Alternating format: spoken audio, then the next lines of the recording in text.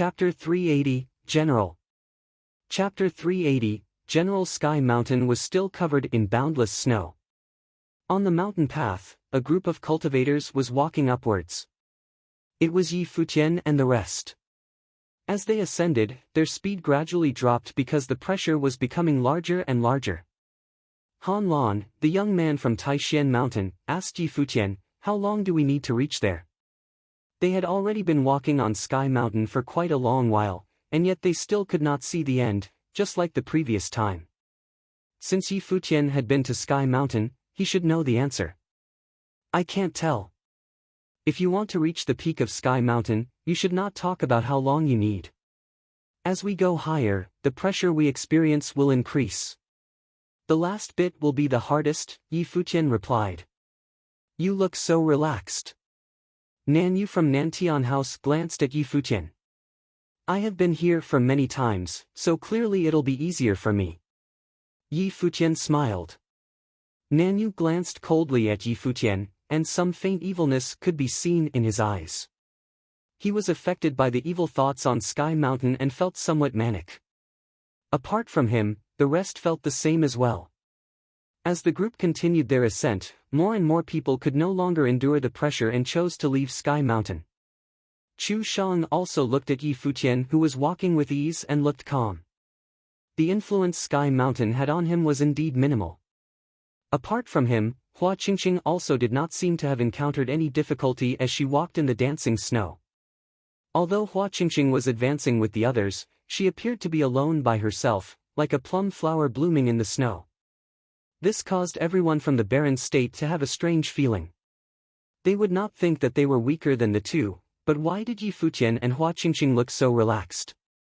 If the two really had mastered the secrets of Sky Mountain, they would have discovered it long ago.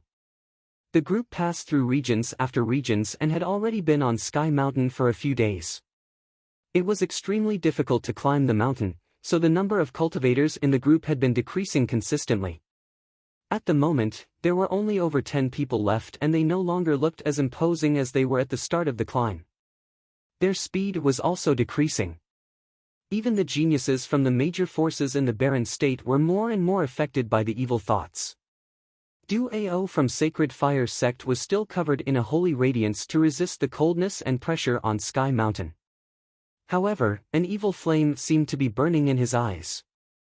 He felt an extremely evil power seeping into his mind continuously, influencing him. Suddenly, Hua Qingqing turned around and said softly, "The pressure and evil thoughts are both becoming stronger. We should give up." Everyone in the snow stared at her pure eyes, which were still not affected by the evilness at all. Standing in the snow, she looked cold and ethereal. "Since you can reach the peak last time, we can do it this time as well." Du Ao from Sacred Fire sect walked forward.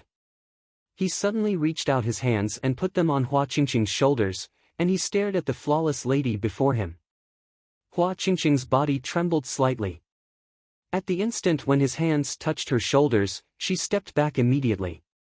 Her look turned cold at once as she stared at Du Ao, and a freezing aura erupted from her body.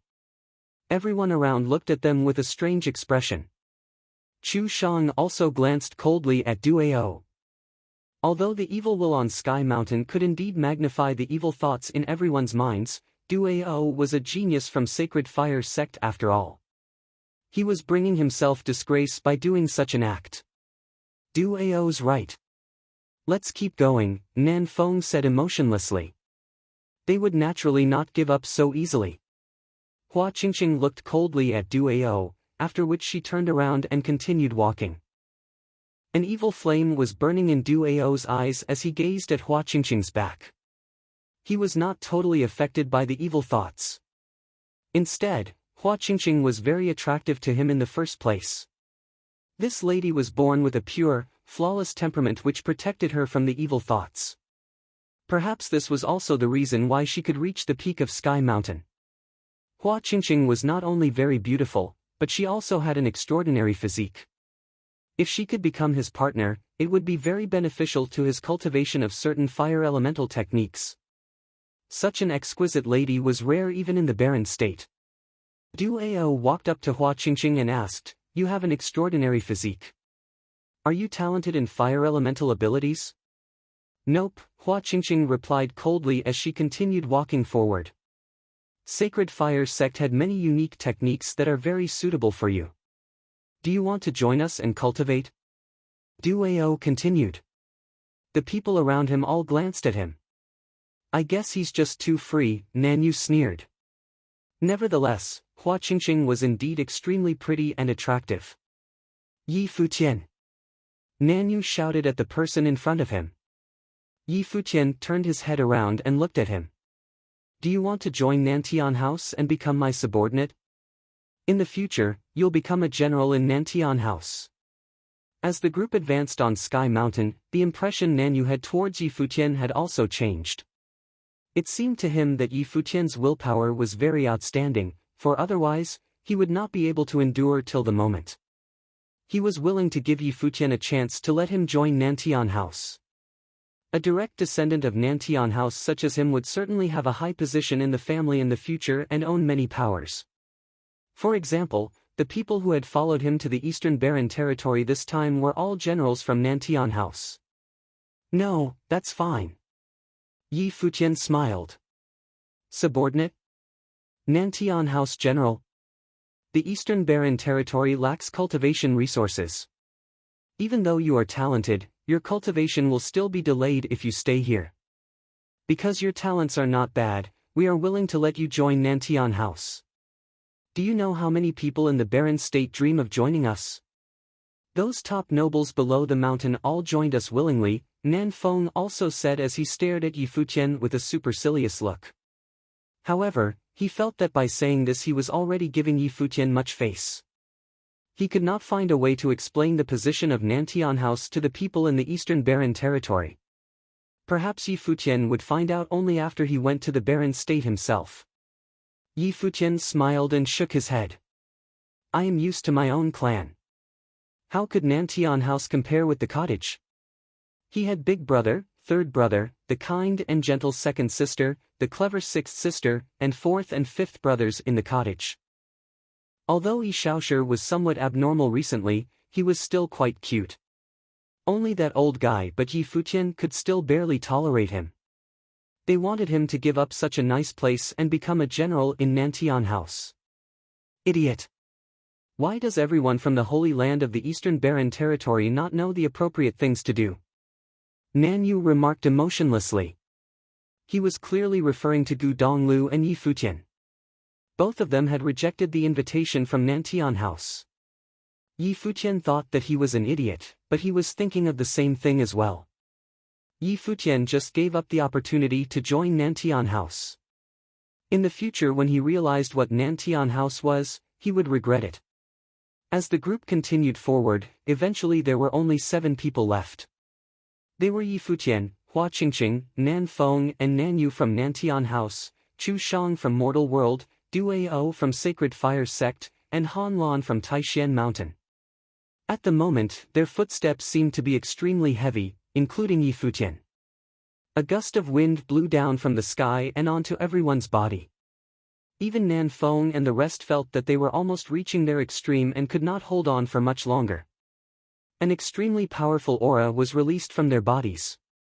Nan Feng and Nanyu were covered in silver, dazzling armors, while Chu Shang's body was showered in a brilliant radiance as if she was a fairy from the heavens. Duao's body was covered with a fiery light, which at the moment seemed to have been corroded by the evil thoughts, only dark, evil flames were burning. Han Lan was releasing a wild aura as if he was a cold, fierce demon. On the other hand, musical notes seemed to be dancing around Hua Qingqing's pure body which was showered in sacred light. It's not far away. If we persist for a while longer, we'll reach the top. Last time, it was like this as well. If we can break through our limits, we can reach the summit. Yi Futian's face was completely red, and a terrifying light was burning in his eyes as if he was in great pain. However, he still gritted his teeth and continued walking. Hua Qingqing glanced at Yi Futian. He could trick everyone else but not her. Yi Futian was only pretending to be in pain, but of course, she would not tell everyone that. Their current location was still quite far from the summit. Last time, the R had intercepted Yi Futian and the rest right here. She knew well that these people would not be able to reach the peak, especially when Yi Futian was present. Everyone tried to endure the pressure and their speed slowed further. The evil thoughts were everywhere, and they could even feel a monstrous demon bird appear in their minds. Nanyu frowned and asked Yi Futian, "How long do we need exactly?" "Soon," Yi Futian replied with much difficulty. After a while, the flames surrounding Duao turned into darkness. His look was filled with evilness, and his will could no longer take it. "How long?" Duao also asked. "Soon," Yi Futian said. "How many times have you repeated that word?" The evil light in Duao's eyes blazed, and his tone was very threatening. "We're almost at the top. Every step that we take now is as difficult as climbing the sky. You're the geniuses from the barren state, so since I can endure it, I believe you can as well." "If I can no longer take it, I'll quit," Yi Futian said. Duao gave a cold humph, and the others also did not know whether they should give up or not. Yi Futian and Hua Qingqing were both continuing. Yi Futian sneered in his mind. Didn't they want to climb Sky Mountain? Since this was the case, he would accompany them to the end. They were all geniuses from the barren state and thought that they were extraordinary. Yi Futian really wanted to see how long they could hold. He sneered and continued advancing, keeping to an extremely slow speed so that the rest could follow him. Suddenly, in the minds of everyone, a terrifying illusory demon bird appeared. It was as if the demon bird could attack their wills, causing them to be in great pain. Giving a muffled humph, Nanyu stopped and could not lift his feet anymore. Yi Futian turned around and asked, "What is it? Are we there yet?" Nanyu stared at Yi Futian. "Soon." It was still the same reply. Nanyu stared coldly at Yi Futian, and his eyes were filled with blood streaks. He could not even remember how many times Yi Futian had said that word. "Can you no longer persist?" A strange expression appeared on Yi Futian's face. "If you can't, don't force yourself as it will be dangerous. After all, you're an important person from Nantian House. If something were to happen to you..." Dong! Nanyu's eyes were filled with demonic red light, but he still took a step forward. An evil aura was flowing on his body, and even his look changed. Suddenly, he gave a muffled humph and blood flew from the corner of his mouth. Nan Feng and Chu Shang looked at Yi Futian. Although they were affected by the evilness, they were still rational. They both felt that something was amiss. If they were to continue, they would eventually collapse. Chapter 381, The Demon Bird on Sky Mountain. Chapter 381, The Demon Bird on Sky Mountain. Is he acting like this deliberately? Nan Feng thought, gazing at Yi Futian. His words had indeed been very provocative and had lured them all the way here. However, even if Yi Futian did this on purpose, what could they do? They could give up any time. Because Nanyu was unwilling to give up, he had reached his extreme at the moment and was injured. It seemed likely that he would not be able to continue. How about the rest? How long more could they endure? Could they reach the summit of the mountain? Yi Futian had been claiming that they would reach soon, but nobody knew how far away the summit was exactly. Suddenly, Duao from Sacred Fire Sect walked up to Hua Qingqing and asked, "Hua Qingqing, how long more do we need?" Hua Qingqing felt somewhat disgusted. Duao had been following her all along. However, Sky Mountain this time felt different from the last. She was also enduring a great amount of pressure. The willpower that had merged into the mountain seemed to have revived, as well as the evil thoughts. She was similarly reaching her extreme and could not keep her distance from him. "We still have some distance to go. You should give up. Although I did manage to reach the peak the last time, I indeed walked up myself. This time, however, it seems to be tougher." Hua Qingqing turned her head and glanced at everyone. "All right." Duao's body was covered in dark light, while his eyes were burning with an evil flame, in which some darkness could be seen. He took another step closer to Hua Qingqing. Then, he suddenly reached out his hands and grabbed towards Hua Qingqing's arms. Hua Qingqing's expression changed. This was already the second time. With her body showered in sacred radiance, she released a strong wave of spiritual energy towards Du Ao while trying to avoid the grab. However, Du Ao's arms became covered in terrifying flames as he struck his hands towards Hua Qingqing's body. Under the pressure of Sky Mountain, she could not dodge the surprise attack at such a close range. Thus, Du Ao still grabbed the upper parts of her arms. "Follow me down the mountain," Du Ao said as he started to descend. It was challenging to climb Sky Mountain, but right the opposite for descent. "Let me go." Hua Qingqing's Guqin spirit appeared behind her, and the music immediately tried to attack Du Ao's spiritual will. Boom! Du Ao's eyes were covered in dark flames, and a sacred fire-like radiance enveloped the two. He was in the upper arcana plane, while Hua Qingqing only the middle arcana plane. Clearly, she could not fight back. "I'll go down first." Grabbing Hua Qingqing with his arms, Du Ao turned around and ran down the mountain. This unexpected event caused everyone to be momentarily stunned. Everything just happened in an instant. It was as if Du Ao had already planned long ago that if he could not make it to the top, then he would bring Hua Qingqing down with him. Yi Futian took a step backward and wanted to chase them. He squinted, and coldness filled his eyes. "It's none of your business. We'll continue forward." Han Lan from Taishan Mountain was releasing an extremely wild aura, as if he was a human-like demon, as he stared at Yi Futian with his monstrous eyes. Evil thoughts had entered his minds and activated the wildness in him. Therefore, he wanted to continue the ascent. In this short moment, Du Ao had already brought Hua Qingqing down the path for quite a distance. Yi Futian could see Hua Qingqing staring at him like she was asking for help. She knew that Yi Futian could save her. "Let's try again. If we really cannot do it, we'll give up," Nan Feng also said to Yi Futian. Although he despised Du Ao for his action, it was none of his business as well. Yi Futian glanced at everyone and nodded. "Okay then."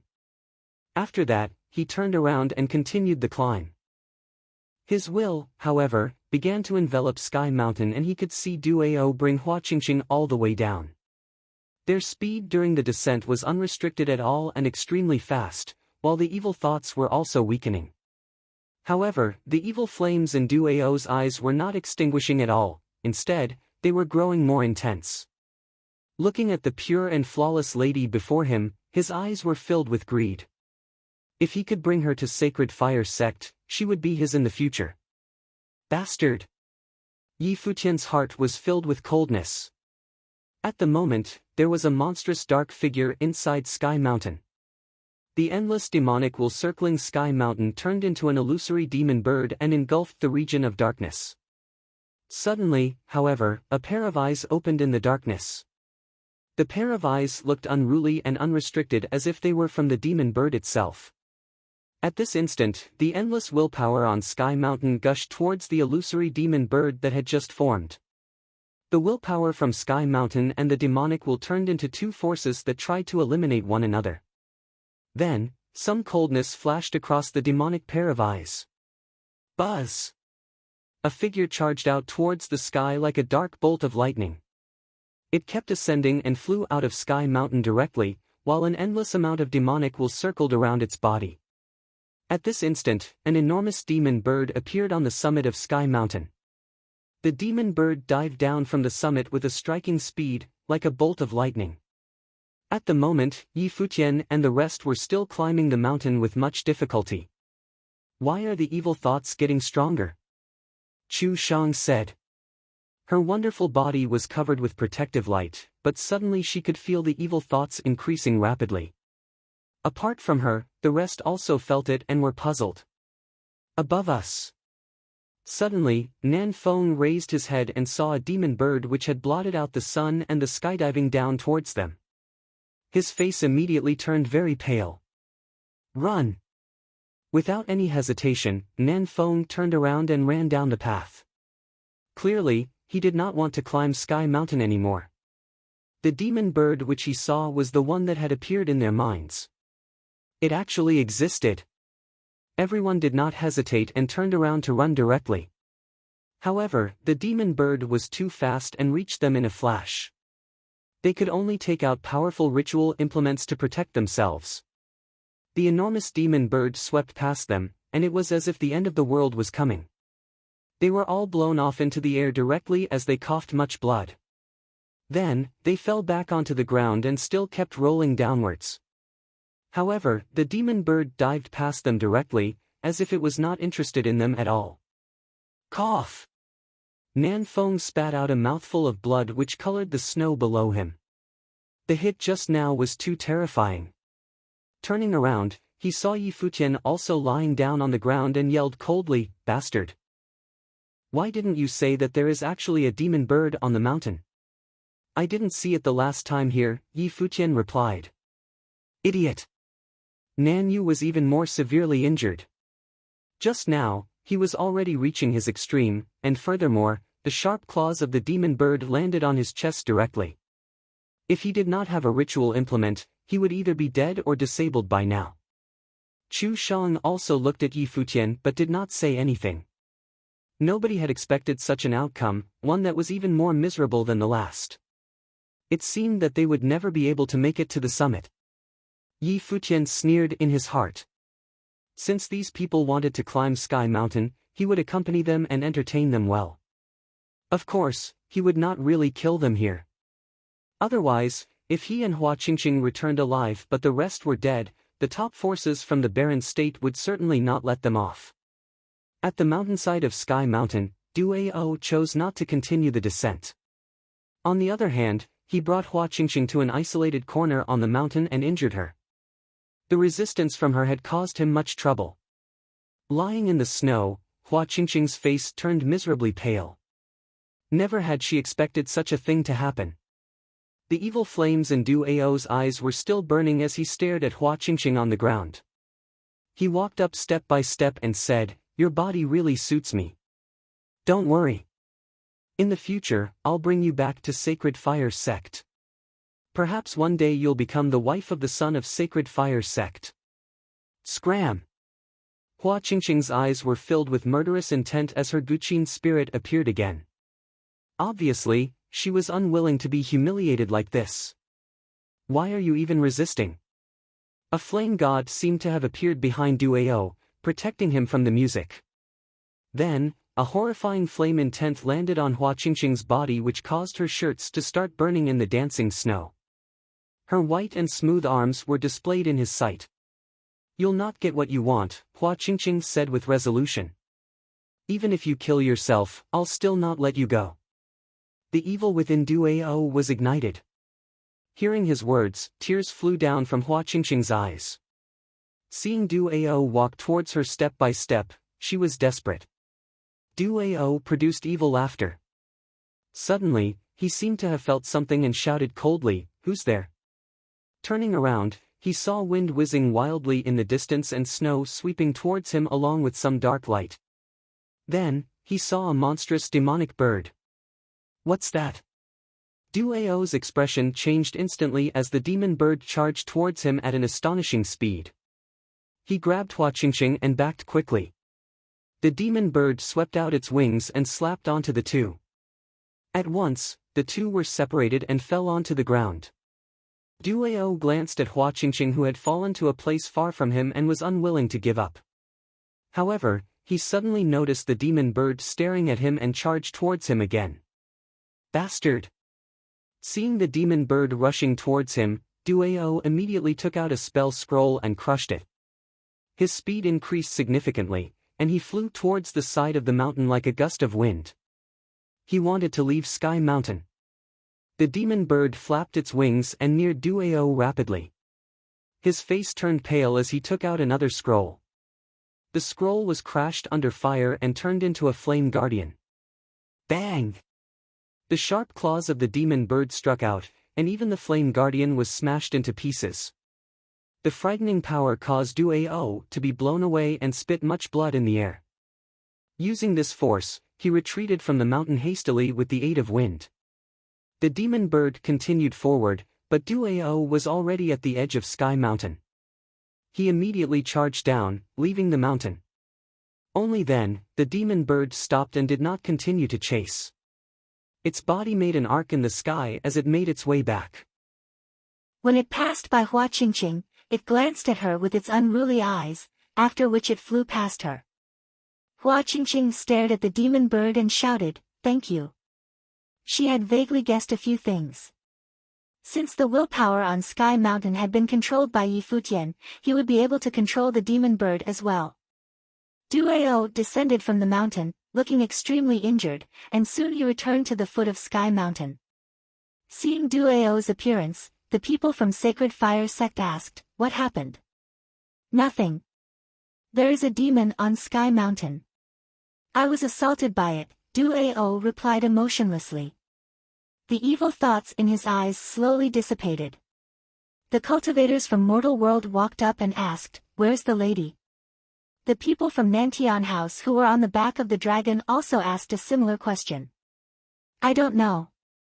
We were separated," Duao replied as he glanced at the crowd. He seemed to be looking for Qin Yu and the family members of Hua Qingqing, but he realized that they were no longer here. In the distance, however, a group of cultivators was heading towards Sky Mountain on the back of a dragon. The composition of the group was astounding. Its members included Qin Yu, Donghua clan leader and his wife, Lu Nantian, Fuyun sword clan leader, and the lords from Royal Xian Temple. Chapter 382, Game Between the Best. Chapter 382, Game Between the Best. On the cloud-shrouded first mountain of the college, a pavilion was standing on the steep summit. Here, one could get a striking view of the entire Book Mountain. At the moment, there were two old men in the pavilion playing a game of chess. They were clearly the college chief and Mr. Du from the cottage. Bai Lishu, who was standing beside them, was somewhat puzzled. Such a scene was indeed extremely rare. It was the first time he saw his master and uncle playing chess. What wind was blowing today? Why does it feel abnormal? It has been so long since we last played. Senior, your skills have improved significantly. You are less direct than you were in the past. Now, every move of yours seems natural and yet hidden with more moves. You are a master at it, Mr. Du remarked, smiling. Your moves may seem mild, but you have secretly gained control of the entire game. Over these years, you're becoming better at planning and calculation. The long beard of the college chief swung in the air, and he was sage-like. Although he was old, his voice was firm and stable. This is not planning. This is momentum. Mr. Du shook his head. You made your moves in the whole Eastern Barren territory in an attempt to fulfill your wish. So now, how's the momentum? The college chief sneered, staring at Mr. Du. Senior, why do you have to be so unhappy? Mr. Du smiled. How many years have both of us been cultivating? How long more do I have? Sooner or later I'll pass away. I want to leave here to find a way to break through. Is it so difficult to give you this position? The college chief snarled, looking at Mr. Du. Even if you don't want it, what about your first disciple? Why did you ask him to leave that time? To fulfill your wish? Hearing the conversation between the two, Bai Lishu was shocked. Rumors outside claimed that time, Mr. Du asked his first disciple to establish his own clan instead of staying at the college. The college chief was extremely dissatisfied with this, and a conflict broke out between the two. The real reason was actually that the college chief was looking for a person to take over his position, but Mr. Du rejected. Therefore, he thought of the Sword Saint. This was indeed surprising. Senior, do you think I'll be a good chief? Mr. Du smiled with a lazy expression. Moreover, I think you're well aware of some other reasons. College Chief Shao stared at Mr. Du. Eventually, he heaved a long sigh in his heart. He knew why Mr. Du would not take over his position, but he did not even allow Sword Saint to take over. The college chief was extremely unhappy. He did not have much time left. Although cultivators could live much longer, they were not immortal. He was not yet a sage and would still die eventually. Only after he made the breakthrough, his lifespan could be extended. Hence, he wanted to leave the Eastern Barren territory and look for opportunities outside. With his talents, he would not be able to feel the sage plane and take the last step by secluding in the Eastern Barren territory. Senior, I know that you have high hopes for me. I have also thought about how you can leave without worries after all these are finished. But Mr. Du gave a bitter smile and shook his head. If you wish to fulfill your ambition in the Eastern Barren territory, you will go against the benefits of the others. It's certainly not as easy as you have imagined, College Chief Xiao said. He knew what his junior wanted to do. That's true. It's so difficult to change just the Eastern Barren territory. Mr. Du continued shaking his head. He gazed into the distance and added, what's coming will come. Hearing his words, College Chief Xiao similarly raised his head. In the sky, wind and clouds whizzed. Suddenly, the howl of dragon erupted, shocking the entire earth. On Book Mountain, countless people looked up at the sky, where they saw a real dragon devouring clouds and descend from the height. The enormous dragon was golden and majestic. 3 people were standing on its back. The person who was in front had a crown on his head and was wearing the emperor's robe. He looked all-powerful. He was the most powerful person in the Eastern Barren territory, the King of Qin. On each side of the King of Qin, there was also an elder. They looked unfathomable. Apart from them, many cultivators appeared in the sky around them as well. They were powerful nobles from the 4 major forces which had allied. Now, they had also come to Book Mountain. Immediately, Book Mountain was shaken. Many people ascended into the air to face their common enemy. Qin dynasty finally sent their army to Book Mountain. Standing on the back of the dragon, the King of Qin looked at the pavilion on the first mountain, as if his look had penetrated across space. He stared at the 2 elders playing chess and laughed. Greetings, College Chief Xiao, Mr. Du. With a cold expression on his face, College Chief Xiao lifted his head and shouted, scram. He wished that the King of Qin could scram as far as possible. At the moment, he was somewhat anxious. Senior, since the guest is here, we don't have a reason to chase him away. Mr. Du, however, smiled casually. He looked at the King of Qin in the sky and said, please. All right, the King of Qin nodded, smiling. He walked down from the sky, while the 2 elders followed him closely. On the other hand, the dragon remained hovering in the air. The various mountain elders of Book Mountain, as well as the cultivators from Sword Saint Mountain and Moon Clan, ascended into the air one after another. They stared coldly at the people opposite them, creating a stalemate. Goddess Wangyue came near the pavilion on the first mountain but kept her distance. Then, she looked at the 2 elders beside the King of Qin. Their eyes looked deep, and they were not releasing any aura, but everyone could feel that they were extremely dangerous. In addition, they looked ancient. If they still seemed old despite having cultivated to this level, they must have lived for many years. The King of Qin landed on the ground, after which he saluted to Mr. Du by folding his hands and said, I have heard your name for very long, but unfortunately have not met you in person. Today, I came here to visit you. Please do not blame me for disturbing. His tone was sincere, and he was not hypocritical. Instead, he meant what he said. Mr. Du was indeed a respected figure in the Eastern Barren territory. There were 8 disciples in the cottage. The first 3 were already famous in the Eastern Barren territory, and any one of them could establish their own clans and stand at the peak of the Eastern Barren territory. The other disciples were still growing, but they had already displayed their remarkable talents. In the future, it seemed unlikely that they would be much weaker than the Sword Saint and the other 2. Even if Mr. Du did not know how to cultivate, he would still be considered as a legend by picking these disciples and teaching them to such a level. Furthermore, the King of Qin did not believe that Mr. Du really could not cultivate. The 2 people beside the King of Qin also stared at Mr. Du, as if they were trying to feel something from him. You're too polite. Mr. Du smiled casually. He had noticed that while the King of Qin had brought many cultivators here, the leader of Donghua clan and his wife, as well as several other important figures, were not here. Mr. Du smiled mildly. He knew what had happened. College Chief Xiao and Mr. Du, you have been enjoying yourselves. I am mediocre at playing chess. Mr. Du, are you interested in playing a game with me? The King of Qin said, looking at Mr. Du. Please. Mr. Du extended his arm. College Chief Xiao stared at him and his beard swung in the air. Senior, Mr. Du shouted at College Chief Xiao. College Chief Xiao was, however, still staring at him.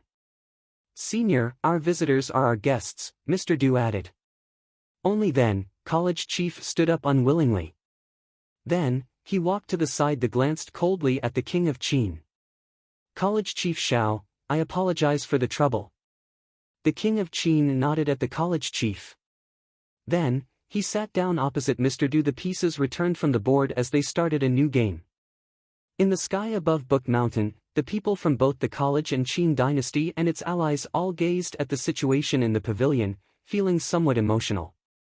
The most powerful person in the Eastern Barren territory and the mysterious and low-key legend from the cottage were playing a game of chess on Book Mountain. They all knew clearly that in this game, the pieces would still fall onto the chessboard, but they would affect the whole Eastern Barren territory. Mr. Du, I heard that you are College Chief Xiao's junior, so you're more senior than me. You should go first, the King of Qin said politely. Mr. Du nodded gently and landed his first move casually, as if it only depended on his mood. The King of Qin smiled and similarly made his move. Book Mountain seemed to be very quiet, but the atmosphere was somewhat tense. The sound of chess pieces landing on the chessboard was exceptionally clear.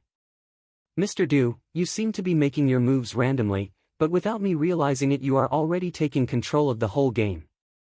Terrific. The King of Qin smiled. Then, he made his next move. Seeing the scene, College Chief Xiao's eyes sparkled.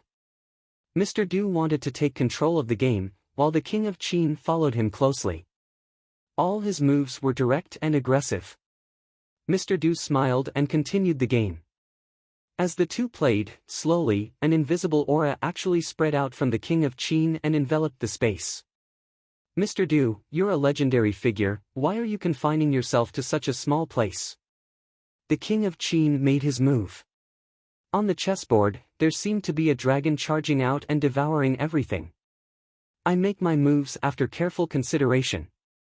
Mr. Du smiled and continued to make his move casually. Immediately, the region where his piece landed seemed to be rescued from the siege.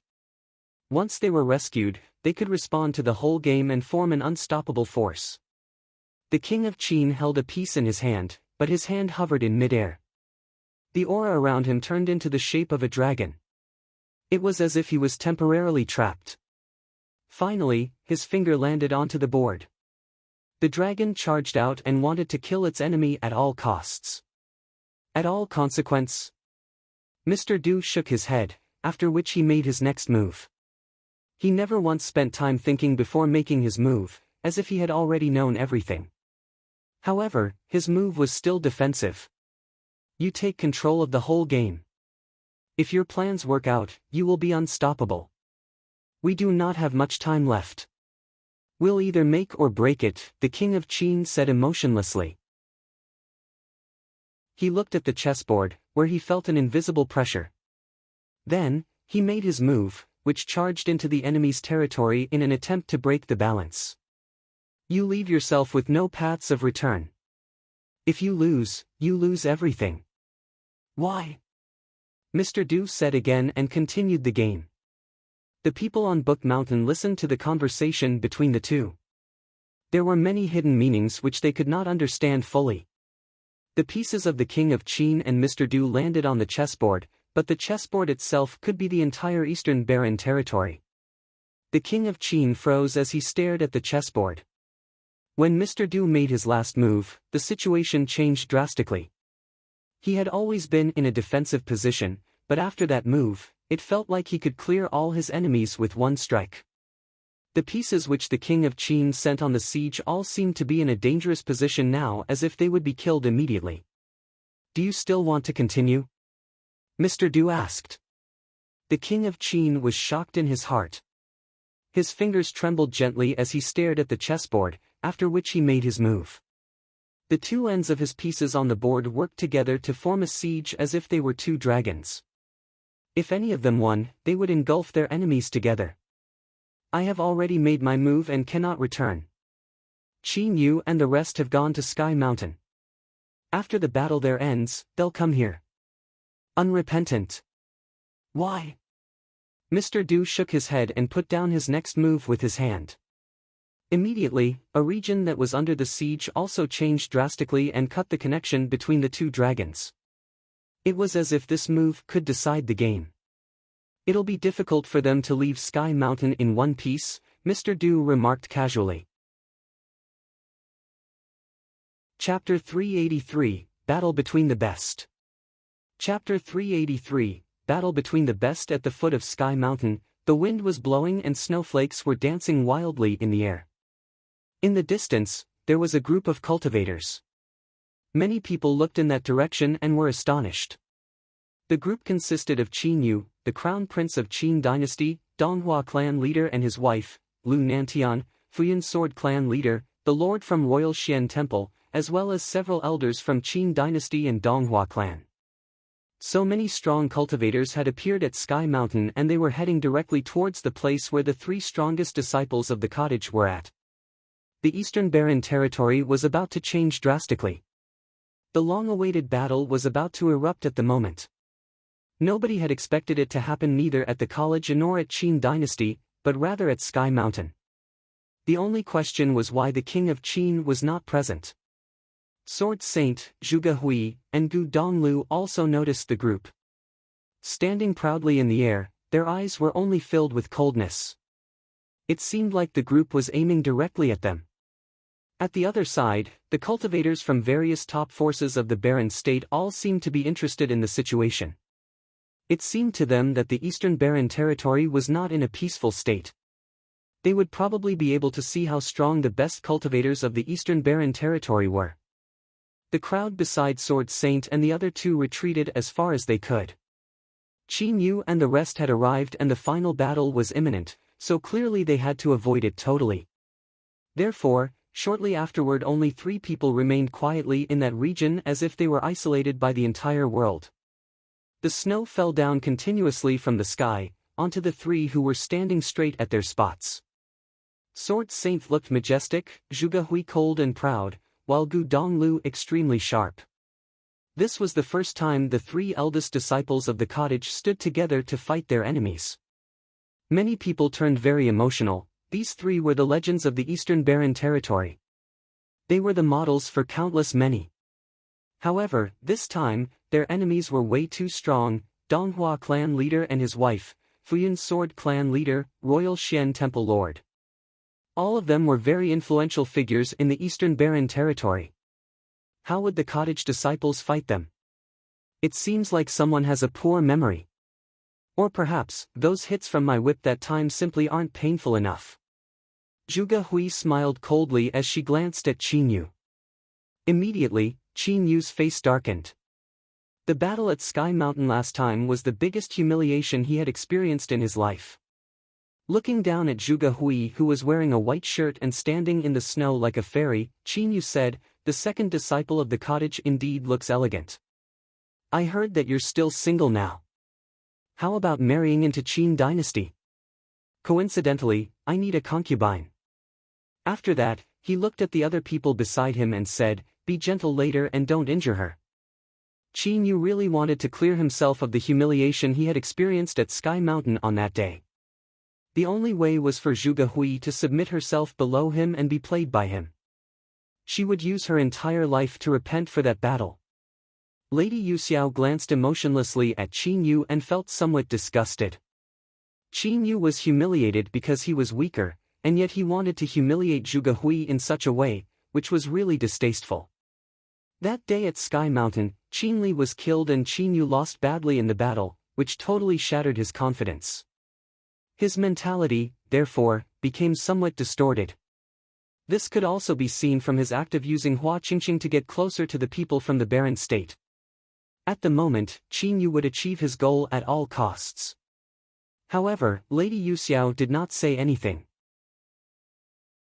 Donghua clan had also crossed the point of no return.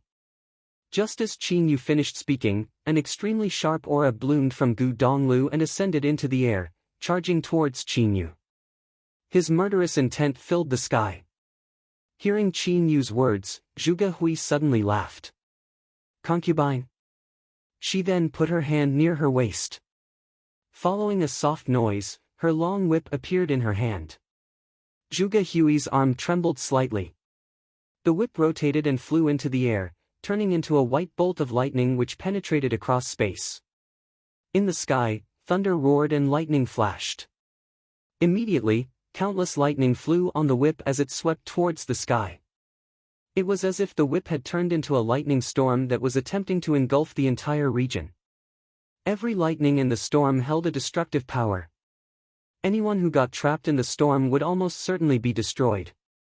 Back! The people in the distance had already retreated a huge distance, but feeling the power of the storm, they ran back again as they still felt unsafe. Zhuge Hui's casual action actually caused the whole region to be enveloped in such a devastating power. Besides Sky Mountain, the people from the barren state were all surprised by the scene. It seemed that they had indeed underestimated the power of the college. At least the lady before them was very strong. This lightning spell was definitely one that had exceeded the noble level. In the sky, the expressions of Qin Yu and the rest all turned dignified. Zhuge Hui had only cast one spell, and it already caused them to feel some pressure. This lightning spell was cast by the whip, a sage ritual implement. At the moment, all the lightning forces in the world had been brought together and the catastrophic storm was charging towards them, trying to engulf every person. Leader. Qin Yu held his dragon spear in his hand, but he looked at Donghua clan leader who was beside him. The previous battle already proved that he was no match against Zhuge Hui. Donghua clan was a force which was as famous as the Qin dynasty and the college. Thus, the power of its leader was undoubtedly very strong. Donghua clan leader stared below him. He was holding a scepter in his hand, the earthly scepter. Donghua clan was well known for its spells, and its leader cultivated both martial arts and sorcery. At the moment when he held the earthly scepter, an invisible gravity enveloped the region. Accompanying a violent rumbling, brown-colored radiance stared converging wildly around him. It actually turned into many enormous meteorites which were as huge as mountains. Then, they dropped down wildly towards the lightning storm. Rumble! The sky cried and the battlefield turned into an actual doomsday. Bolts of lightning and meteorites collided into each other. Under the endless purple lightning, the meteorites were crushed continuously, but they seemed to be endless as well. They dropped down continuously, trying to fill the storm. Zhuge Hui's rotating arm suddenly pointed directly at the sky. At once, the lightning storm engulfed the sky and stopped gathering any powers. The shirt of the Donghua clan leader swung in the air and his long hair danced. He pointed his scepter downwards and immediately, a terrifying gravity stopped the storm from ascending. Suddenly, a whip struck out from the storm towards Donghua clan leader. The expression of Donghua clan leader did not however change and a sacred, illusory figure appeared beside him. The figure looked huge and burly as if it was a divine being. He pointed his scepter out and immediately, many enormous palm prints appeared in the sky. They blotted out the sky and grabbed towards the whip, sealing the entire space. Like an agile snake, the whip suddenly changed its direction and charged towards Qin Yu. Qin Yu's body turned into a golden beam of light which dodged to the side. Then, the whip swept towards the dragon Qin Yu was on, causing it to howl ferociously. The whip wound around its huge body directly, after which the lightning storm appeared again. Zhuge Hui's arm trembled suddenly. Right away, the radiance circling around the dragon in the lightning storm turned into many lightning swords and cut the dragon into countless pieces. The dragon gave out cries of misery and roared continuously. Seeing the scene, the crowd in the distance was astounded. The dragon was a noble level 1, and its physical defense was extremely strong. However, it was cut into many pieces directly by Zhuge Hui's whip. It was then easy to imagine what the lightning storm could do to a human. All of a sudden, a wave of sword will bloomed in the sky as Futian's sword clan leader stepped forward. Holding the famous sword the Alcade, he turned into a blade of light and descended from the sky. The silvery light reflected from his sword lit the entire sky as he struck directly towards Zhuge Hui, who was attacking Qin Yu. Sizzle! An extremely appalling broadsword will also bloomed. Sword Saint turned into a bolt of lightning and his broadsword will penetrated across space. It cut through the silvery blade of light and ascended straight upwards, charging towards Futian Sword Clan leader Han Ruoxue. That year, Sword Saint became famous after battling Han Ruoxue in Futian Sword Clan. At the moment, the two were fighting again. Sword Saint was actually more famous than Han Ruoxue now. However, Han Ruoxue had a famous sword, but the Sword Saint did not have any ritual implement. At the instant when they started fighting, even the sky seemed to be split into pieces. Broadsword will and sword will filled the entire sky. Even though the onlookers were very far from the battle, they could still feel how dangerous the situation was. Sword Saint did not have a ritual implement, but he chose to have a forceful close-ranged combat. Gu Donglio's body flashed as he charged towards Qin Yu directly. His speed was extremely fast, like a mere illusion. Clang! A violent sound erupted. The First Lord of Royal Xian Temple struck down with a golden bell, blocking Gu Donglu. The golden bell flew in the sky and a frightening pressure was spreading from it. Another sage ritual implement. Does Royal Xian Temple also have one? Many people were shocked. Maybe it was from Qin Dynasty's ancient tomb and somehow Royal Xian Temple First Lord got it. Perhaps the sword of Futian's Sword Clan leader came in the same way. All the three of them have ritual implements. In addition, Qin Yu, Lady Yu Xiao, and Lu Nantian had not participated in the battle. It's no wonder that they dare to come here directly with so much confidence. Many people discussed. Nevertheless, the three cottage disciples were indeed very strong. To deal with them, Qin Dynasty needed so many powerful cultivators as well as the aid from sage ritual implements. Look at Sword Saint, someone exclaimed. The melee combat between Sword Saint and Han Ruoxue even caused space to split apart. As they battled, they rose higher and higher into the sky and were hardly visible. The rest could only see blades of light, as well as the broadsword will and sword will that had filled the place. However, Sword Saint's actions suddenly became much slower, but the broadsword will from his body grew in intensity. A broadsword appeared in his hand and his every move looked all natural as he turned the forces in the world into broadsword will. When he struck out, a straight beam of light appeared, cutting the sky into two halves. Han Ruoxue struck out wildly with the alcade, but his attacks were crushed in the broadsword will. Hence, he could only retreat and his situation looked bleak. Go and help him, Qin Yu shouted at the Lord from Royal Xian Temple. On the other hand, he tried to block Gu Donglu with the dragon spear in his hand. Gu Donglu was as famous as him and that time Gu Donglu even won Lu Nantian, but at the moment Qin Yu had a ritual implement. Alright. The Lord from Royal Xian Temple flashed and struck out at Sword Saint with the golden bell. Looking at the battle in the sky, many people were speechless. Futian Sword Clan leader and the Lord from Royal Xian Temple both had sage ritual implements, and yet they could only barely fight against Sword Saint. Chapter 384, Off the Mountain. Chapter 384, Off the Mountain. Qin Yu held the golden dragon spear in his hands as he radiated with a cool, golden light. With sharp, cold eyes, he looked down at Gu Donglu. The three senior disciples of the cottage rattled the Eastern Barren territory. Today, they would meet their end. With his father keeping everyone in check at the college, no one dared rush to their rescue. When the battle here was finished, they would head over to destroy the college and the cottage. It would be a cleansing of the Eastern Barren territory. Qin Yu moved and took the form of flashes of golden lightning, breaking into the skies. Before he could even reach Gu Donglu, the dragon spear released lightning that filled the sky and charged at him like sharp blades. Gu Donglu lifted his head, gaze sharpened and his murderous intent-filled eyes turned somewhat demonic. In the next moment, Qin Yu entered his line of vision and his opponent's every move now seemed to be in his control. All Qin Yu knew was that he could feel shadows appear in his spiritual will. They were like war gods that charged at him. This pissed him off and his heart cooled even more. Spiritual sorcerers were so annoying. The only way to defend against this type of spiritual attack was with spiritual energy. There was no other way, and it was no use trying to dodge out of the way. Hiss! Flashes of lightning emitted from the dragon's spear ripped through skies. What followed was the image of the spear shooting forward. A light grew at Gu Donglio's feet, and as if he had been teleported, he disappeared from where he stood. The spear pierced into a bed of snow, releasing a loud explosion. The ground had been broken, and what was left was a terrifying dark hole. Qin Yu waved the long spear and his body turned with the motion.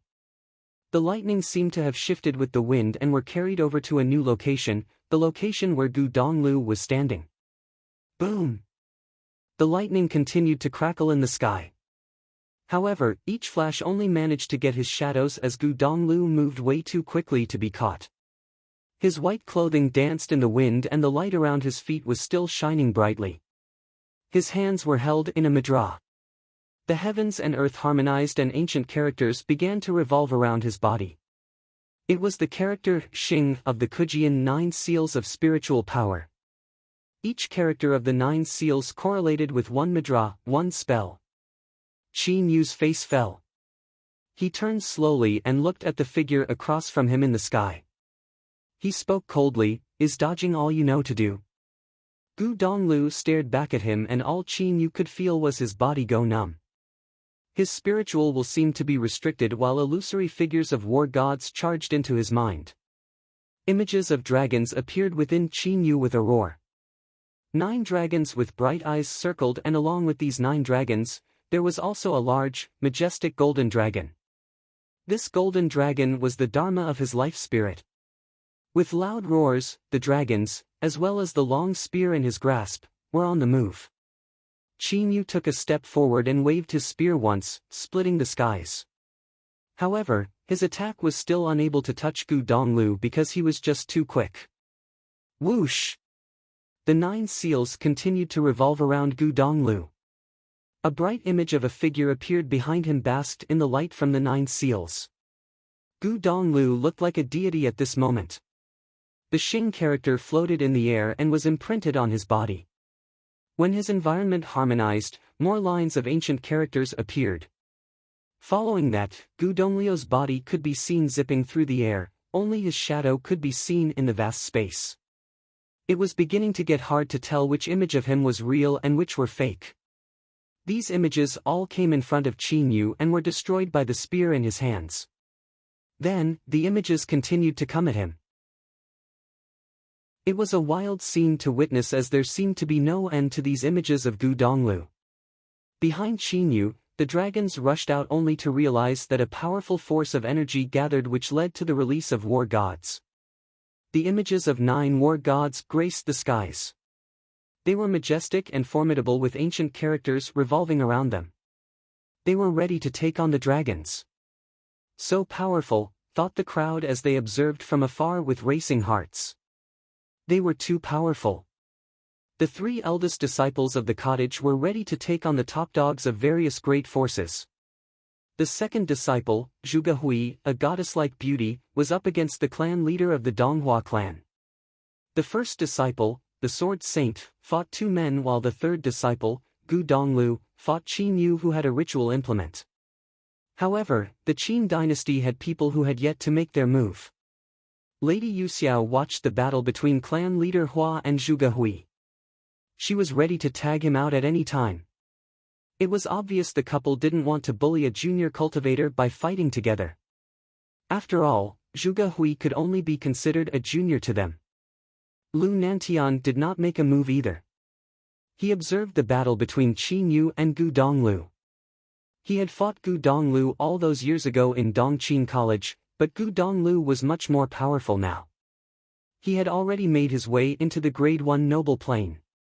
At the same time, he was enlightenment with a sliver of sage abilities. Although it was just the basics, he was on his way up. As for the other cultivators, they were all gathered in the air around the Battle of the Sword Saint. Better safe than sorry.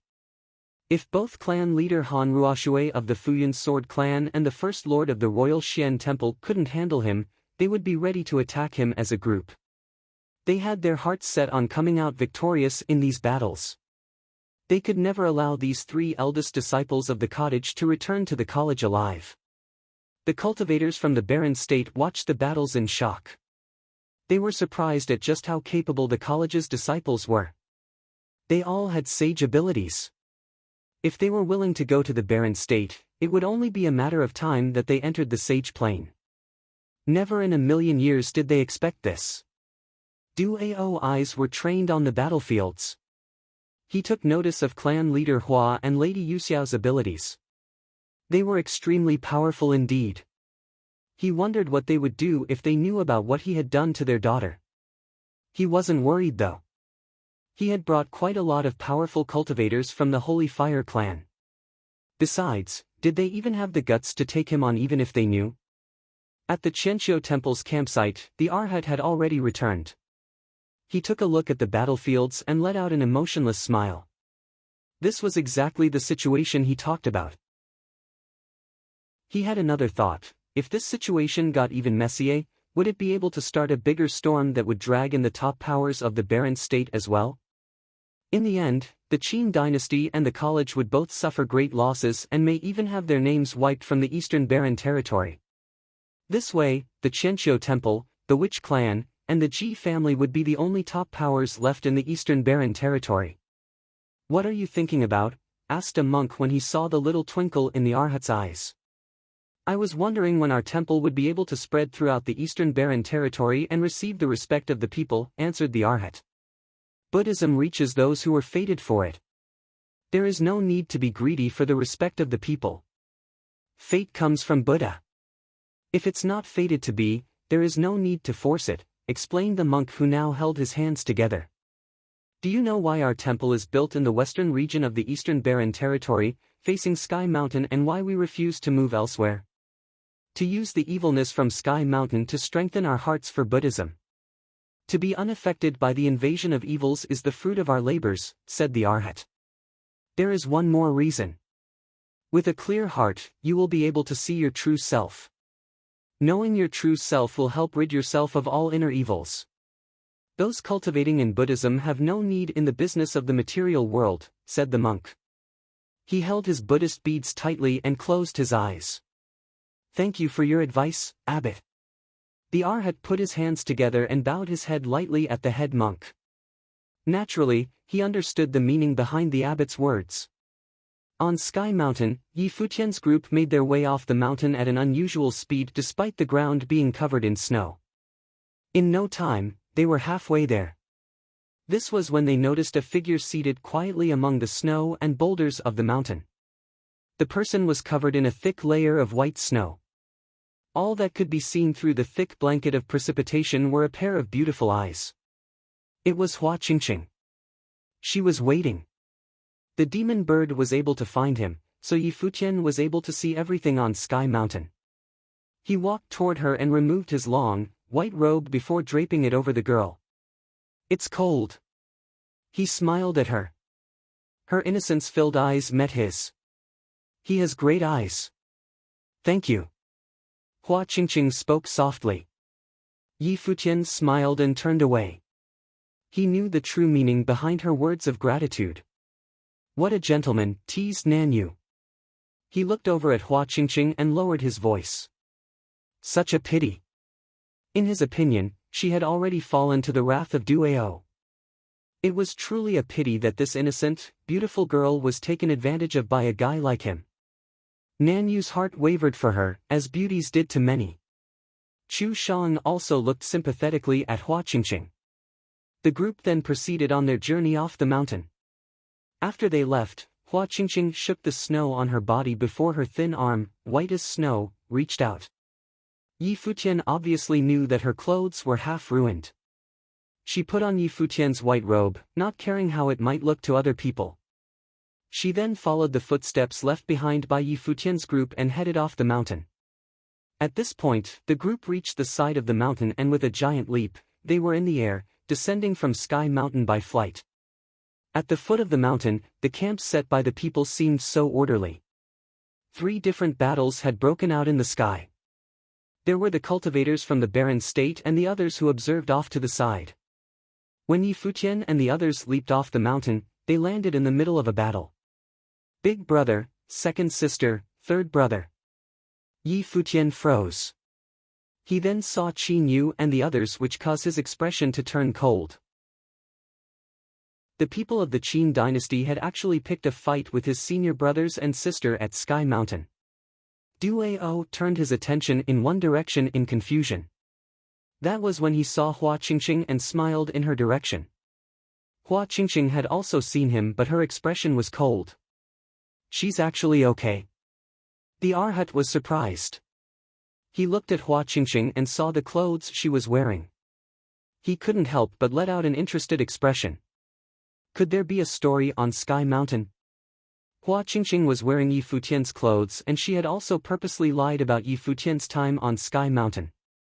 The Arhat was sharp at picking up these things, and it felt strange. Could something truly interesting have happened at the top of Sky Mountain back then?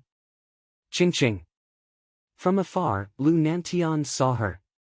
Then, he saw the clothes she was wearing and the look on his face changed. Capture Yi Futian, ordered Qin Yu, who was in the middle of his battle with Gu Donglu. Some cultivators who had been observing in the sidelines charged in Yi Futian's direction.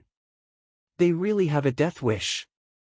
In the midst of her battle, Zhuge Hui struck down with her long whip, forcing clan leader Hua back. She then rushed over to Yi Futian, leaving behind only illusory images of herself. Clan leader Hua reached out and his large hand grabbed a figure only to have it disappear in front of his very eyes. Only then did he realize that the figure wasn't really Zhuge Hui. He seemed confused for a second, then screamed loudly at the cultivators headed for Yi Futian, "Watch out!" Just as his voice rang out, Zhuge Hui appeared and snapped her long whip in their direction. Chapter 385, Exposed. Chapter 385, Exposed. Zhuge Hui's whip swept through the air at the cultivators headed for Yi Futian. All their faces dropped before backing up quickly. The whip was extremely quick. The bright light illuminating the weapon seemed to have transformed into a sharp blade, cutting through the air. Snap! The whip landed directly on one of the cultivators. Along with a horrid scream, everyone froze as they witnessed the noble's body split in half under the impact from the whip. The whip dancing in the sky now seemed like the sharpest, most powerful weapon in the world. Zhuge Hui flung his body off to the side before she rushed over in Yi Futian's direction, leaving only split images of herself. At the same time, the Sword Saint's weapon came down with a terrifying force, giving the Futian Sword Clan's leader and the First Lord of the Royal Xian Temple no choice but to move back. The Sword Saint distanced himself under the power of sword will as well. As for Gu Donglu, Qin Yu had no ability to stop him from leaving the battle at all. The battles halted abruptly as Zhuge Hui, the Sword Saint, and Gu Donglu were now all standing in the air in front of Yi Futian. They weren't going to allow the cultivators of the Qin dynasty or the Donghua clan to get close to him. No one from the Donghua clan seemed to be in rush to continue the battle either. Clan leader Hua and Lady Yuxiao's eyes drifted over to Hua Qingqing. "Qingqing, come here." The young girl made her way over to Lady Yuxiao. A look of confusion crossed the couple's faces when they saw the white robe she was wearing. Lady Yuxiao voiced her confusion. "Qingqing." Her curiosity on the subject was evident in her eyes. She had seen the same white robe on Yi Futian. He was no longer wearing it, making it obvious that his clothes were now on Hua Qingqing. Nan Feng, Chu Shang, and the others all focused on Hua Qingqing. She probably didn't know how to open up about the humiliating and hurtful things that were done to her. It was something that would be difficult for any female. As for Duo, he kept up his cold demeanor as he bathed in the light of the holy fire. The fire in his eyes seemed to be masking a hint of mockery. "Father, mother, let's go home," Hua Qingqing said suddenly. It was indeed something she couldn't talk about. This wasn't only a matter of her reputation, but also, how was she going to explain Yi Futian's clothes? Was she supposed to tell everyone that he saved her? That would only hurt him, because then the people of the barren state would find out that Yi Futian was responsible for what happened with the demon bird. That was exactly why Hua Qingqing wished for the battles to end here, and she would explain everything to her parents once they returned home. Go home. Clan leader Hua was confused. Nantian, bring Qingqing over to the side. Things with Hua Qingqing could wait until they got home. Finishing this battle was the important thing right now. The 3 cottage disciples were much too capable. If they let them go, there would be unthinkable repercussions. Clan leader Hua knew that if the disciples got a couple more years to cultivate, the 3 of them would be at the top of the Eastern Barren territory. This was the reason why Emperor Qin was in such a rush. Hua Qingqing looked at her father, not knowing what to do. If she confesses that Yi Futian saved her, it would put him in danger, but if she didn't say anything, her parents would kill him. As for telling her parents the truth about what Duao did to her, what would happen if she did? Would her parents declare war on the powers of the Barren state? It may lead to the end of the Donghua clan at the end. From her eyes, one could tell that Hua Qingqing was extremely conflicted. She didn't know what to do. At this moment, Qin Yu was staring at her. She was actually wearing Yi Futian's clothes. It seems this girl isn't as pure and innocent as she lets on. Qin Yu's younger sister Qin Mingrua married Qian Shanmu of the Donghua clan and was killed. What did Hua Qingqing do? She hid the truth about what Yi Futian did on Sky Mountain. It looked as if something they weren't aware of definitely happened on Sky Mountain last year. However, Qin Yu did not come out to point fingers at Hua Qingqing right now. It could be dealt with later. What he needed now was to use the abilities of clan leader Hua and his wife to defeat the Sword Saint and his juniors. Just then, the Arhat noticed the stalemate they were in from where he stood at the Qianqiu Temple campsite. He looked up at the cultivators from the Barren State and asked, "Have you guys been on Sky Mountain?" Those from the Barren State turned to look at the Arhat, listening as he continued to speak. With 2 people who have been on the mountain before leading the way, there's no way you guys wouldn't be able to make it up Sky Mountain. We were attacked by a demon bird, said Nan Feng. Demon bird? A look crossed the Arhat's face before his eyes moved toward Yi Futian. That's when he noticed that Yi Futian was also looking at himself with chilling eyes. In this instant, Yi Futian suddenly realized who had tattled. He never thought it would be the Arhat of the Qianqiu Temple. He should have guessed. I get it now, said the Arhat. His eyes moved away and folded his hands. He chanted the name of Buddha and said nothing else. What does that mean? Asked Nanyu. I can't say. The Arhat shook his head. Nanyu's brows knit together in confusion. Han Lan of the Taishan Mountain spoke next. If you know something, say it. You wouldn't believe it even if I were to tell you. Also, I wouldn't be very well liked after saying so. I am not yet a very experienced monk and can't take the hatred that would result from telling. The Arhat shook his head once more. Kongming, the Qianqiu Temple's abbot, looked at the Arhat and called out for him. The Arhat's monastic name was Kongming. Duao moved toward the Qianqiu Temple group while the 3-legged golden raven and the cultivators of the Holy Fire clan followed behind him. Looking down at the Arhat, Duao said, "Say it and I can guarantee that no one will be able to hurt you." The abbot forbids me from speaking about it. The Arhat shook his head yet again. I'm afraid that the abbot would be held responsible for what I have to say. How would I continue to cultivate at the temple after that? You can come with me to the Barren State and join our Holy Fire clan for cultivation, said Duao.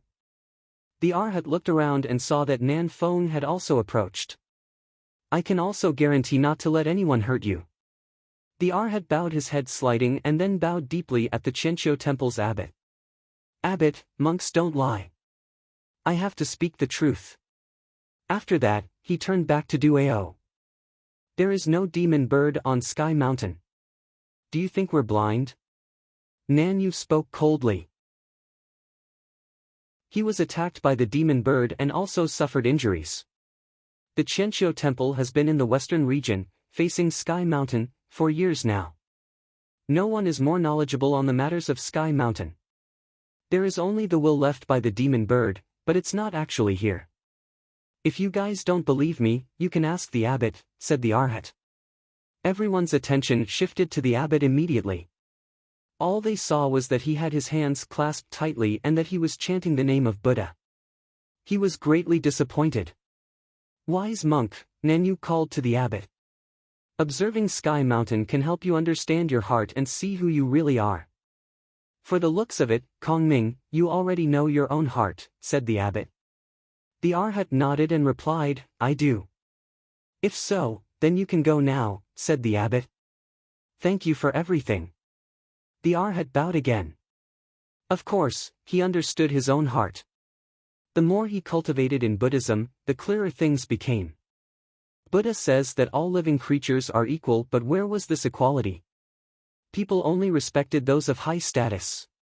Cultivating Buddhism was simply a pursuit of power for him. Now that it was clear to him that the Qianqiu temple had no ambitions, there was nothing left for him there. Plus, there were also the changes in the Eastern Barren territory. Buddha talks about chance. His chance was here now. "Let's go," said the abbot. He turned to leave, leading the others of the Qianqiu temple with him. Many of them looked back at the Arhat. His comprehension of Buddhism was so great. The Arhat was able to comprehend the true meaning of scriptures easily and was even given the title of Arhat because of that. However, it seemed like he was also extremely capable in hiding who he really was. What a pity. The people from the barren state watched as all this unfolded and knew that what the Arhat said must be true. Duao spoke, "Continue what you were saying." "I already said that Hua Qingqing was not the only one who had made it onto Sky Mountain, so had Yi Futian. In reality, they weren't the only ones." He moved on to explain further. When Yi Futian tried to kill the Qin dynasty's Qin Li on Sky Mountain, he was already at wit's end. He couldn't fight anymore and was being chased by Hua Qingqing. There to protect Yi Futian was fellow cottage disciple, Yu Sheng. In his group was also a demon beast, the Black Wind Eagle. The beast turned into the demon bird in order to protect Yi Futian. It wounded Hua Qingqing and I before flying onto Sky Mountain. Then, Yi Futian and Yu Sheng continued onto the mountain as well. Hua Qingqing also resumed her chase, following behind them. The Arhat continued, "If you don't believe me, you can ask Qin Li's father, Qi Yu. It was him that told you guys Hua Qingqing made it onto Sky Mountain. Then again, you can also ask Hua Qingqing, but in my opinion, something must have happened between her and Yi Futian on the mountain. Otherwise, there is no way his clothes would end up on her." Abruptly, Duao's face turned green. As did Nan Feng and Nan Yu's faces. After listening to the Arhat's explanation, they believed a good half of what he said. So, there wasn't a demon bird on Sky Mountain at all. Then where did the one they saw come from? "That demon bird saved Hua Qingqing," muttered Duao. Nan Feng and the others felt enlightened as everything suddenly seemed so clear. The demon bird appeared suddenly on Sky Mountain and saved Hua Qingqing. Then, Yi Futian put his clothes on her. How funny. They had thought that Yi Futian was simply being a gentleman. It seemed as if they were too naive. They had been played by a youngster from the Eastern Barren territory. Interesting. Nanyu clapped and turned around slowly. His eyes stared in Yi Futian's direction. Interesting indeed. He brought them onto Sky Mountain and had the demon bird attack them, wounding them. No wonder he kept trying to get them to keep climbing up. Duao's eyes were chilling and radiated with a murderous intent. That demon bird almost killed him. Maybe Yi Futian wasn't gutsy enough to kill everyone, but if just one person was killed, there was no way anyone would suspect it was his doing. Plus, there were others present. Who would have thought that he almost died in the Eastern Barren territory? Yi Futian didn't look at them because his eyes were trained on the Arhat. After the Arhat spilled the beans, everything was now out in the open. Yi Futian could no longer hide anything. Why did he do this? Zhuge Hui and Gu Donglu were also staring at the Arhat with a cold demeanor.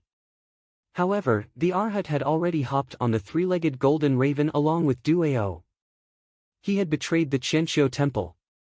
He saw this as his chance to leave the Eastern Barren territory and was now heading to the Barren state for cultivation. You tricked me and got me on Sky Mountain. Then, the demon bird attacked. Did you want me dead? Nanyu asked Yi Futian. His smile was ingenuine. Are you serious? Nanyu's eyes filled with a murderous intent. Cultivators of various barren state powers moved toward Yi Futian. That was when Nan Feng spoke up. And we thought you didn't get the relics of Sky Mountain. Looks like we underestimated you. What did you get from Sky Mountain? Chapter 386, Do You Deserve It? Chapter 386, Do You Deserve It? Hearing the Arhat's words and the inquiry of people from the barren state, people all stared at Yi Futian. They had never expected that Yi Futian really reached the mountaintop and got the Sky Mountain's relics. For centuries, countless people had tried but failed. However, Yi Futian made it. It was pitiful that he had such a great talent but encountered with strong cultivators from the barren state. The Arhat had exposed the fact. Yi Futian was set in danger now. The cottage was competent to confront with the Qin dynasty, but it couldn't be these foreign forces' match at all. At this moment, there was only silence on the Sky Mountain. Lady Yuxiao looked at Hua Qingqing and asked, what exactly happened on the mountaintop on that day? Hearing what the Arhat had said, Lady Yuxiao guessed that there must be a story between her daughter and Yi Futian. Hua Qingqing lowered her head and said lightly, someone wanted to kill me and Yi Futian saved me. Who was it? Lady Yuxiao asked coldly. Mother, can we just skip over it? Hua Qingqing looked at her mother with her beautiful imploring eyes. Things were getting more and more complicated. She didn't know what Yi Futian was going to meet but could only hope that her parents could stop entangling with Yi Futian. If the Donghua clan was involved again, they would be in a very dangerous situation. Madam, we can talk about this later. If we don't handle the cottage now, you know the result, Qin Yu said while coming up and glancing at Hua Qingqing. Lady Yuxiao stared at Qin Yu coldly. If it weren't for Qin Yu, her daughter would not have gone to the Sky Mountain and been threatened by others. Yi Futian saved her daughter. Lady Yuxiao owed Yi Futian now. Lady Yuxiao turned to Duao. From what they had said before, she inferred that Duao must be the killer. Lu Nanshan's face grew livid. His body seemed to effuse dire flames. Sir, madam, I didn't expect that, but it has happened. Good to hear that Miss Hua didn't get hurt, said Qin Yu. With the Barren State's forces, we can very easily dominate the whole eastern Barren territory now. Bang! The head of the Donghua clan hit his scepter on the ground. Veins bulged on his face. As the head of the Donghua clan, how could he stand with the fact that his daughter was bullied by others? Sir, think about the larger picture. We'd better act now. Yi Futian's group are doomed to die, Qin Yu kept saying. He gestured to the others and walked toward the cottage. The cottage's 4 famous disciples were surrounded near the Sky Mountain. At this time, Yi Futian looked at Nan Feng and laughed. He walked back toward the Sky Mountain and turned around when arriving at the edge of the mountain. He smiled at Nan Feng and said, why should I tell you what I got on the Sky Mountain? It's none of your business. Hearing Yi Futian's words, people all sneered. It's not about who you are. It's about what you got. Can't you understand? What a fool. Nanyu looked at Yi Futian disdainfully. It's none of my business. He sneered and moved toward Yi Futian. The relics on the Sky Mountain are not something that you can take. Just tell everything and you can still live. Really? Yi Futian looked at Nanyu and said, even though you believe me, you are still going to kill me after I tell the truth. To tell or not, what's the difference? I'll still offer you the chance to join the Nantian house. You follow me, be our guard, and I'll let bygones just be bygones. Nanyu walked to Yi Futian as if he was trying to save him. Seeing Nanyu walking forward, the people of the Nantian house became vigilant. They surrounded the Sword Saints group quietly to get the upper hand. They probably didn't dare fight back though. What Yi Futian got was the Sky Mountain's relics, no one could save him now. Zhuge Hui turned to Yi Futian and Nanyu disdainfully. Nanyu thought he was smart enough. She knew what kind of person Yi Futian was. Nanyu wanted to bribe her little brother? Was he serious? Follow you? Yi Futian smiled at Nanyu. Do you deserve it? Hearing Yi Futian's provocative words, Nanyu blanched but then smiled more brightly. His body effused some extremely sharp aura which made him look like he was wearing a suit of silver armor. He reached out his hand and then a silver spear condensed with bright cold light.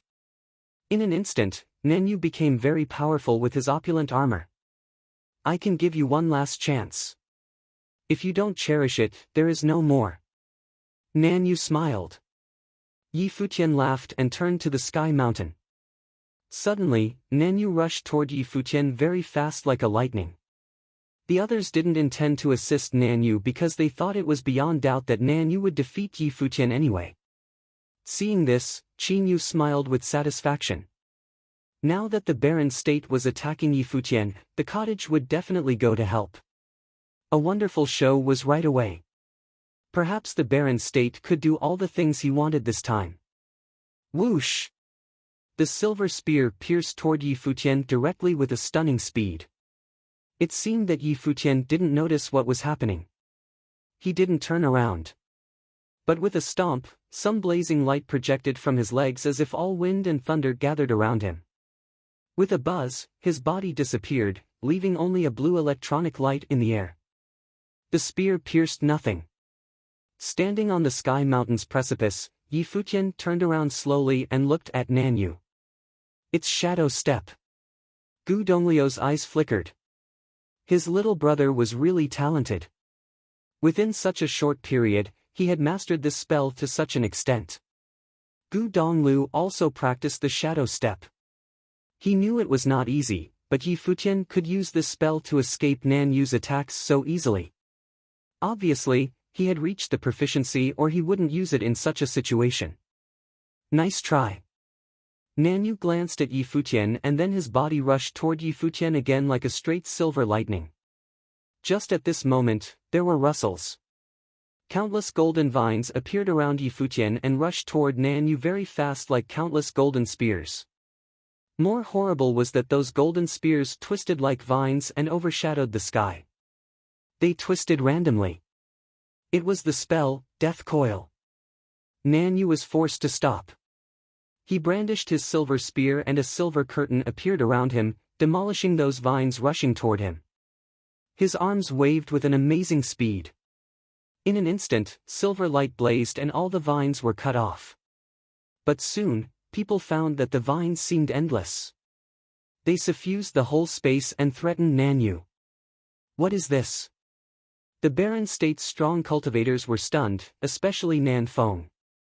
He knew Nanyu's strength. Nanyu was the Nantian house's talent. His level was much higher than Yi Futian's.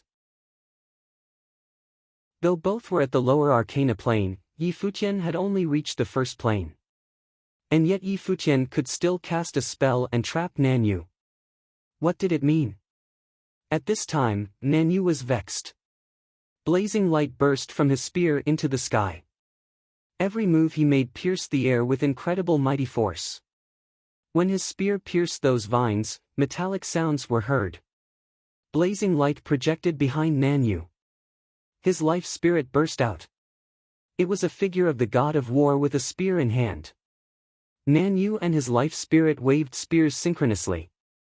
Everything around them was shattered. The death coil couldn't get close to them now. Die! Extremely cold light flashed in Nanyu's eyes. He turned into a flash of silver lightning and shattered all the coming vines. Nantian House's talent is forced to release his life spirit. The barren state's people didn't doubt the result they expected but were still a little surprised by the process. They looked at Yi Futian on the precipice. Yi Futian reached out and blazing purple lightning soared like thunder chains. His body bathed in this brilliant purple light like a god. The sky changed color. People at the foot of the mountain looked at the sky with astonishment. They had never seen purple lightning. Your defense is really strong.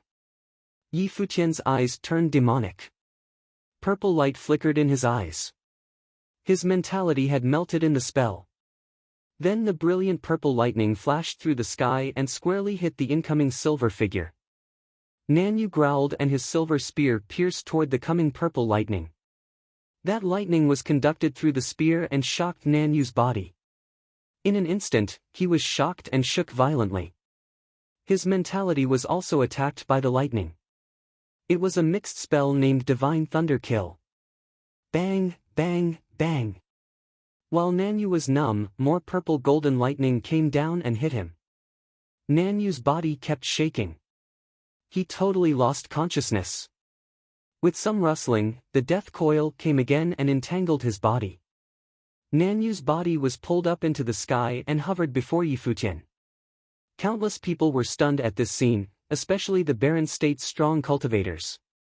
Nanyu was defeated in such a miserable way, but he was supposed to be stronger than Futian. You still want me to follow you? Futian looked up at Nanyu in the air. Nanyu stared at Futian with vicious eyes. Blazing light appeared again, but soon the vines smashed him onto the precipice. How dare you! At this time, a strong cultivator in Noble Plain stepped out from the Nantian house. He rose into the sky and reached out his hand, wanted to catch Futian. Futian glanced at him coldly and said, "Go away." Clang! As soon as he spoke, the bell tolled and a horrible invisible storm demolished everything. With a loud explosion, that cultivator in Noble Plain paled and was thrown back in the air. Chapter 387, Final Day for Chinyu. Chapter 387, Final Day for Chinyu. Not only did the windstorm force back the noble, but it also swept through Sky Mountain and the void. Light flowed through many strong cultivators. They had to shield themselves with their hands but still let out grunts, faces paling.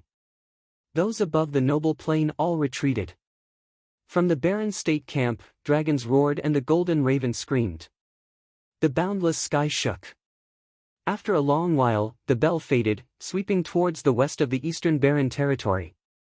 Echoes sounded below the mountain. Everyone looked up at Futian. He stood proudly in the air, looking down at everyone. They all understood now that Futian controlled the bell, just like the bell at the foot of the mountain last year. He truly controlled the will of Sky Mountain. The noble from the Sacred Fire sect lowered his head and arched his back. Then his head rose slowly, looking at Futian with a horrible expression. That one utterance had forced him back. The eyes of the other barren state cultivators shone. It was as the Arhat had said. Chinyu's expression was ugly and then he sneered. This way, no one could protect Futian. He would die today. No matter what happened, he wouldn't be able to escape. With his power, he didn't qualify to control Sky Mountain yet. The barren state forces wouldn't let him go. The cottage wouldn't be able to protect him either. Futian's eyes fell on his seniors. Zhuge Hui grinned at him. Junior, you're pretty good. Senior sister, that was an accident. Futian shuddered when he saw Zhuge Hui's smile. That wasn't on purpose. I was wondering which bastard did it last time. Didn't think it was you. Zhuge Hui had a faint smile in her eyes. She'd guessed it, but it was still shocking to witness. Of course, she wasn't really blaming Futian.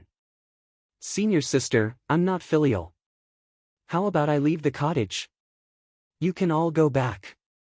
I won't return, Futian said. The Sword Saint and the others were all shocked. They gaped at Futian but quickly understood. This guy was worried he would involve the cottage, so he tried to separate himself. After all, the opponent was no longer the Qin dynasty but the barren state. Futian knew that his seniors wouldn't watch without doing anything, but that would offend the barren state forces. Hearing these words, Zhuge Hui flashed and walked to Futian with a smile. Senior sister, Futian called. Smiling, Zhuge Hui reached out and pulled Futian's ears. Say that again. Senior, I'm sorry. Futian was about to cry. He was an adult now. Did she have to do this in public? His perfect image was destroyed. Good. Zhuge Hui let go and patted Futian's head. Don't say those things anymore. Yi Futian really wanted to cry. Couldn't she take care of his ego? Without him realizing, the Sword Saint and Gu Donglu had also walked over. They didn't say anything, but just standing there showed their stance. Yi Futian felt warm inside. His seniors were great. Let go of me, a cold voice came, shattering the moment. Yi Futian turned. Nanyu had been immobilized by the mountain with the spell, seemingly tied up like a hog. His extremely dark eyes glared at Yi Futian. He was humiliated in front of everyone. Do you know what you're doing? I am from the Nantian house of the Baron State. Nanyu's voice was frigid.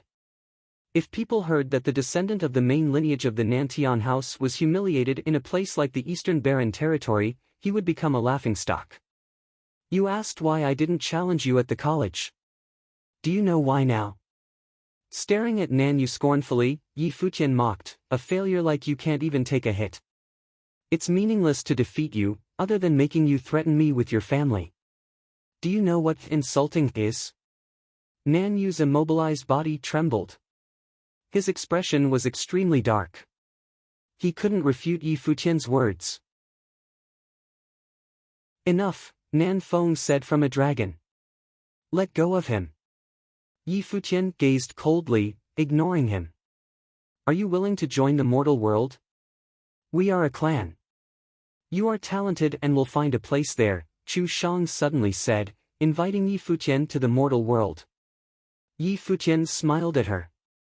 Would he still be free after joining the mortal world? He would be handing his fate over. Thank you, Fairy Chu, but I like the clan I'm with now, Yi Futian said, smiling. I received the Sky Mountain relic by chance. It belongs to me. Can you take your people away now? Chu Shang studied Yi Futian. He was too naive. The relic was Yukio, one of the 10 top musical pieces. Yi Futian couldn't keep it. Even if Chu Shang agreed to leave, the other forces wouldn't. It wasn't that simple. What about you all? Yi Futian looked at the other forces. They looked back without saying anything.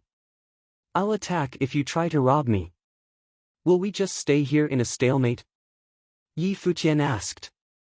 He hated how low his level was.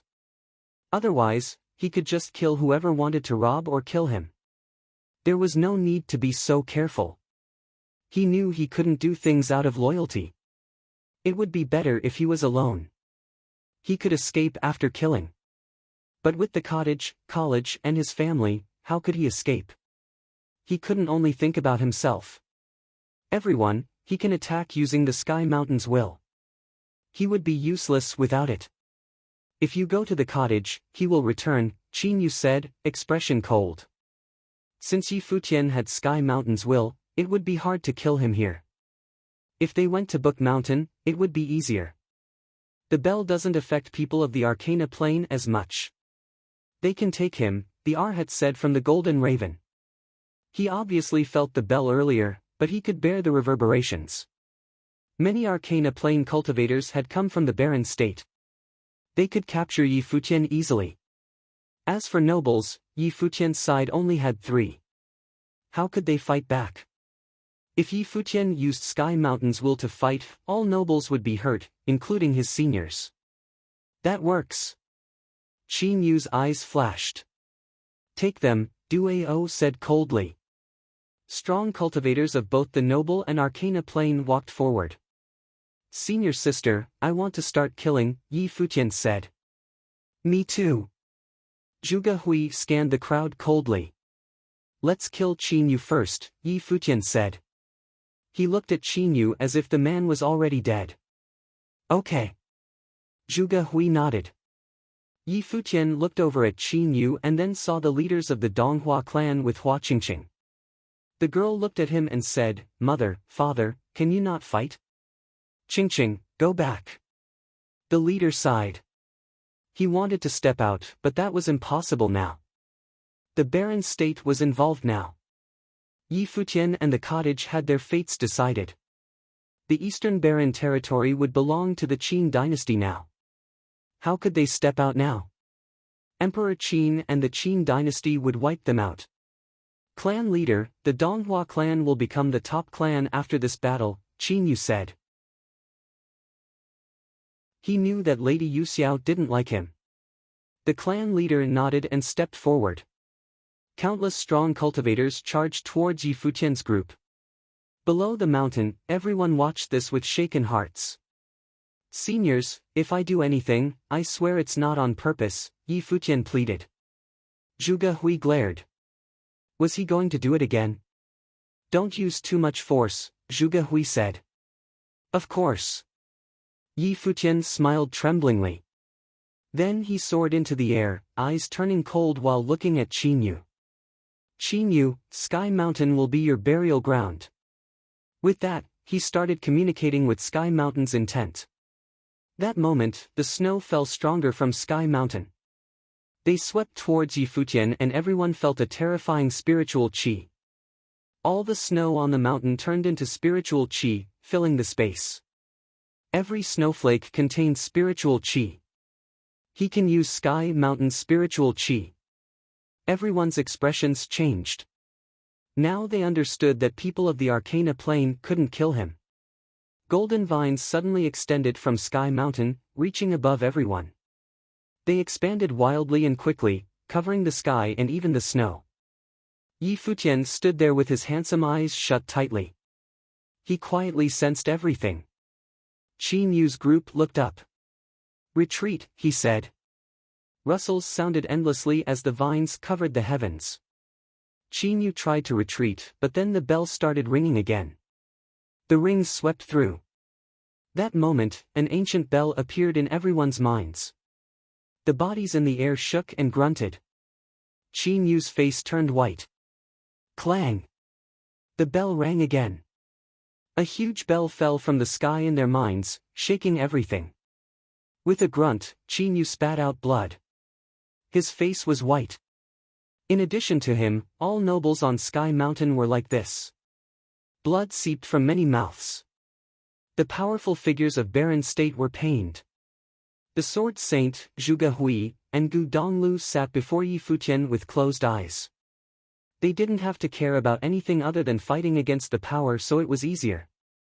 Qin Yu roared. Golden light covered him. He wanted to escape. Clang, clang.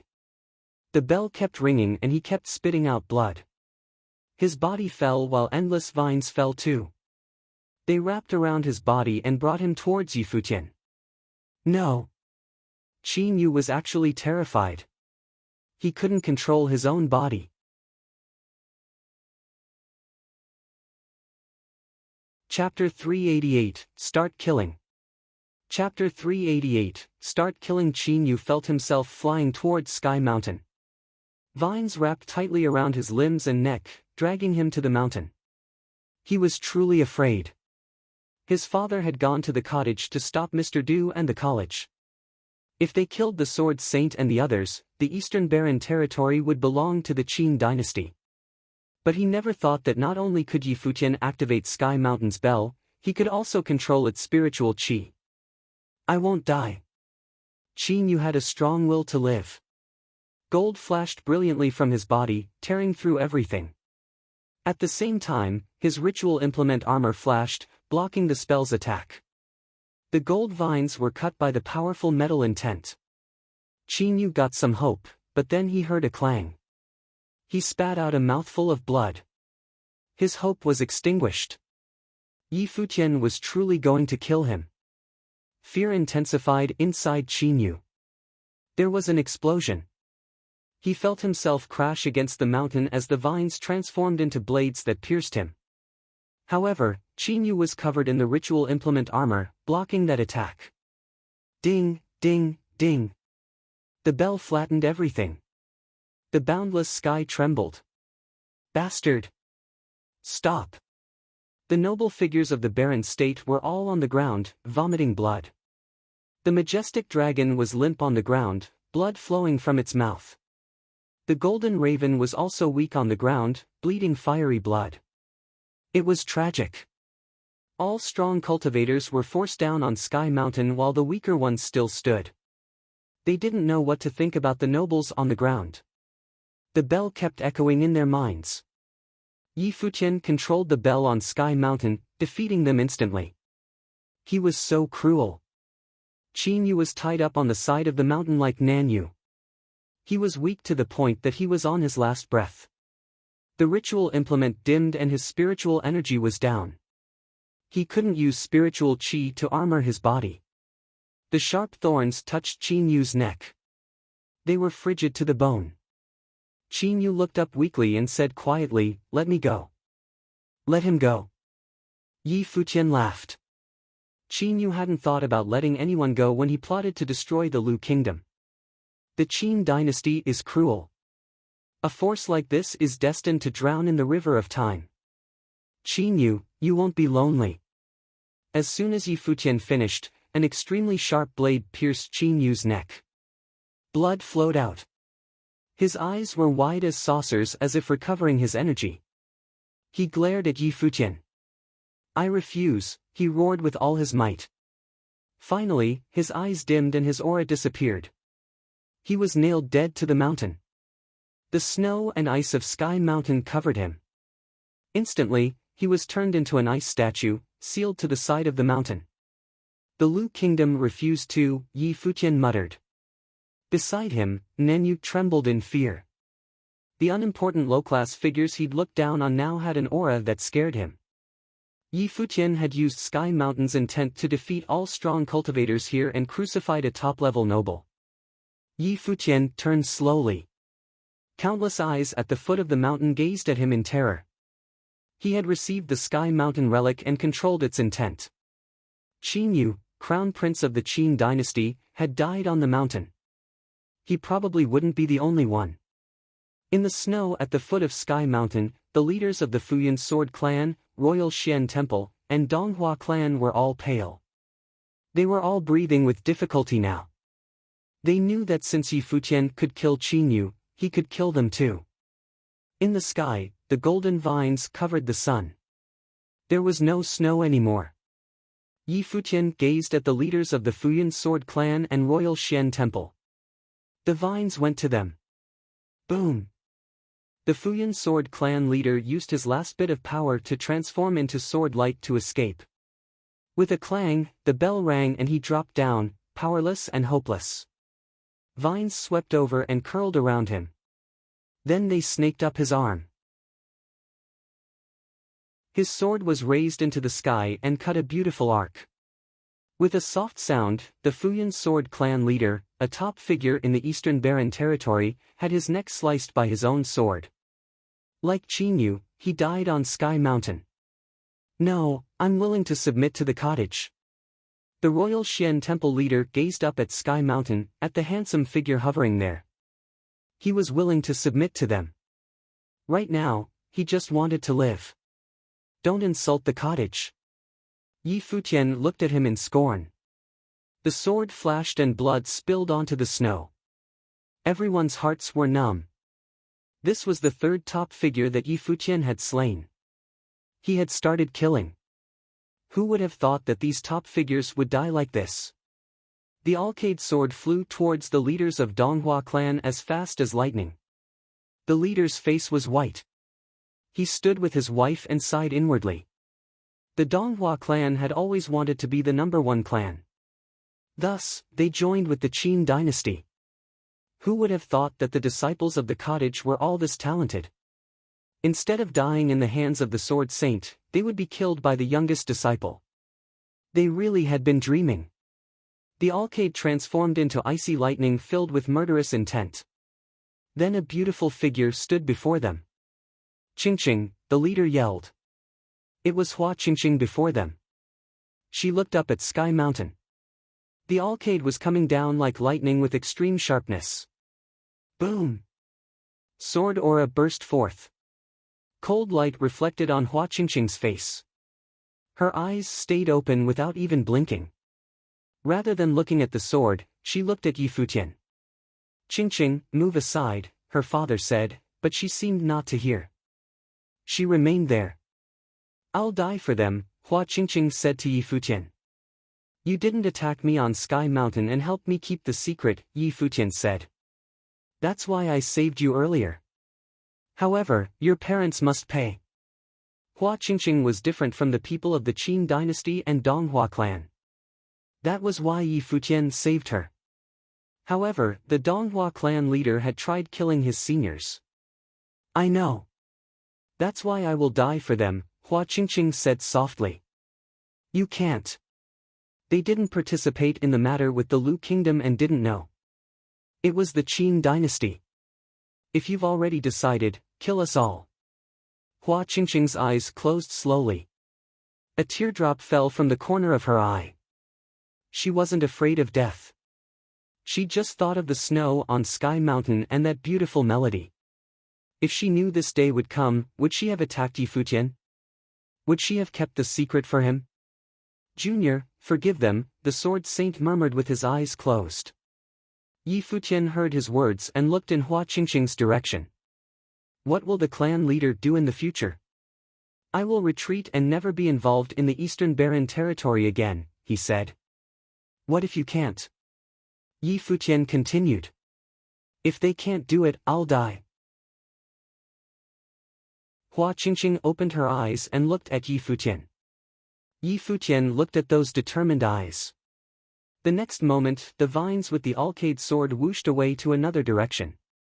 He didn't kill the Donghua clan leader and Lady Yuxiao. The other direction was where the Sacred Fire sect was. The Arhat's expression changed drastically. Help me. He flashed and hid behind Duao of the Sacred Fire sect. The frigidly shining Alcade came over. Duao looked up at Yi Futian and said coldly, Do you dare kill him? Whoosh!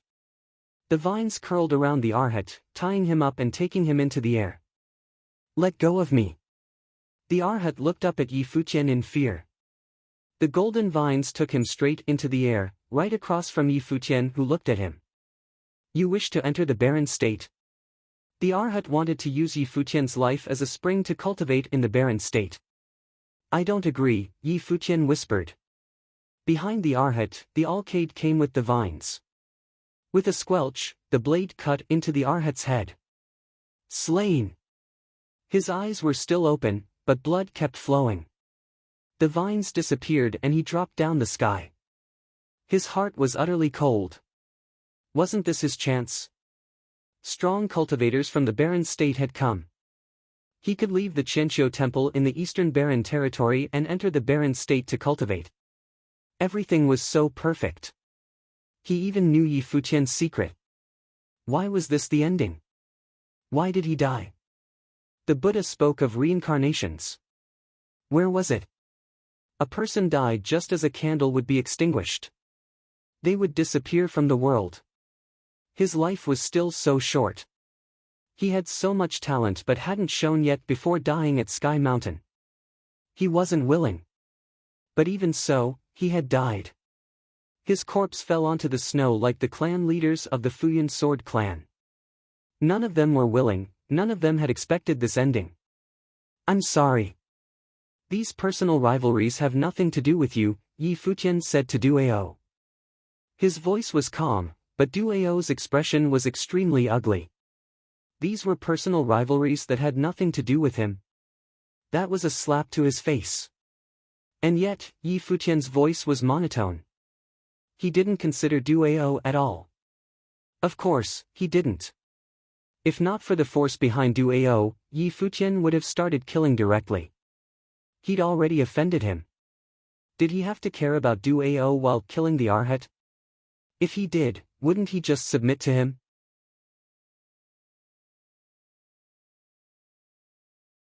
Chapter 389, Is it not good to be alive? Chapter 389, Is it not good to be alive? Sky Mountain fell into a deafening silence. After killing Qin Yu and the others, the vines dancing in the sky slowly disappeared. Snow fell down from the sky, along with waves of coldness. Countless people gazed at Yi Futian. At the moment, the handsome young man seemed to be the only person left in the world. Qin Yu had died, so had the Futian sword clan leader and the lord of Royal Xian Temple. Donghua clan leader and his wife announced that they would live in seclusion in the future. The final battle in the Eastern Barren territory ended in a way that nobody had expected. It felt somewhat unreal, but certainly very shocking. After this battle, nobody in the Eastern Barren territory would be able to fight against the cottage. Of course, the forces from the Barren state were not counted. However, Yi Futian had done more than just kill Qin Yu and the others. He had also greatly offended the people from the Barren state. He injured Nan Yu and killed the Arhat right before Duao. He had suppressed all the nobles from the Barren state and all of them looked weak and dying at the moment. Even strong demons such as the dragon and three-legged golden raven were exhausted. It was thus obvious how much Yi Futian had offended the rest. The ringing finally stopped and the echoes also gradually dissipated. Only then, many people could relax. The nobles stood up one after another, all seemed to be injured, after which they stared coldly at Yi Futian. Although Yi Futian did not aim this attack at them, the unexpected calamity still caused them to be extremely furious. They were humiliated in such a ridiculous way, so of course, they would feel unhappy. "Are you not going to let him go?" Nan Feng said to Yi Futian. At the moment, his tone was not as domineering as it had been. He had witnessed everything that had happened.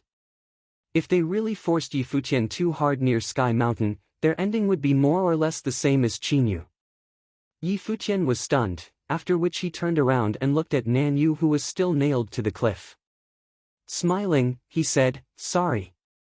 I forgot about you." Then, golden vines shot out towards Nan Yu's head like lightning. Ah! Blade-like vines magnified rapidly in Nan Yu's eyes. His body trembled fiercely and he could not help screaming in horror. Fear even caused him to close his eyes and his bound body kept spasming. He saw for himself how Yi Futian had killed those people just now. Seeing the vines charging towards him, he obviously thought that Yi Futian was going to kill him. Bang! The golden vines pierced into the cliff beside Nan Yu which exploded. Then, the vines swept towards his body and Yi Futian asked, "What is it?"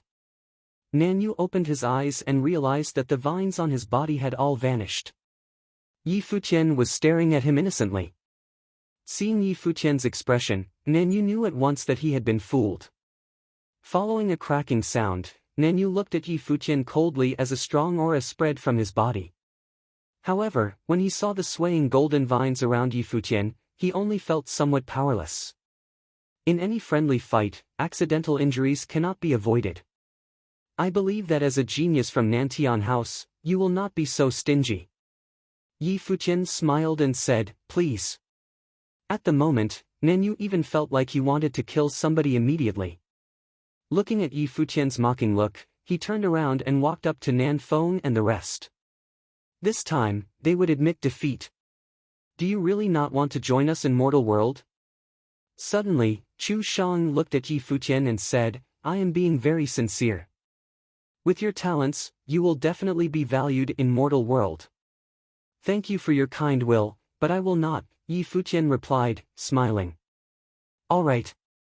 Chu Shang took a deep look at Yi Futian. What a pity, she thought. Turning around, Chu Shang brought her people and left the place. In addition, the people from other forces also took their leave one after another. On Sky Mountain, who could defeat Yi Futian? Yi Futian stared emotionlessly at the disappearing figures. He knew that the entire issue was far from being over. Not resigned. Suddenly, Zhuge Hui opened her eyes and smiled at Yi Futian. "Somewhat," Yi Futian said. He had the ability to kill everyone on Sky Mountain, but he could not. Instead, he could only let all of them go, so he would, of course, feel dissatisfied. If you are not resigned, then become stronger. When you are more powerful than everyone else, you don't have to be scared of anything anymore, Zhuge Hui said, smiling. The world was just so cruel and real. The people from the Barren state could threaten Yi Futian in so many ways, but Yi Futian could not kill them even though he had the ability to.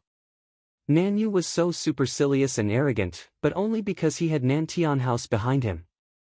Otherwise, who would he be compared to Yi Futian? Looking at the handsome young man before her, Zhuge Hui smiled brightly. He was so clever and talented. One day, he would stand way above those from the barren state.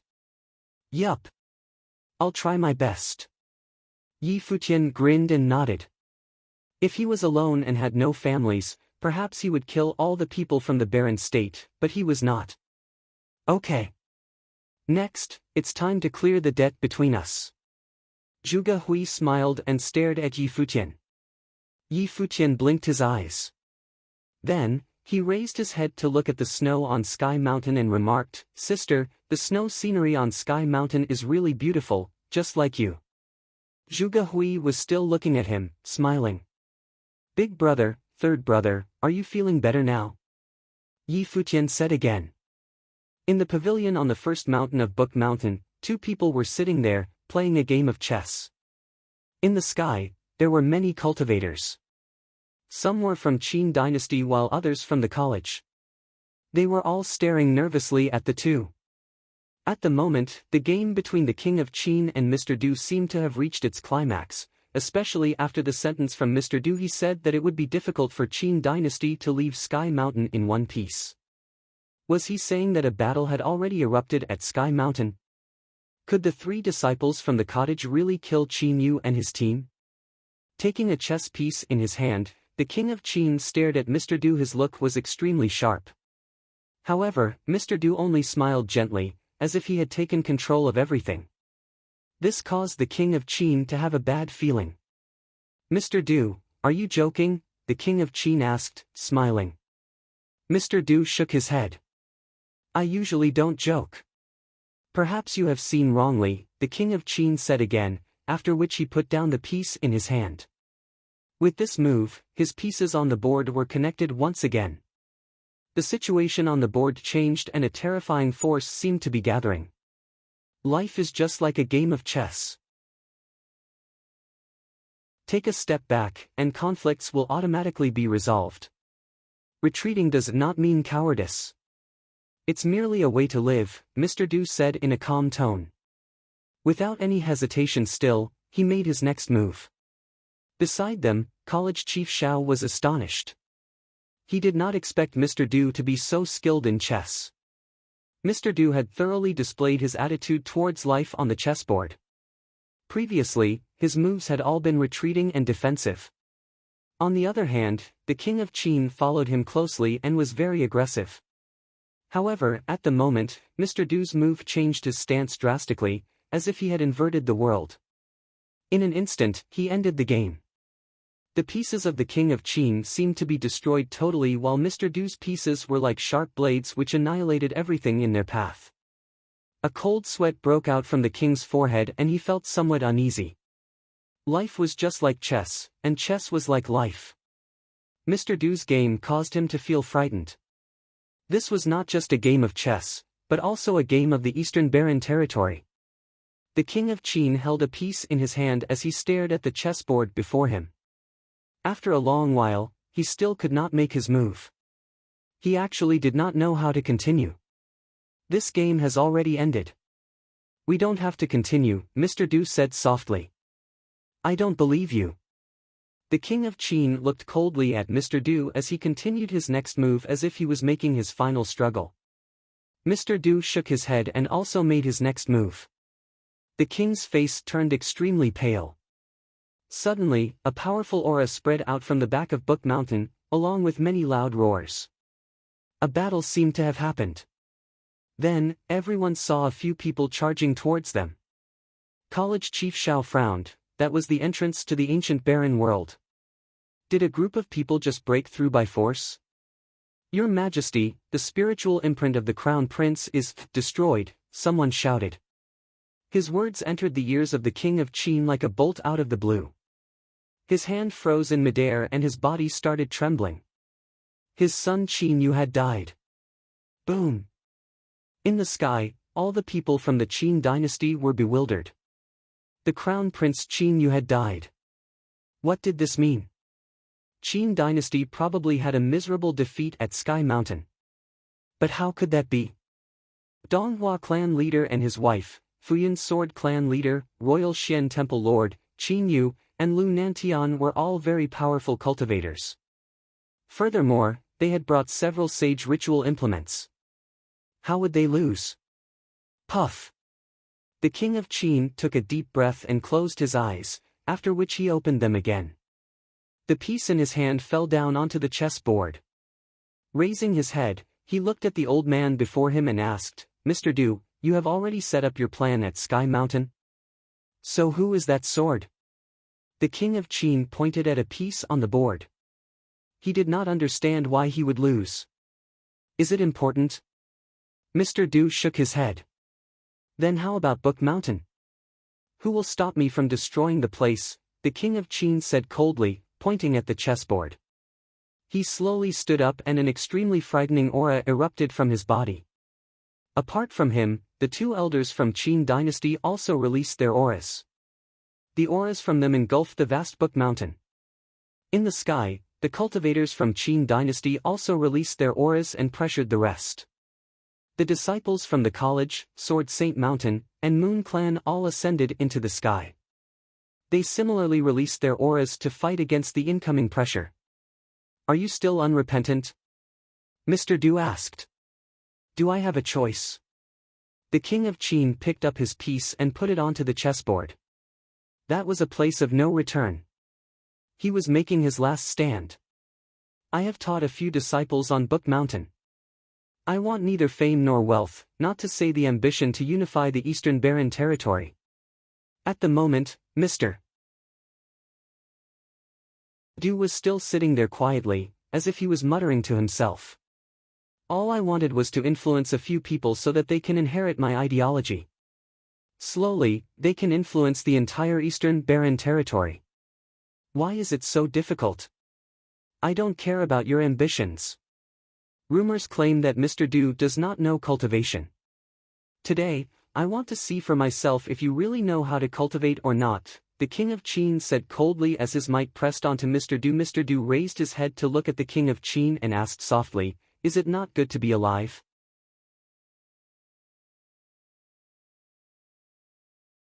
Chapter 390, Reason for Becoming a Disciple. Chapter 390, Reason for Becoming a Disciple. Is it not good to be alive? Mr. Du's calm voice erupted in the ears of the king of Qin, sending a wave of coldness down his spine. Even though Mr. Du had not released any might, his words alone still had such a power, the power to instill fear into the king of Qin. Junior. College Chief Xiao stared at Mr. Du with a solemn expression. I have no other choice. Mr. Du scratched his head as if he felt somewhat speechless. Roar! Suddenly, the howl of dragon erupted and shook the earth. On Book Mountain, many college disciples were astonished and actually felt their blood boiling. The powerful howl came from the king of Qin. Then, an appalling dragon charged out from his body and flew into the sky. A terrifying golden claw struck out towards Mr. Du's head. The two were too close to each other and the attack was too violent. Moreover, the person who made the attack was the king of Qin. Nobody below the sage plane would survive such a surprise attack. At this instant, every single person on Book Mountain stared at Mr. Du, their hearts racing. Mr. Du, however, did not die. The golden dragon claw remained in midair. Many illusory dragons charged out from the frightening claw, howling, but even such a strong attack did not manage to kill Mr. Du. Time seemed to be frozen. Mr. Du just stood there quietly. The monstrous dragons tried to engulf his body, but they were blocked by an invisible radiance. The flowing radiance seemed to be indestructible. Furthermore, the radiance slowly enveloped the body of the king of Qin. The king of Qin started trembling. He was astonished, frightened, and puzzled. Sage! The king of Qin could feel his heart sink. He looked at Mr. Du but only saw him staring back with his usual calmness and quietness. The king's look changed continuously. Then he asked, Why? Why do rumors claim that you do not know how to cultivate? How many people in the world dare to say that they know how to cultivate? Mr. Du replied. But why did you not attack us? The king of Qin was still lost. He thought that he had already exerted enough pressure. If Mr. Du was really so powerful, why did he not destroy the Qin dynasty? He had never once assumed that Mr. Du really did not how to cultivate, for he did not dare to underestimate a person who could teach Sword Saint and Gu Donglu. However, Mr. Du had always kept a low profile, which made him feel that although Mr. Du could cultivate, he would only be as strong as College Chief Xiao, or perhaps even slightly stronger. But he would certainly not be a sage. Otherwise, why would he only make his move now? Am I not attacking you now? Mr. Du said slowly. Then, the dazzling radiance brought the body of the king of Qin up into the sky. All of a sudden, an illusory figure appeared behind the king of Qin. His pupils seemed to have turned gray and a horrifying will charged towards Mr. Du at this instant. Many illusions appeared on Book Mountain.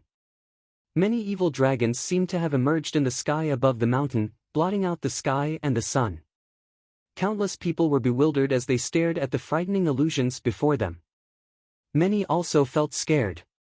The two elders from Qin dynasty went beside the king of Qin and released a similar power. It was as if they had turned into death. A face formed from dark current appeared in the sky and looked down at Book Mountain. Who dares to touch my descendant? An extremely cold voice erupted, causing many people on Book Mountain to feel frozen. The king of Qin. His descendant? It was said that the Qin dynasty had opened the tomb of their ancestors. It seemed that they had actually found a will left behind by their ancestors. The scene was too scary. Everyone felt that their bodies were enveloped by death. Was this the real reason why Qin dynasty dared to come to the college? Mr. Du raised his head to look at the illusory figure in the sky and said emotionlessly, "Your descendant has been unfilial. I'm helping you to teach him a lesson." An endless amount of dark current flew in the sky as the eyes of death stared at Mr. Du. Then, the dark current charged down wildly toward every corner of the college. Mr. Du extended his hand to the sky. In the next instant, an enormous palm print appeared above Book Mountain. The palm print stood between the sky and the earth and covered the entire Book Mountain. The endless dark current collided onto the palm, but sharp sword will and blazing flames also appeared on the enormous palm. The palm print expanded rapidly and covered the entire sky. The palm print was like a world by itself, while its fingers were like 5 mountains. The sword will at its center was powerful enough to penetrate through the sky, and the divine flames that had filled the sky could burn the world into nothingness. The sword will and flames merged together. All the people from the Qin dynasty were enveloped by the palm print. No. The king of Qin and the others from Qin dynasty felt an endless fear engulfing them. They tried to ascend into the air in an attempt to escape, but they quickly realized that the palm print seemed to have frozen space. They could not move at all and a heavy gravity pulled them downwards. Instead of escaping, they were only sinking down. It seems that the only thing that can solve everything is still power. In this world, the biggest thing is indeed the fist. Mr. Du gave a self-mocking smile. He closed his palm slightly and in the sky, the enormous palm print started to clench. Mr. Du, please. Many people begged. However, at the moment, Mr. Du was not merciful at all. The palm print clenched directly. Accompanied by an ear-piercing bang, everything turned into ashes. The palm print turned into spiritual qi and slowly dissipated.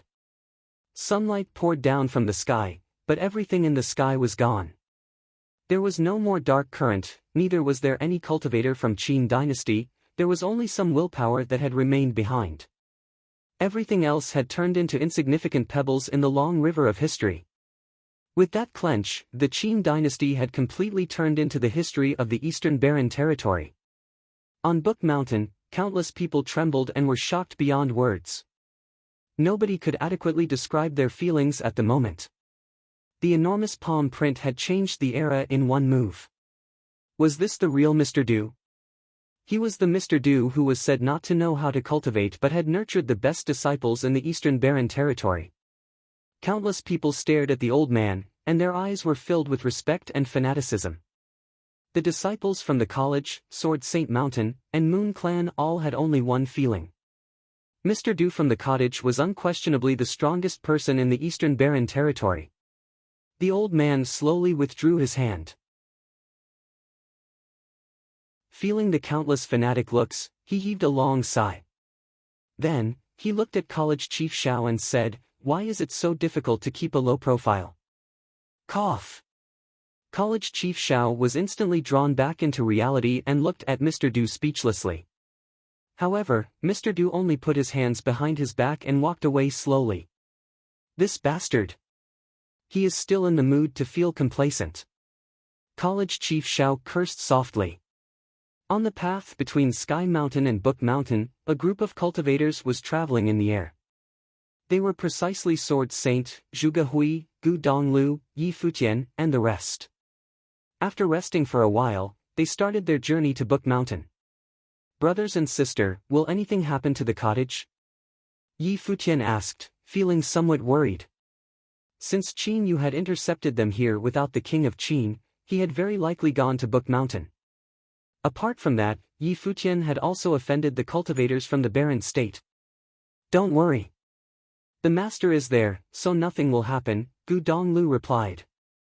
Yi Futian's eyes sparkled, after which he asked again, "What level is our master at?" He would be an idiot if he really believed that Mr. Du did not know how to cultivate. "Sage," Gu Donglu said directly. Yi Futian's eyes brightened. It seemed that he had been worrying for nothing. "Actually, I worry for the master," Sword Saint suddenly said. "Cultivators from the barren state had come here, and Qin dynasty also forced us so tightly. I think that the master has to display his powers." Both the second sister and third brother kept quiet. This caused a strange expression to appear on Yi Futian's face. Since the master was a sage, why should they worry? "Little brother, do you know how we became the disciples of Mr. Du?" Sword Saint suddenly asked Yi Futian. Yi Futian shook his head. "I'm an orphan. Many years ago when I was young, I wanted to enter a small clan to learn broadsword techniques. However, I was rejected because my talents were too poor. I could not even go up the mountain. Someone pointed at a stone wall at the foot of the mountain and told me that if I could carve a word on the wall, they would let me onto the mountain. I took my broadsword and attempted for 3 months. Finally, I managed to make a very light mark onto the wall. Excited, I tried to enter the clan but was chased out again. An old man passed by that told me that I was too stupid to cultivate and that I should follow him to do miscellaneous work. Disheartened, I decided to follow him." Thinking about his past, a warm smile appeared on Sword Saint's face. He would never forget this. "Then you became Sword Saint in the Eastern Barren territory." Yi Futian blinked his eyes. "It was really a simple story." "Second sister, how about you?" Yi Futian asked curiously. "I forgot," Zhuge Hui said. Yi Futian was totally speechless. She ran away from her home that time and her family members were all looking for her. Master told her that there was a good place where she would never be found by her family. So he brought her to the Eastern Barren territory, Sword Saint said, smiling. Heir. Yi Futian did not know what to say. "What about third brother?" Yi Futian asked again. "That's even simpler. That year when the master brought your second sister out to play, they met your third brother. I heard that after seeing your second sister, your third brother decided to follow them and would never leave again," Sword Saint said. Yi Futian was somewhat dazed. Were these really the 3 cottage disciples who had become famous in the world? What amazing reasons they had for becoming disciples of Mr. Du.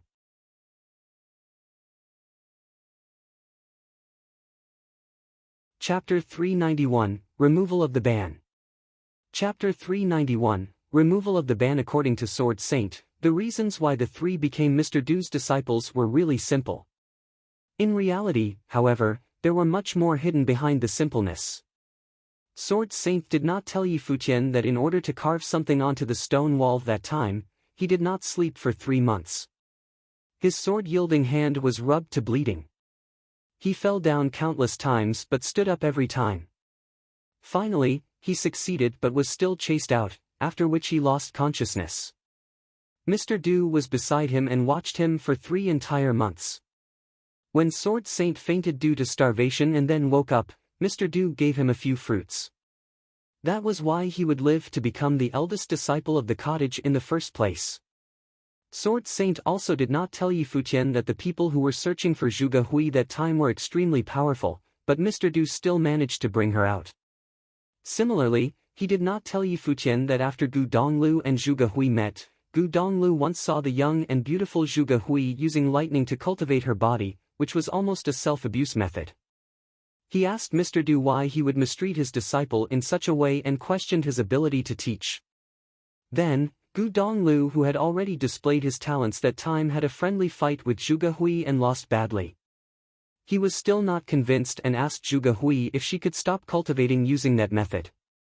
Zhuge Hui smiled and asked him if he would protect her, to which the severely injured Gu Donglu agreed. Therefore, everything after that followed. Unfortunately, until today Gu Donglu still could not win Zhuge Hui. Of course, all these had all become history. Apart from themselves, nobody would know their feelings towards their master, as well as towards each other. The Eastern Barren territory was wildly astonished.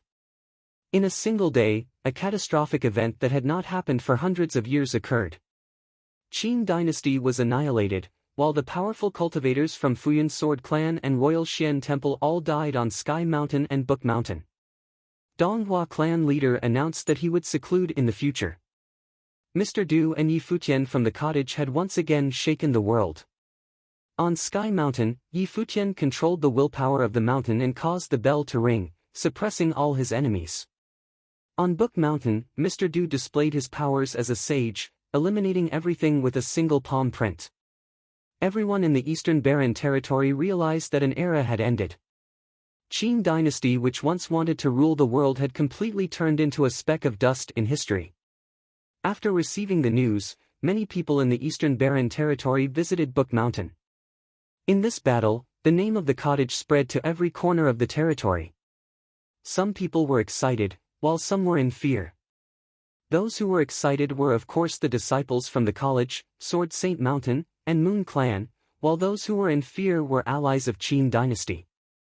Only the strongest cultivators died in the fight, so most people were still alive.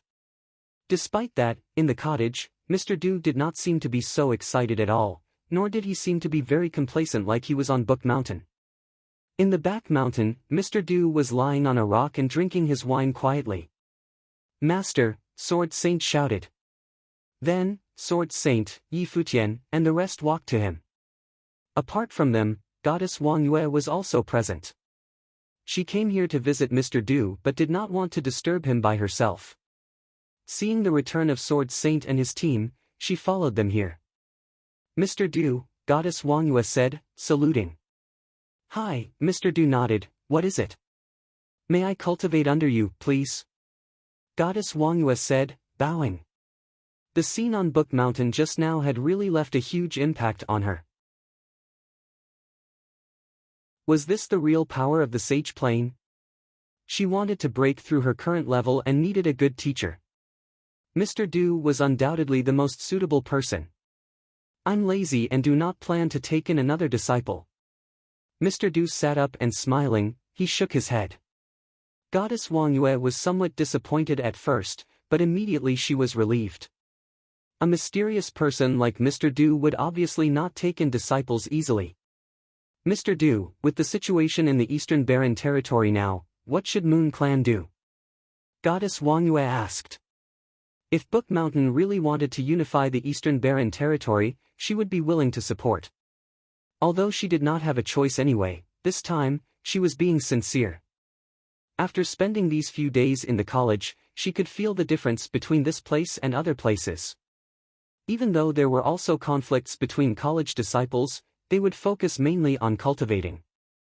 Furthermore, the aim of the college was to teach its students. This was unlike a clan. Apart from cultivation, there were also many malicious competitions. There were of course also many miscellaneous things in the college, but relatively its members were much friendlier. "It's up to you," Mr. Du replied, smiling. "In the past, I have always wanted to change certain things, but in the end, I have done nothing." Mr. Du, with your reputation now, everyone in the Eastern Barren Territory would respond to your call. What can you not achieve? Goddess Wang Yue was confused. If I unify the Eastern Barren Territory after eliminating Qin Dynasty with my powers, then I will be no different from Qin Dynasty itself. Once I leave the Eastern Barren Territory, or if someone even stronger appears, the same thing will happen again. Human minds and ambitions are the hardest things to change in the world. Mr. Du shook his head. Mr. Du, what is your ambition? Goddess Wang Yue asked. I wish that clans and families will no longer be the main players in the cultivation world. On the other hand, they will be replaced by places such as colleges. The people in the world will no longer keep precious resources to themselves.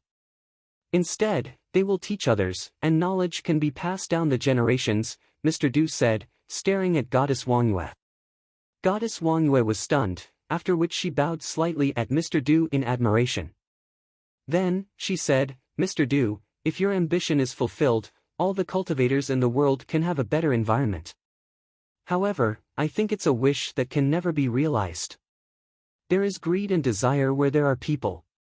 Powerful cultivators will naturally want to establish their own clans or families. When the people who agree with your ambition stand at the peak of the world, your ambition will automatically be fulfilled, Mr. Du said, smiling. Goddess Wang Yue was stunned. She suddenly thought of the cottage disciples. She was astonished as she suddenly understood his meaning. Mr. Du's words were correct. If one day, his disciples became the strongest few in the Eastern Barren Territory, they would practice his ambition and establish different colleges. Furthermore, they would continue to nurture people who agreed with their ideals. When such a group of cultivators stood at the peak of the Eastern Barren Territory, the influence of clans would be weakened indefinitely. Places such as the college would become the sacred land in the territory. I got it. Goddess Wang Yue bowed, after which she left the place, feeling somewhat shocked. This was the mysterious and unfathomable Mr. Du Sword Saint, and the rest all stood at the side and listened quietly. When Mr. Du said these to Goddess Wang Yue, he was also saying it to them. Yi Futian also heard the conversation, but he did not think too much about it. He did not have such a great ambition to care about the whole world. What his master had said was still too far away for him. How's the people from the barren state? Mr. Du asked, looking at Yi Futian. I let them off. Will the sages from the barren state come here? Yi Futian asked. Mr. Du was a sage and the ban was still effective. As long as sages could not enter the territory, there would be nothing to be scared of. Yes. Mr. Du nodded. Yi Futian was momentarily stunned. Mr. Du was actually so certain about it. Seeing his expression, Mr. Du smiled and said, a relic from the two emperors is way more attractive than you think. If the emperor did not set the ban, the cultivators from the barren state would have come here long ago. They did not dare to sneak up Sky Mountain only because they are afraid of the willpower left behind by the emperor. However, now you have obtained everything. The people from the barren state will definitely not give up so easily. Mr. Du smiled and continued, the divine prefectures is vast and boundless. The emperor has to rule the world, so he will definitely not keep a close watch on the Eastern Barren Territory. If someone here goes missing one day, do you think he will ever notice it? Yi Futian gave a bitter smile. Of course, he understood what Mr. Du meant. In the past, there was nothing in the Eastern Barren Territory that could attract the attention of the cultivators from the barren state. Thus, the barren state had obeyed the rules. However, the situation was different at the moment. Then I'll stay on Book Mountain forever, Yi Futian muttered. Since the ban was still effective, nobody would touch him openly. Hearing Yi Futian's words, Mr. Du said again, actually, I have something that I didn't tell you just now. What? Yi Futian asked curiously. That year when Donghuang the Great announced the ban, the complete sentence was that sages could not enter the Eastern Barren Territory, but if there were sages in the Eastern Barren Territory, then the ban would be automatically removed, Mr. Du said, staring at Yi Futian. Yi Futian looked at Mr. Du in bewilderment and blinked his eyes. Then, even his face turned dark as he stared firmly at Mr. Du, so this meant that after Mr. Du displayed his power as a sage, the ban had become ineffective. Cultivators from the Baron state could come to the Eastern Baron territory directly. So after receiving the news, more people from the Baron state will come here? Yi Futian asked. Yup. Mr. Du nodded seriously. Yi Futian's face darkened further. On Sky Mountain, he did not dare to touch the people from the Baron state because he was scared of revenge from the Baron state, and that they would kill his friends and relatives. On the other hand, as long as he did not kill the people from the Baron state, the powerful cultivators from the Baron state would at most aim at him only. However, now that the ban in the Eastern Baron territory was removed, all the cultivators from the Baron state could come to the Book Mountain directly. In this case, Yi Futian could not dodge from anything. Master, what should I do then? Yi Futian asked. How do I know? The old man muttered. Then, he lied down and continued drinking. This old bastard. Yi Futian cursed in his mind. He was actually still in the mood to drink.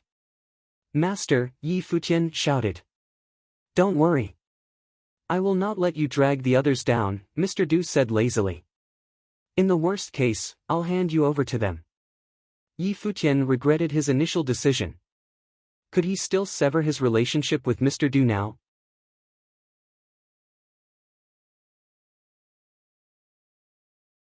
Chapter 392, Disaster of Donghua Clan.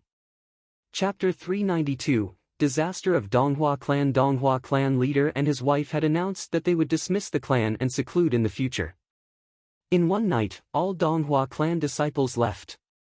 The clan which once wanted to become the first clan in the Eastern Baron territory turned particularly deserted. At the moment, only a few people remained. For example, Lu Nantian and Qian Shanmu. After knowing what happened on Sky Mountain, Qian Shanmu had a mixed feeling. His wife Qin Mingrua was killed by Yi Futian, but his junior Hua Qingqing let Yi Futian off instead. Because of Hua Qingqing's decision, Yi Futian did not kill his master and masteress. However, what would happen if Hua Qingqing did kill Yi Futian on Sky Mountain? Victory? That would be impossible. They had already received the news from Book Mountain. Mr. Du was a sage. They were destined to fail from the start. It was a meaningless battle in which the cottage did not suffer any losses. If the king of Qin did not decide to go to Book Mountain himself, Mr. Du would not even need to display his powers. Suddenly, Donghua clan leader looked at Qian Shanmu who was kneeling on the ground and said, "You should leave." Qian Shanmu kowtowed on the ground, after which he stood up and departed. After he left, only 4 people remained in Donghua clan, namely Donghua clan leader and his wife, Lu Nantian, and Hua Qingqing. Nantian, bring Qingqing and leave from the ancient barren world, the clan leader said to Lu Nantian. Masteress, you should bring Qingqing and leave. Lu Nantian shook his head. Nantian, are my words already useless? The clan leader turned somewhat serious, but Lu Nantian still stood there quietly. Masteress, you leave. We don't have much time. Do you want to kill Qingqing? The clan leader scolded. I'm not leaving. Hua Qingqing stood at the side. Masteress, we have been wrong from the start. Perhaps Mr. Du has already foreseen everything from the beginning. He does not want to rule the Eastern Baron territory at all, but instead only wants to teach his disciples peacefully so that they can become stronger. On the other hand, we want to obtain all the influences in the Eastern Baron territory. Only now do we understand that everything has but been a dream. In front of the really powerful forces, the Eastern Baron territory itself is meaningless, Lu Nantian said to his master and masteress. Then, he knelt on the ground and added, Masteress, I hope that in my next life I will still be your disciple. After that, he stood up and walked up to Hua Qingqing. He reached out his hand, wanting to touch her pure and flawless face, but in the end, he still put his hand down, just like in the past. However, he only felt somewhat relieved. Smiling, he said, Qingqing, live on. Then, Lu Nantian turned around resolutely and walked out of Donghua clan. Looking at his back, tears flew down from Hua Qingqing's eyes. I don't really have any regrets in my life and it has been perfect, apart from the battle with Gu Donglu. Nevertheless, it's not embarrassing to lose to a cottage disciple, is it? Lu Nantian shouted. Then, he suddenly sped up and turned into a beam of light, charging out of Donghua clan. At the moment, there were many people outside Donghua clan observing its every move. In the distance, there was a restaurant which was entirely reserved by a group of people. Outside the restaurant, there was a dazzling golden raven which was showered in a holy radiance. In the restaurant, there was a young man sitting down and drinking while looking in the direction of Donghua clan. His eyes seemed to be filled with flame intent. He was drinking leisurely as if he was enjoying himself. Cultivation was, after all, an extremely difficult activity in the first place as it needed much patience and perseverance. Therefore, when he had free time, he would spend it on enjoying himself. The young man was precisely Du Ao, the cultivator from Sacred Fire sect of the Barren State. He did not leave the Eastern Barren Territory. After leaving Sky Mountain, he wanted to go to the college directly but heard that there was a sage there. Hence, he would obviously not go there hastily. On the other hand, he asked some of his people to go back to the Barren State, while he brought the rest to Donghua clan. On Sky Mountain, he almost died because of a beauty. He could not kill Yi Futian for the moment, but how about the beauty? How could he give her up? Suddenly, Du Ao noticed someone walk out from Donghua clan and battle with his men. The person was showering in a brilliant flame as his life spirit appeared, which was actually a three-legged golden raven. This caused a strange expression to appear on his face. He then commanded, "Ask him if he would submit to me. I can bring him to Sacred Fire sect to cultivate." All right. A cultivator walked towards that direction. However, many terrifying suns appeared behind the person in the distance and he burnt the person from Sacred Fire sect to death immediately. Meanwhile, he continued to battle the people from Sacred Fire sect as he advanced towards the restaurant. Humph. Let's not wait anymore and go there directly. Apart from her, kill everyone else, Du Ao said coldly. At once, the people beside him walked out of the restaurant and towards Donghua clan. In the distance, many people were astonished by the scene. Donghua clan leader announced that he would seclude in the future and dismissed the clan. However, before he could leave, the cultivators from the Barren State came to Donghua clan and attacked it without any reasons. The members of the cottage would clearly not know what was happening in Donghua clan. Yi Futian also did not think that such a thing would happen. On Book Mountain, Mr. Du, college chief Xiao, and the cottage disciples were all present. Even the few mountain elders and goddess Wang Yue were here as well. This was the first time Yi Futian met the college chief. He looked somewhat pale but sage-like. At least he had a better temperament than that old guy. Yi Futian had heard in the past that the relationship between Mr. Du and the college chief was very bad. However, from the look of it, it was not that bad after all. At least Mr. Du and college chief were chatting happily at the moment. Furthermore, they were chatting about the future of the college and the big brother. Think carefully. It's all up to you. Don't take my thoughts into account, Mr. Du said to Sword Saint. Shut up. College chief Xiao widened his eyes at Mr. Du. Master, I am willing to. Sword Saint nodded. Great. College chief Xiao looked excited and laughed. Fantastic. At least you are not like your master. Senior, watch your words. Mr. Du smiled and stared at college chief with a you-know-what-I-mean look. College chief Xiao pointed his finger at him and his beard trembled in frustration. Forget it. Who asked me to be weaker? In this case I will gather everyone tomorrow and announce your decision to the college, college chief Xiao said, feeling at ease. He was finally able to unload his burden as someone was willing to take over his position. More importantly, the person was indeed very suited for the job. No problem. Sword Saint nodded.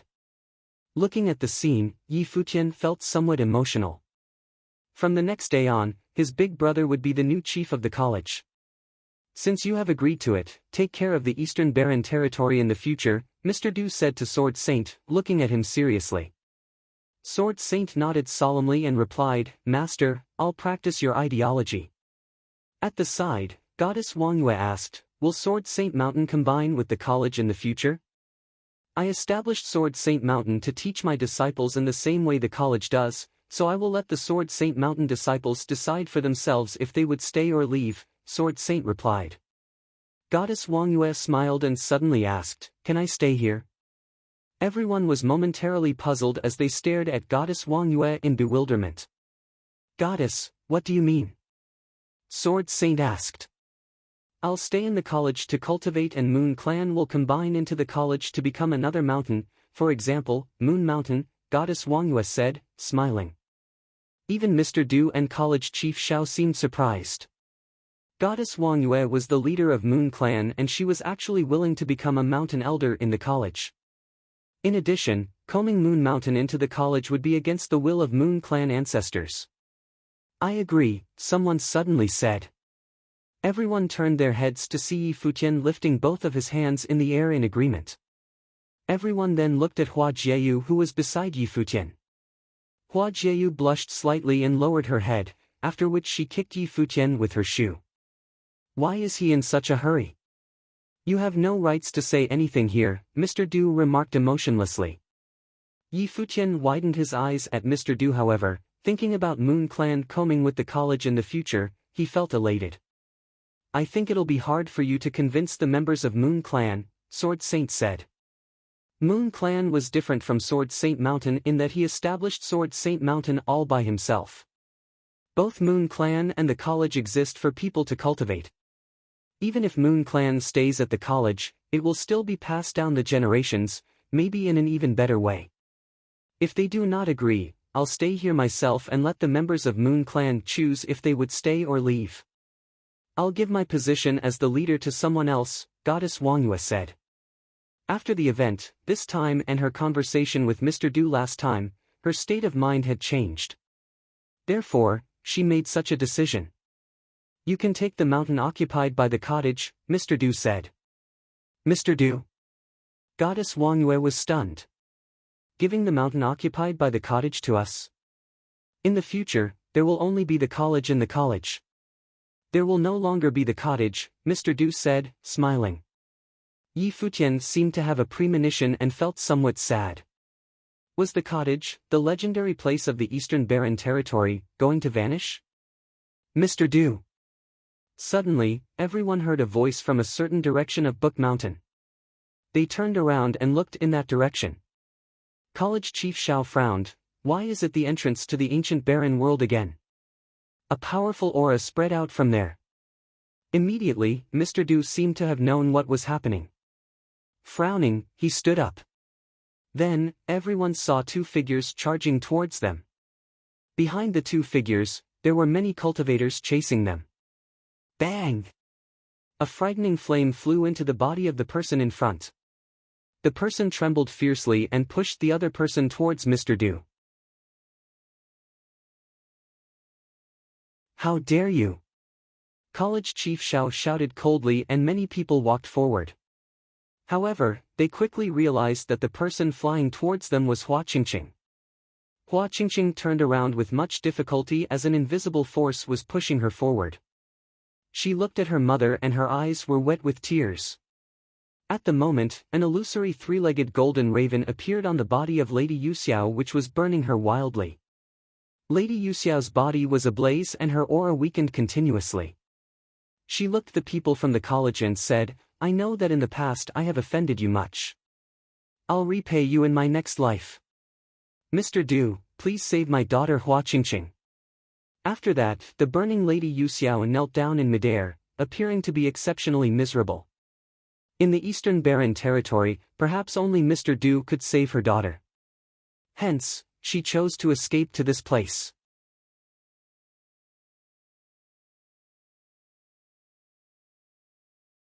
Chapter 393, The Eastern Barren Territory United Under One.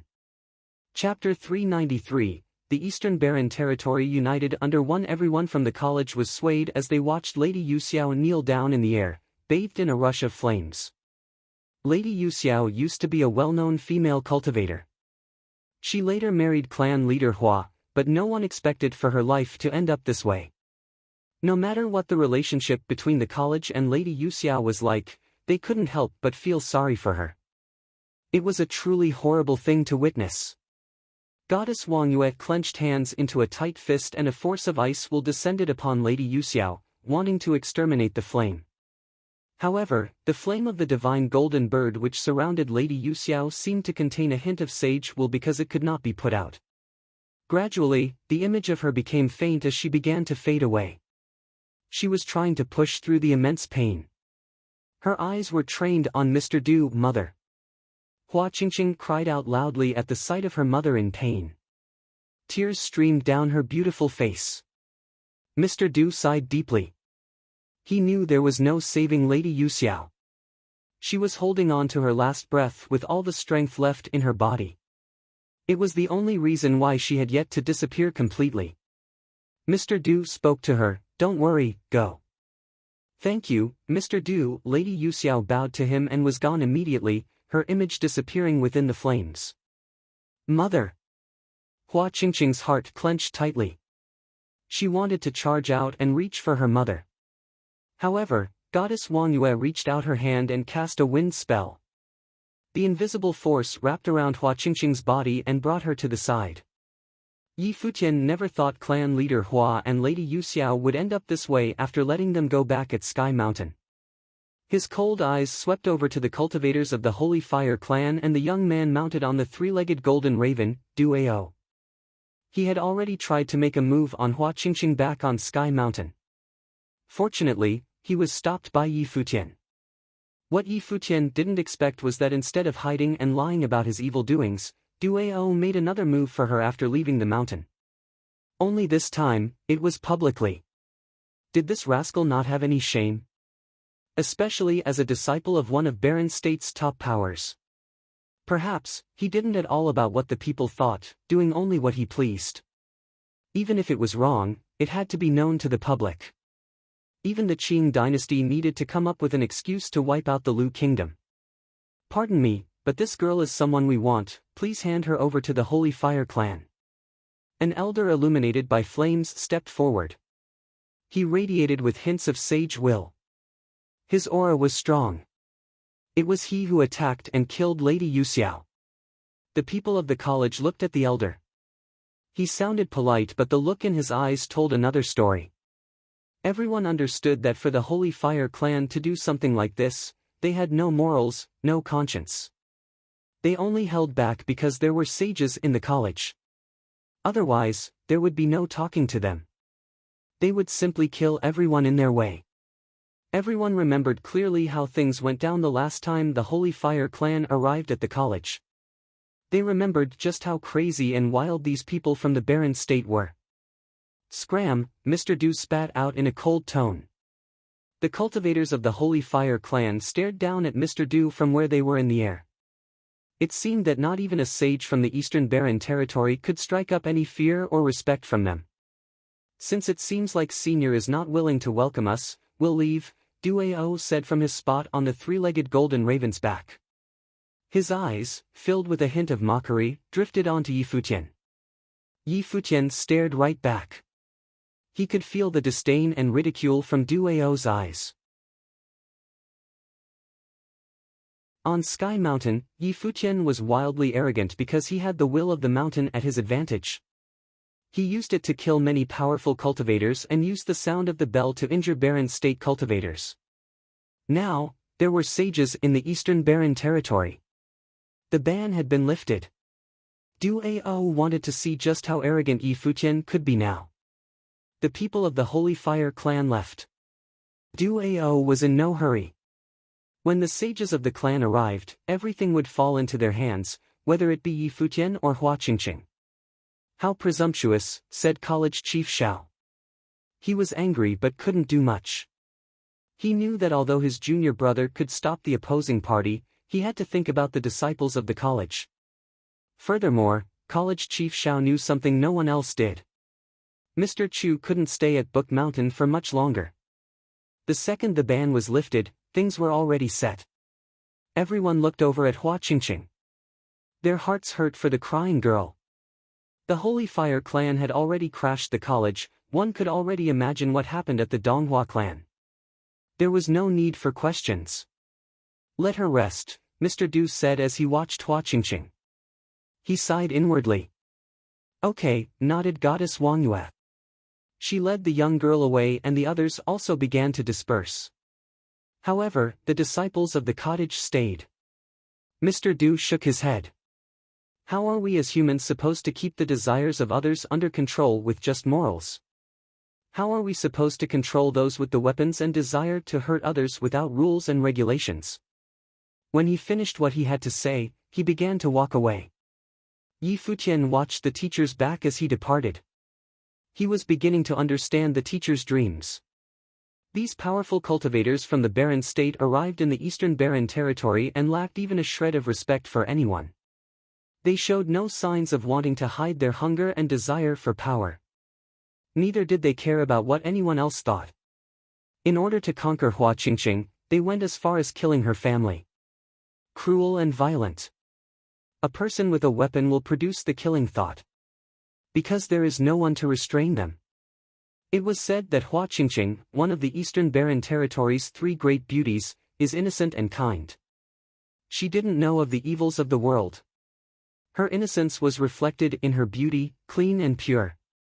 She had been protected from the real world since the day she was born, but it was this kind girl that experienced the greatest evil. How ironic. Fourth brother, do you have a pen and paper? Yi Futian asked Shui. Yeah, he nodded. Shui then pulled out the supplies from on his person and asked, Little brother, what are you going to do with it? Copying down a musical score. Yi Futian explained quickly and walked over to a stone table. Laying out the paper, he began to write. Zhuge Hui and the others grew curious and came to his side. This is? Zhuge Hui asked quietly. The Yukio song, Yi Futian answered with a smile. What's it for? Asked Zhuge Hui. I'll gift a copy to anyone who comes to the college from the Baron state, he replied nonchalantly. Everyone gave him a strange look. The Yukio song was one of the world's 10 great musical pieces. It was left by the great emperor. Was Yi Futian really going to just give it out so easily? You'll gift it? To anyone? Asked Zhuge Hui. Yup, I'll gift it to anyone, Yi Futian said as he nodded in all seriousness. Actually, I should say I'm lending it to them. I'll make them pay for it later. It seemed like Yi Futian was preparing to keep track of anyone who comes to Book Mountain. Perhaps this type of compromise was a form of resignation. Don't worry. The Yukio song isn't that easy to learn. I'll also leave a copy at the college for people to copy. From now on, a copy will be given to any Baron state power that comes to the college, smiled Yi Futian. Not even Hua Qingqing, who was very talented at the guqin, could play this piece. The reason why Yi Futian could play it was because his will synchronized with the wills of the two emperors on Sky Mountain and received this piece directly. As for the last portion of this piece, it had to be played with emperor will. Yi Futian was certain, even if the cultivators of the Baron state received the Yukio song, it wouldn't be that easy for them to learn. Better yet, they probably wouldn't be able to learn it at all. Zhuge Hui chuckled and patted Yi Futian's head. Little brother is a special person indeed. I'm liking you more and more. Ah. Yi Futian blinked before sneaking a glance at third brother. Jieyu, you don't mind, do you? Zhuge Hui smiled at Hua Jieyu. Senior sister, if you like him, you can take him with you, Hua Jieyu said softly. Yi Futian looked at Hua Jieyu as if he had been wronged. Does she have to be so cruel? Today was a special day for the college. College Chief Xiao, the Sword Saint, and Goddess Wang Yue gathered the disciples of Book Mountain, Sword Saint Mountain, and the Moon Clan, respectively. The enormous crowd gathered at the square on Book Mountain and focused their attention on the group of people at the front. College Chief Xiao, the Sword Saint, Zhuge Hui, Gu Donglu, all the mountain elders, and Goddess Wang Yue stood on an elevated plane looking down on everyone. Many people had heard rumors and knew that College Chief Shao had something to announce today. There were already large groups gathered at the foot of Book Mountain. They looked up at the sacred mountain, the holy place of the Eastern Barren Territory. News of what happened at the Donghua clan had already spread. The ruthless doings of the Barren State cultivators greatly angered the people. Hua Qingqing was now staying on Book Mountain. Had it not been for Mr. Du, Hua Qingqing would have been taken by the people of the Barren State. But could the college really stop them? From today on, Sword Saint Mountain will merge with the college. The disciples of Sword Saint Mountain will enter the college for cultivation. Anyone who objects can leave now. The Sword Saint's voice resonated on Book Mountain, shocking many. From today on, the Moon Clan will merge with the college. The disciples of the Moon Clan will enter the college for cultivation. Anyone who objects can leave now. Goddess Wang Yue's voice rang out right after. From today onwards, the position of college chief will be held by the Sword Saint. Goddess Wang Yue will take the position as vice college chief and aid the Sword Saint in running the college, teaching the youth of the Eastern Barren Territory, passing on their knowledge. Another voice spoke out. At the foot of the mountain, many people lifted their heads to look at the long stairs in front of them. The three great powers of the Eastern Barren Territory had announced such big changes today. From this point on, the Sword Saint and Goddess Wang Yue were in charge of the college. At the bottom of the Book Mountain stairs, a few groups appeared. The arrival of these three groups had many people in shock. They were the Qianqiu Temple, the Witch Clan, and the Ji family. With the arrival of these three groups at Book Mountain, the great powers of the Eastern Barren Territory were now all gathered at the same place. Although Mr. Du had no thoughts of ruling all of the Eastern Barren Territory, the reality was the entire Eastern Barren Territory already belonged to the college. The three groups walked up the stairs and arrived at the square. We have come to congratulate the college. We hope that the Sword Saint will never forget your true self and your initial intentions. The abbot of the Qianqiu Temple held his palms together and bowed in the Sword Saint's direction. Abbot, you are too polite. I will keep your teachings at heart, the Sword Saint said as he returned a courteous bow. The Witch Clan has come to congratulate the college. The Ji family has come to congratulate the college. The other two powers expressed their congratulations as well. In the large crowd, the Witch Clan's Gu Biyue had a smile on her face as she looked in Yi Futian's direction. Who would have thought this day would come when they first met in the ancient barren world?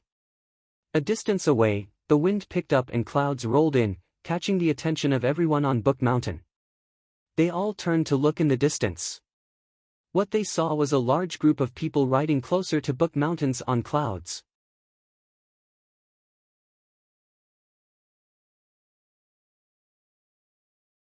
Chapter 394, The Thousand Thundering Illusions. Chapter 394, The Thousand Thundering Illusions. All the most powerful cultivators in the Eastern Barren Territory were gathered on Book Mountain and they were sternly looking into the distance. They're here. Many people shared the same thought. The crowd gathered at the foot of Book Mountain were also looking up at the figures rolling in on clouds in the sky. Powerful cultivators from the Barren State had arrived on Book Mountain. Not even the gathering of all the Eastern Barren Territory's top powers would be enough in comparison. The Eastern Barren Territory had just been united. How was the college going to resolve this threat? Would they hand Yi Futian over? Everyone in the Eastern Barren Territory knew the exact reason for the arrival of the Barren State cultivators. It was because of Yi Futian. He stepped onto the top of Sky Mountain and acquired the relics of the two emperors. He was able to control the will of Sky Mountain. It was rumored that he received one of the world's top 10 musical pieces, the Yukio song. The newly arrived crowd descended from the skies and separated into four groups: the Mortal World, Nantian House, the Holy Fire Clan, and Taishan Mountain. Duao, Nanfeng and Nanyu, Chu Shang, and Han Lan were also present. They were the first to get the news in the Barren State, and thus, were the first ones to arrive. Other powers of the Barren State most likely haven't yet received the news. Duao, Nanfeng, and Nanyu stared at Yi Futian. The look in their eyes was ice cold. Beside them were the most powerful cultivators of their respective groups. Sages were among them. They were interested to see how arrogant Yi Futian could be now. They remembered every detail about what happened on Sky Mountain. We heard that a sage has appeared in the Eastern Barren Territory. We're curious to see who he is. The person who spoke was of the Nantian house. He stood in front of Nanfeng and was donned in a glamorous long robe. Years ago, when the great emperor set the ban, sages disappeared from the Eastern Barren Territory and the plain no longer existed there. If a sage were to appear, even those in the barren state would get the news. Although the Eastern Barren Territory had little to no contact with the outside world, the powers of the barren state still kept an eye on them. Otherwise, they wouldn't have known about the bells that rang from Sky Mountain. But now, there was a sage in the Eastern Barren Territory and they didn't hear anything about it before. Obviously, the person in question was intentionally hiding his identity and this was his hideout. If it weren't so, there was no need for a cultivator of his level to stay in a place like the Eastern Barren Territory. Just someone from the mountains. There's not much to say, a voice drawled from somewhere on Book Mountain. It was Mr. Du. He did not appear beside the Sword Saint or College Chief Shao. Now back to you guys. Why have you come? We heard someone from the Eastern Barren Territory made it on Sky Mountain and obtained the relic of the Great Emperor. So, we wanted to come to see for ourselves, just who this person is. A sage from the Holy Fire clan spoke nonchalantly. He had on a long robe, covered with images of flames. A strong flame intent radiated from him. Me. Just then, Yi Futian walked out from the crowd. He looked to the newcomers from the barren state and spoke, I stepped onto Sky Mountain and harmonized with the will left by the great emperor. From that, I was able to control the power of Sky Mountain. Other than that, I also received the score for the Yukio song. So, you're finally willing to admit it. Nan Yu smirked. Wasn't Yi Futian really arrogant on Sky Mountain? He even tied him up to the stone wall at Sky Mountain and humiliated him in front of everyone. Nan Yu was curious how Yi Futian would meet his end. And then, the sage from the Nantian house pushed for Yi Futian to continue with emotionless eyes. The will of Sky Mountain is already in my control. It would be useless for you guys even if you got your hands on it. As for the score for the Yukio song, I can give it to you guys, said Yi Futian. Duao and the rest all sneered, mockery filled their eyes. Alright, the sage nodded. Yi Futian reached into the front of his robe and pulled out the musical scores. With a wave of his hand, the 4 copies were delivered to each of the 4 groups. Reaching out, the sages of each group received the papers. Opening up the page, the sage of Nantian House gave it a once-over before folding it back up and speaking, you should come take a little trip with us. That's going too far, said College Chief Shao. He already handed over the score and they still wanted to take Yi Futian. Who knows if he's still hiding some other treasures. Besides, he was so arrogant on Sky Mountain, he'll be fine, Nan Yu sneered. There's another person on Book Mountain. Hand her over, said Duao. The person he was speaking of was obviously Hua Qingqing. Who cared about the sage? What had to be done, must be done. They weren't going to leave until they were handed all the people they sought. Yi Futian gave a deep inward sigh and then smiled bitterly. Just then, a figure approached. It was Mr. Du. He looked right at Yi Futian. So? Did you really think compromising and giving in would work? I'm sorry, teacher, said Yi Futian. He felt a little guilty. On the way back to Book Mountain from Sky Mountain, he had heard some stories about the teacher from First Brother. Yi Futian knew that even though the old man was a sage, he seemed to have another identity. He was hiding out in the Eastern Barren Territory. It was because of this that he was such a mystery. Not a lot of people have seen him or knew much about him. Yi Futian didn't want his teacher to pique the interest of the barren state because of today. That was why he willingly handed over the score. Unfortunately, it was no use. Although the old man said he didn't care about Yi Futian and would hand him over, Yi Futian knew it was just a joke. Mr. Du looked at Yi Futian once and stepped forward to look at the crowd. You already got the musical score, so why aren't you all getting the hell out of here? Everyone looked at Mr. Du strangely. Old geezer, do you want to die? Asked Nanyu. Now that the ban of the Eastern Barren Territory was lifted, who cared if this old man was a sage? How dare he try to get rid of them? Whoosh! A delicate figure whisked by. It was the cottage's second disciple, Zhuge Hui. With a loud thunder-like crack, her long whip unfurled in Nanyu's direction. How presumptuous! A noble from Nantian House made his way toward Zhuge Hui. The noble with a sharp, cutting aura reached out his hand. Zhuge Hui snapped her whip once more, cracking down like lightning and thunder. A crisp snap was heard, and following that were the horrid screams of the noble. He was struck by the whip and flung off of Book Mountain. His body twitched uncontrollably upon landing at the bottom. The Nantian House sage took one step and released a terrifying energy at Zhuge Hui. Mr. Du moved at the same time. His hand reached up at the sky and clenched into a fist. Immediately, the sage froze and turned his attention over to Mr. Du in shock. One more move and you die, Mr. Du said calmly. As soon as his utterance was heard, the four groups from the barren state looked up at him, dumbfounded. Was he actually threatening a sage of Nantian House? The sage indeed made no other motions. Zhuge Hui, on the other hand, charged over to Nanyu. Top-level nobles stepped out. There were even those who had been enlightened by sage will. However, Zhuge Hui's whip danced wildly in the air. An image appeared on her body. The people were shocked to realize that she was duplicating. 1 into 2, 2 into 4. In short moments, she was everywhere, waving her whip at the same time. Thunder and lightning erupted, lighting up the skies majestically. The thousand thundering illusions.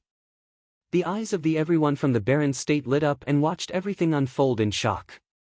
Illusory images filled the sky. In the lit-up sky, her whip came down, cracking one after another. The nobles of Nantian House were flung away one by one. In a split second, a long whip bypassed everything in its way to get to Nanyu, picking him up into the air. Let me go! Nanyu screamed out in horror. He had already been treated this way once on Sky Mountain. This was already the second time. But at this moment, it didn't seem like anyone from the Nantian House could hear his screams. They were all frozen in place as they watched the beautiful girl bathed in the lights from the lightning. The thousand thundering illusions was an exclusive skill from a certain barren state power. Second sister is so powerful, thought Yi Futian. He was also surprised by the scene in front of him. It seemed as if she had been hiding her true abilities. Whether it was the people on Book Mountain or at the foot of the mountain, everyone was looking up at Zhuge Hui. The long whip moved in a circle, spinning Nanyu around in the air. Zhuge Hui looked up at him just to hear him scream out in anger, "You dare touch me?" Just then, the whip moved toward a stone wall on Book Mountain. Nanyu's body hit the wall along with the force of lightning and the wall exploded loudly. Nanyu's pitiful cries followed. The whip snapped back and with one movement of Zhuge Hui's arm, Nanyu's body was flung away from Book Mountain. "Who are you?" the Nantian House sage asked Zhuge Hui. "The thousand thundering illusions doesn't belong to the Eastern Barren Territory. Take a guess." Zhuge Hui smiled at him. She then stepped toward the Holy Fire clan. Looking at Du Ao, she spoke again, "He offended me. You guys wouldn't mind if I taught him a lesson, would you? Even if you are of the Zhuge family, what right do you have to teach a disciple of our clan a lesson?" asked a sage of the clan. "Based on the fact that he acted out of place in front of me," she said. Her whip snapped once again. The sage wanted to make a move but felt a strong pressure descend upon himself. Lifting his head, he saw Mr. Du with confusion on his face. He questioned, "Who is he?" Snap! The whip cracked down and no one was able to stop it. Du Ao cried out in pain. After being hit by the whip, he toppled over on the three-legged golden raven. A deep, bloody mark appeared on his body. Countless pairs of eyes were frozen in place, shocked at everything that had just happened on Book Mountain. Everything was so unexpected. For example, no one expected that the powerful cultivators of the barren state would get so badly beaten up. Many years ago, something big happened to the barren state's Zhuge family. Their first daughter suddenly went missing and couldn't be found even after the family searched high and low in the barren state. A cultivator from the mortal world spoke out suddenly. The four powers were stunned. They had all heard of this story. So, the girl in front of them was the daughter of the barren state's Zhuge family, Zhuge Mingyue?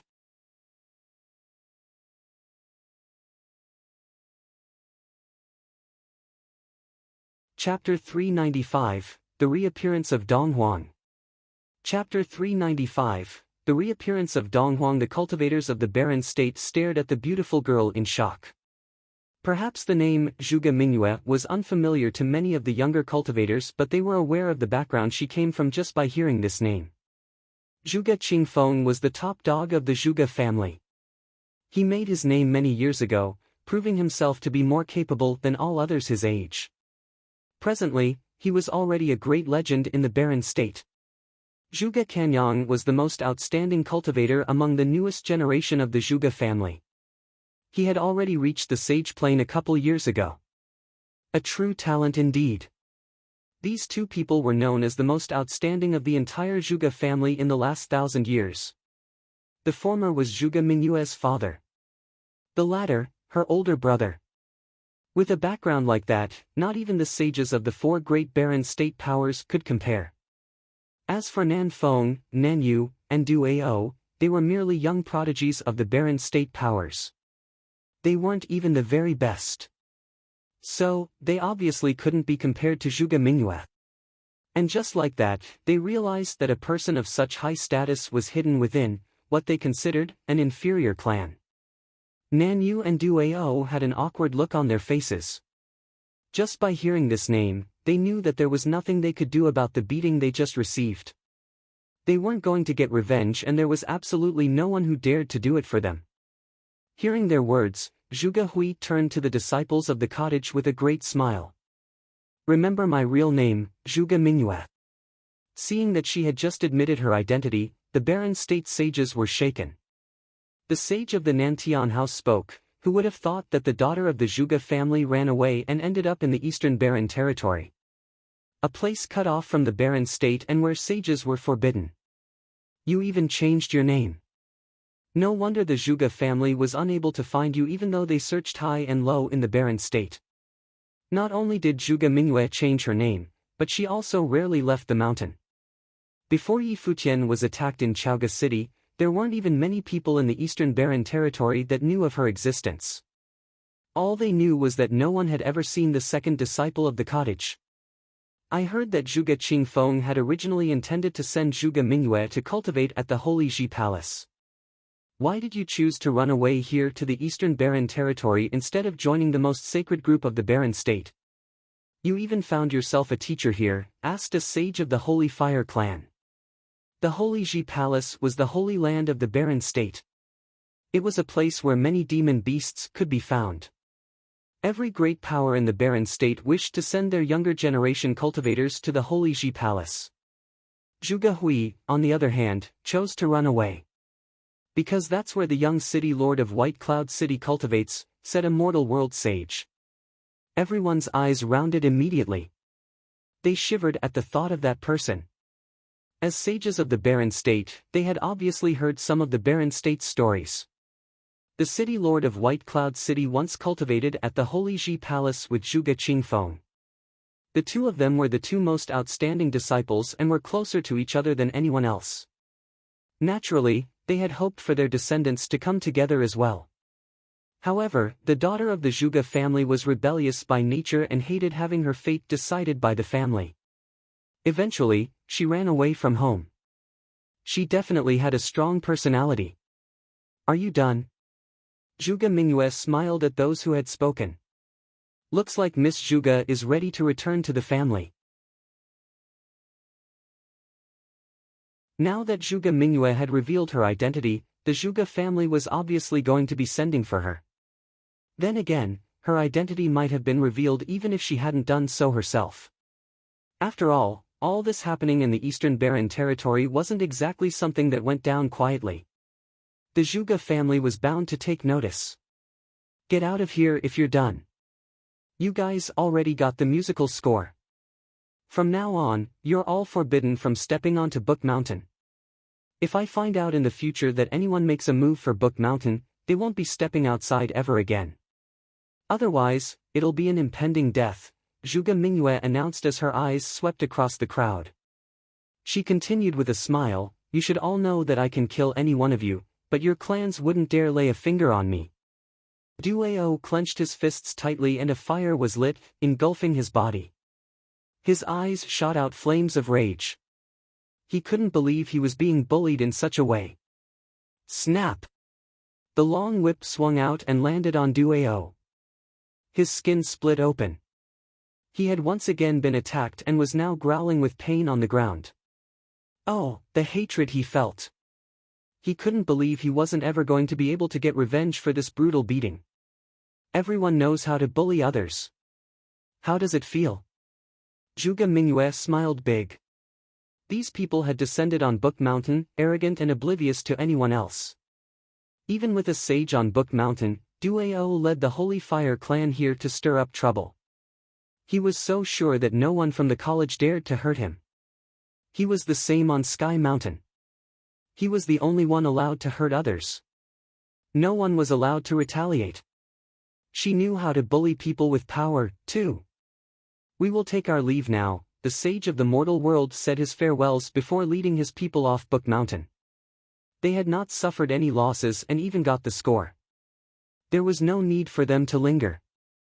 If it hadn't been for Nanyu of the Nantian House and Duao of the Holy Fire clan, Zhuge Mingyue wouldn't have been provoked. They were asking for it. The Nantian House and the Holy Fire clan also gradually began to leave Book Mountain. They came with arrogance and left with panic. Very quickly, those arrogant barren state cultivators had all left. Countless pairs of eyes landed on Zhuge Mingyue. No one would have expected for the cottage's second disciple to have such a strong background. She had completely overpowered those from the barren state. Of course, they were also surprised by just how powerful Mr. Du was. He threatened to kill a sage if he made another move. This teacher and disciple were truly a well-hidden pair. Zhuge Mingyue walked over to Yi Futian, who stood not too far to the side.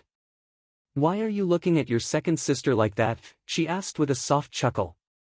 Yi Futian's eyes were frozen on the beautiful face in front of him. A bright smile then lit up his face. Because my second sister is so pretty. Zhuge Mingyue laughed lightly at his words. Reaching out a pale finger, she knocked him on the head. He knew now that her identity was revealed, she would probably have to leave the Eastern Barren territory and return to the Barren state. Don't look so sad, kid. Let's go, she said. She then walked over to Mr. Du, teacher. He nodded his head knowingly and announced to everyone, today, my eldest disciple gains control of the college and will begin to teach here. The cottage is officially disbanded. From here on out, there is only the college and no more cottage. Hushed whispers erupted at his announcement. Was the cottage that was renowned all throughout the Eastern Barren territory for so many years really going to be history now? The disciples of the cottage were saddened by Mr. Du's words and all lowered their heads. I'm leaving, said Mr. Du. Other than the Sword Saint, all the disciples of the cottage followed him up the mountain. Teacher, both you and senior sister are so powerful. Why did little brother still have to give out the score? Asked Luo Fan. He wasn't too happy about what happened today. Although the teacher and his senior sister were able to kick those people off Book Mountain, it still didn't feel all that satisfying. Are we able to protect you guys forever? Asked Mr. Du. Never underestimate those who are willing to sacrifice everything for benefits. She was able to scare them, yes. However, if your senior sister and I weren't here and if they didn't get the score, who's to say they wouldn't have made a move for your little brother? They got something that they wanted. The sages knew that we had already made a compromise and knew when to take a step back. Teacher, leave things on Book Mountain to me. Go, Zhuge Hui said to Mr. Du, it's been so many years. There's not much more keeping me back anymore. Your teacher's lazy and doesn't want to run around anymore, Mr. Du replied, shaking his head. Teacher, who are your enemies? Asked Yi Futian.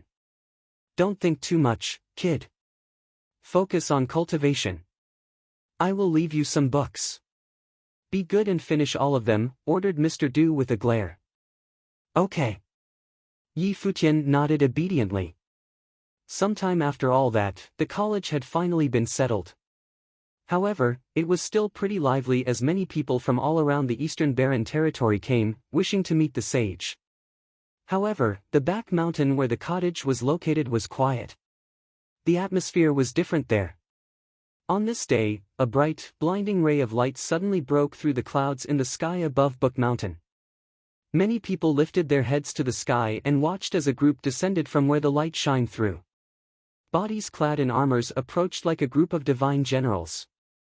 In the midst was a beautiful young girl. The female wore a crown and a robe. Basked in a divine light, she looked just like a goddess from the heavens. Yi Futian, who was in the middle of cultivating, looked up as well.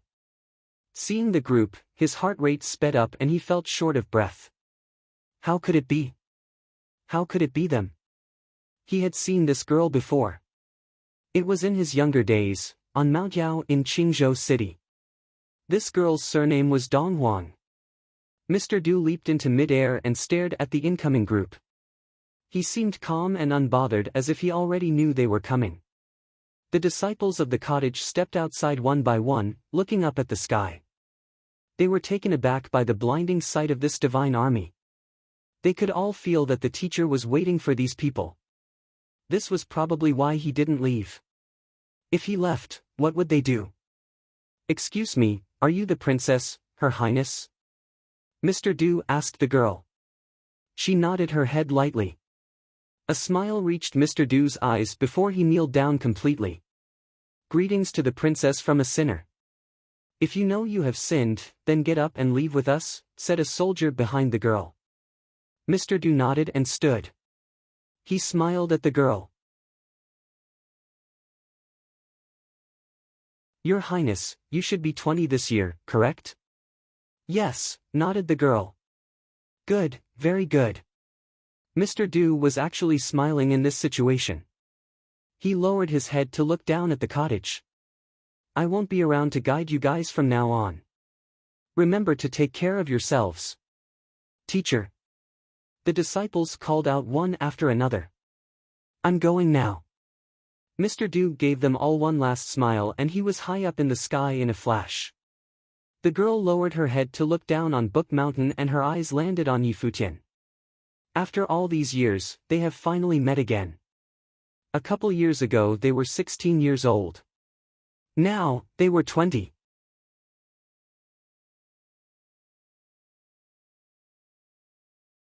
Chapter 396, Parting. Chapter 396, Parting. Mr. Du left. All the disciples on Book Mountain witnessed his departure. People working for Donghuang the Great came for him. No one knew exactly who Mr. Du was or that he had anything to do with the great emperor. The people from the Barren state did not actually leave the Eastern Barren territory and so, they also got wind of this news.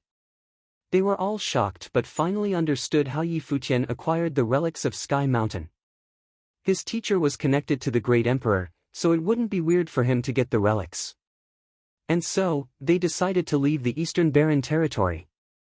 Not only were they wary of Zhuge Mingyue, but also because of that Mr. Du Zhuge Mingyue didn't go to cultivate at the Holy Ji Palace and unexpectedly became the disciple of an incredibly powerful recluse. Yi Futian had someone carve the score for the Yukio song on a stone wall located on one of Book Mountain's mountains. Whenever someone from the Barren state came, they would be led there. This prevented anyone from targeting the college for the score. What Duao did to the Donghua clan was the perfect example. The cottage was engulfed in a peculiar atmosphere. It was that of parting. The teacher was lost before but everyone knew that he would come back. This time no one knew if he was coming back or if he was even allowed to. They wouldn't even be able to go find him. Furthermore, the second sister was also going to leave soon. This magical place, the cottage, may truly be split up. On the mountain, the disciples of the cottage were currently seated together for a meal. There was chit-chat and laughter. Zhuge Mingyue spoke with a light smile on her face. Our little fifth brother still makes the best food. Senior sister, if you like my food then I'll cook for you every day. I won't step another foot off the mountain, Luo Fan replied while bustling around. Since when have you been such a good boy? Zhuge Mingyue chuckled. Second sister, who will look after me when you leave? Beitang Xinger's voice was low and melancholic. After being brought to the cottage by the teacher, Zhuge Mingyue had taken care of her. One could even say that she was raised by Zhuge Mingyue. Xinger, do you want to come with me? Zhuge Mingyue asked. Beitang Xinger froze. When she realized it wasn't a joke, she began to feel conflicted. Should she leave with the senior sister? If she left, who would take care of the others? Go, Gu Donglu said in the middle of his meal. Eldest brother is busy with the college and won't have time to take care of you. Beitang Xinger looked toward Gu Donglu and understood the hidden meaning behind his words. He might leave the cottage, too. Her eyes reddened. To hide the fact that she was about to burst into tears, Beitang Xinger lowered her head and continued eating. Years ago, when her family died, it was the teacher that brought her to Book Mountain. It was third brother who got revenge for her. Since then, the cottage was her home. Her senior brothers and sister were closer to her than family. Now, the teacher was gone and they were all separating. The cottage would no longer exist in the Eastern Barren territory. Xinger, why are you crying? You're all grown up now and will have to marry soon. We would have had to separate sooner or later, Shui said when he noticed the tears in the corners of her eyes. I won't marry. Beitang Xinger shook her head. Silly girl. Zhuge Hui patted her head. She then looked toward Futian. Why so quiet today? This rascal was usually the most active, but he hadn't said a word today. What's wrong? Feeling sad, teased Zhuge Mingyue. Senior sister, would you pretend not to know me when I go looking for you, wanting to hang out? Futian lifted his head to face her.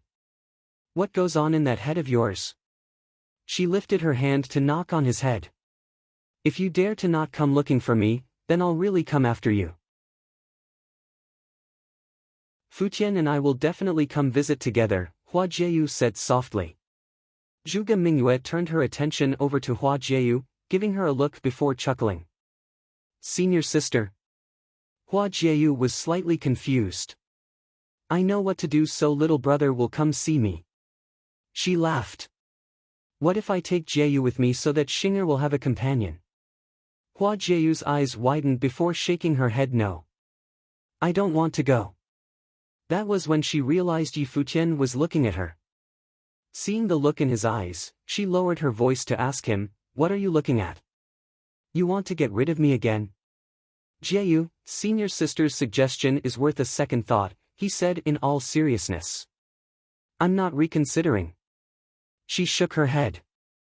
You and Jieyu think about it, laughed Zhuge Mingyue. Jieyu is so pretty, I'm too worried to let her follow you around while you travel recklessly through the barren state. She knew well and clear that after the cottage disbanded, Futian would definitely head to the barren state. Without the teacher, the eldest brother, and her around, it was all up to himself. Okay. Futian nodded. He was considering similar circumstances as the second sister. When you return to your family, wait for me. At this time, Gu Donglu, who was also unusually quiet today, spoke up. Everyone turned to look at the third brother. It was obvious who his words were meant for. What for? Zhuge Mingyue didn't look at him. Instead, she lowered her head to focus on the dishes on the table. You know what for, he replied. I don't know, she said, finally looking up at him. Gu Donglu and Zhuge Hui met eyes. Everyone else watched them as the atmosphere took a weird turn. Wait for me to come marry you. Gu Donglu stood up after replying and walked away.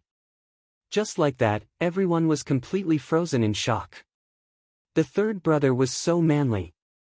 The third brother is so cool, Yi Futian exclaimed while watching the departing silhouette. A real man, Luo Fan complimented. So awesome. Yi Shaoshi was stupefied. Zhuge Mingyue watched as he left, the corners of her mouth curling into a smile. She then glared at Yi Futian and the others. Eat. After their meal, Yi Futian and Hua Jieyu strolled toward the back mountain hand in hand. Hua Jieyu spoke softly, I won't go. Wifey, you're too beautiful, too eye-catching. What happens if someone tries to steal you from me in the barren state? Yi Futian joked. Something of the sorts happened in the Donghua clan. Due O went to take Hua Qingqing. Then you protect me, she replied. Hearing her gentle voice, Yi Futian lowered his head. He felt guilty. Walking over to a cliff, he watched the sea of clouds. Qingzhou City, Donghai City, the Nanda Nation. I thought I'd seen the whole world, but the world is far larger than I imaged. What they called the fate of an emperor seems like nothing more than a myth. I've given you the fate of an empress, but to this day, I still don't have the ability to protect you. From his words, Hua Jieyu knew that he was feeling down in the dumps. She lifted her eyes to him. Look at me, she said. Yi Futian turned to her. She walked forward and leaned against him. Standing on tiptoes, she planted a soft kiss on his lips and then separated from him. She never meant for her words to upset the man she loved. A smile bloomed from her like a beautiful flower. Hua Jieyu looked up to the sky where the sun was shining brightly. When you were 15, people thought you didn't know how to cultivate. You were optimistic and joyful. Then, during the fall exams that same year, you shocked everyone with your talent and proved yourself to the entire Qingzhou Academy. At 16, you set foot in Donghai City. You played the melody of the white feathers garment at the Luo Palace, used the decree of the general in front of the school of the Emperor Star, and made yourself known as the Guqin Devil's disciple. That year, an emperor wanted to kill you and you refused to just give in, taking fate into your own hands. During the Fenghua banquet, you gained the recognition of Emperor Yi. During the Tingfeng banquet, you were undefeatable. After that, you wowed the ancient barren world and entered the cottage. Your life is just beginning and you're already a legend in the Eastern Barren territory. This year, you're 20. You dominated in the battle on Sky Mountain and now, there isn't a single person who doesn't know you in the Eastern Barren territory. Hua Jieyu smiled brightly, the sunlight lighting up her face. In a gentle voice, she spoke, Yi Futian, I'm proud of you. Yi Futian turned to take in her profile. He chuckled. My fox knows how to console people now. Hua Jieyu looked at him again and laughed. Everything I said was true. You're only 20 and you're able to deal with nobles and sages so naturally. I believe that since you're already able to overshadow everyone our age in Qingzhou City, Donghai City, the Nanda Nation, and the Eastern Barren territory, someday, you'll be able to do so with the world. There will be a day when the entire Divine Prefecture will know your name. Am I really that outstanding? Yi Futian was high off the compliments.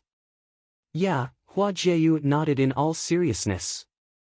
You said that you'll make me an empress. I will remember that, so you have to fulfill your promise. Okay. All of Yi Futian's dispiriting thoughts were wiped away by Hua Jieyu's words. He had no time to waste being dispirited. In his younger days, he was so confident in himself. Was he going to let these losses dull his light? Then do you agree to go with second sister? Yi Futian asked. I agree. Hua Jieyu nodded. But not to run away. When I get to the barren state, I will work hard on cultivation and wait for you to come for me. Okay, he nodded. Then, he hugged Hua Jieyu close to him and continued, before we separate, should we take care of something important in our lives? You wish. She blushed hard in his embrace. I'll be so lonely and cold with you.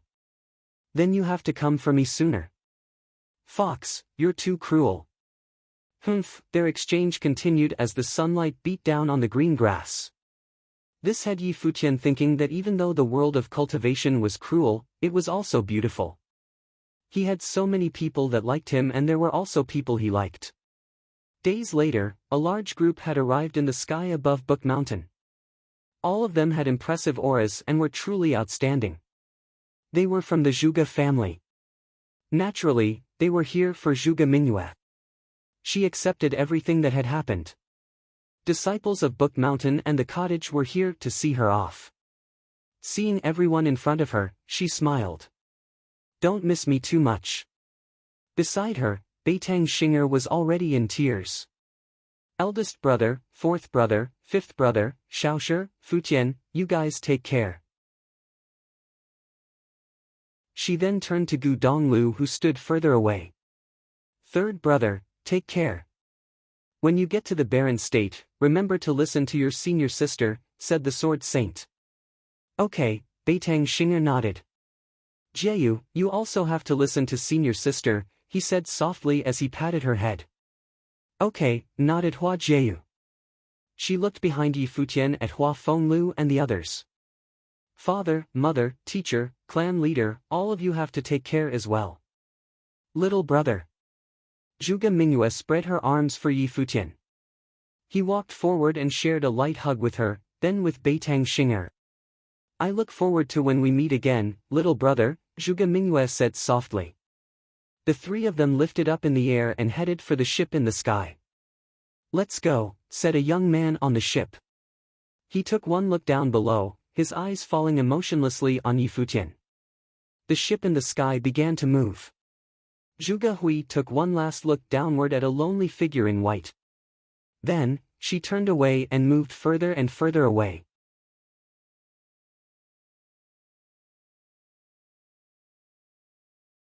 Chapter 397, When the Music Stops, the People Go. Chapter 397, When the music stops, the people go. Days later, the cottage became unusually lively. The disciples of the Moon Clan had moved into the cottage. Mr. Du had said before he left that the cottage was one with the disciples of the Moon Clan. All at once, the mountain was filled with beautiful women.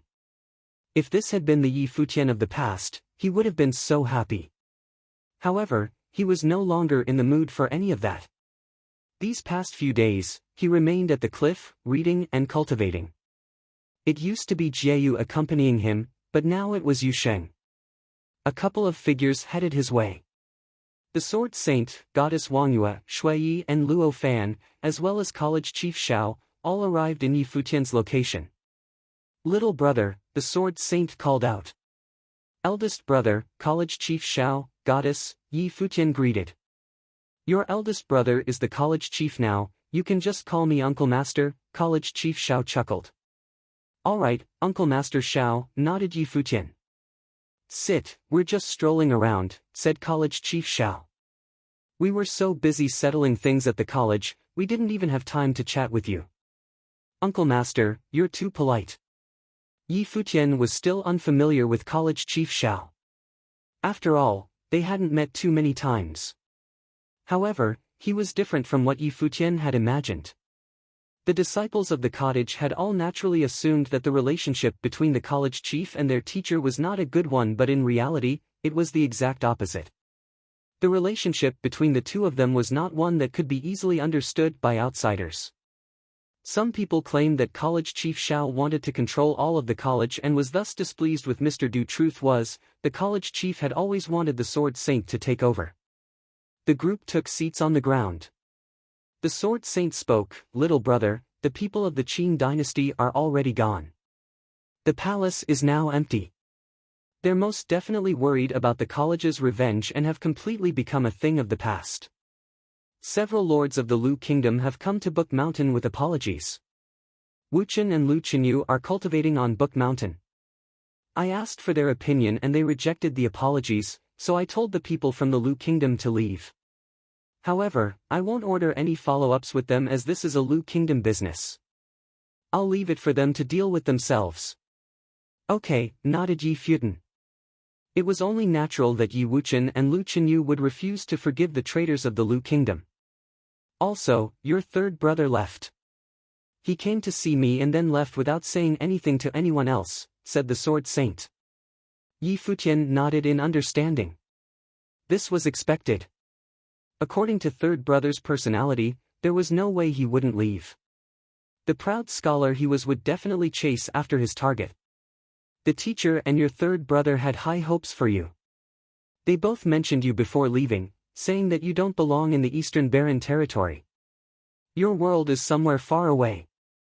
I'll be leaving for the Barren state in some days, said Yi Futian. Fourth brother, fifth brother, seventh brother, what are you guys planning to do?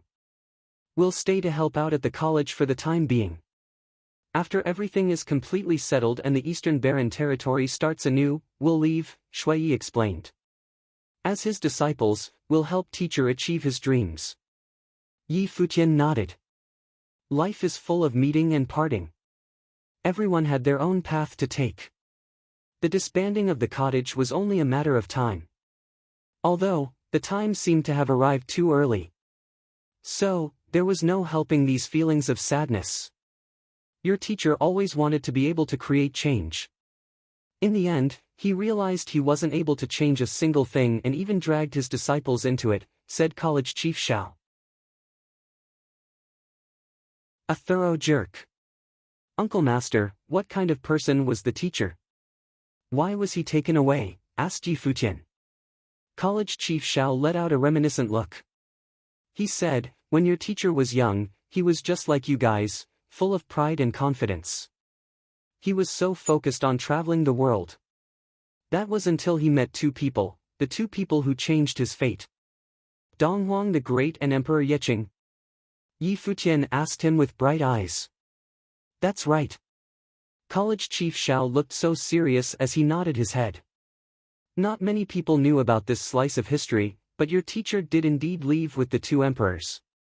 It was many years before he returned, and when he finally did, his edge was gone. He became lazy and idle. I've asked him what happened while he was gone, and he said that he was tired of what he saw in this world. He killed some people but never told me who. However, I'm sure that they were people he shouldn't have messed with. Otherwise, he wouldn't have returned to the Eastern Barren territory and gone into hiding. He only began to change slightly when he started taking in disciples. He had new goals, but it was all null in the end. Though, he did say before he left that he had no regrets. He said he had seen things that others hadn't and killed those that others didn't dare to. Now, he even had a group of such extraordinary disciples. He wouldn't feel regret even if he were to die. Yi Futian listened quietly. He never thought that his lazy, alcohol-loving teacher would have such an astounding story behind him. Your teacher always said that principle ruled humanity, but more often than not, principle loses to a physical punch. Therefore, your punch has to be stronger and more powerful than everyone else's because that's the only way people will listen to you. In reality, that jerk has never had any principle when he was with me because his punch was always stronger than mine. College Chief Xiao seemed to be complaining. Yi Futian and the others couldn't help but laugh. It seemed like College Chief Xiao had been through a lot. Because of this, his life was full of contradictions. He spent his whole life in a world of self-contradiction, College Chief Xiao continued. He has finally let everything go now. He said the person he had been waiting for had finally arrived. So now, the future is up to you guys. The person he had been waiting for? Yi Futian was interested. Who? Just as he asked, he realized that both College Chief Xiao and the eldest brother were looking at him. He was Mr. Du's last disciple. After Yi Futian came on the mountain, Mr. Du cultivated with him in the back mountains and even said that he had no regrets leaving. So, who was the person Mr. Du was waiting for? Is it me? Yi Futian muttered. If so, then the old man that always looked down on his talent was actually waiting for him? Wasn't that funny? However, he couldn't manage to let out a laugh. Lifting his head to the sky, Yi Futian could almost see the elder's figure. The old drunkard that was both respectable and loathsome. Why was he the one he waited for? What did the old man know? Their only similarity had to do with the two emperors. After some random chit-chat, eldest brother and others left. Yi Futian watched their departing figures and called out, Uncle Master, Senior Brother, I won't come to say goodbye when I leave either. The college and the cottage will always be your home. The sword saint turned to smile at him. In fact, everyone turned to give him a last smile. Days later, Futian could no longer be found in this spot. The disciples of the cottage had all left the mountain, including Shui and Luo Fan. Now, only the ladies of the Moon Clan remained. Standing by the cliff right now was a beautiful girl. She stood quietly, looking up at the ocean of clouds. The view here was truly breathtaking. This girl was Chu Yaoyao. "Sis," called out a voice. Chu Lian approached, looking equally beautiful. With her eyes on the same view, she asked, "What are you thinking?" "No much." Chu Yaoyao shook her head. "Don't lie to me. Ever since you left Sky Mountain, you've been hiding something deep down," said Chu Lian. "Can you tell me?" "You want to know?" asked Chu Yaoyao. "Yeah," Chu Lian nodded. Chu Yaoyao smiled before giving her reply, "I fell for a person I shouldn't have fallen for. It's not a matter of whether or not you should have. If he's worth it, then you should follow your heart. Throughout the Eastern Barren territory, there wouldn't be a single person who wouldn't fall for your charm." "Of course, there is." "Who?"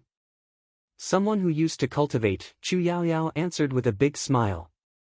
"But that's all in the past now. Everything starts anew now." On another mountain of Book Mountain, another beautiful girl stared into the distance with a tear-stained face. "Why did he have to leave by himself?" she uttered through her tears.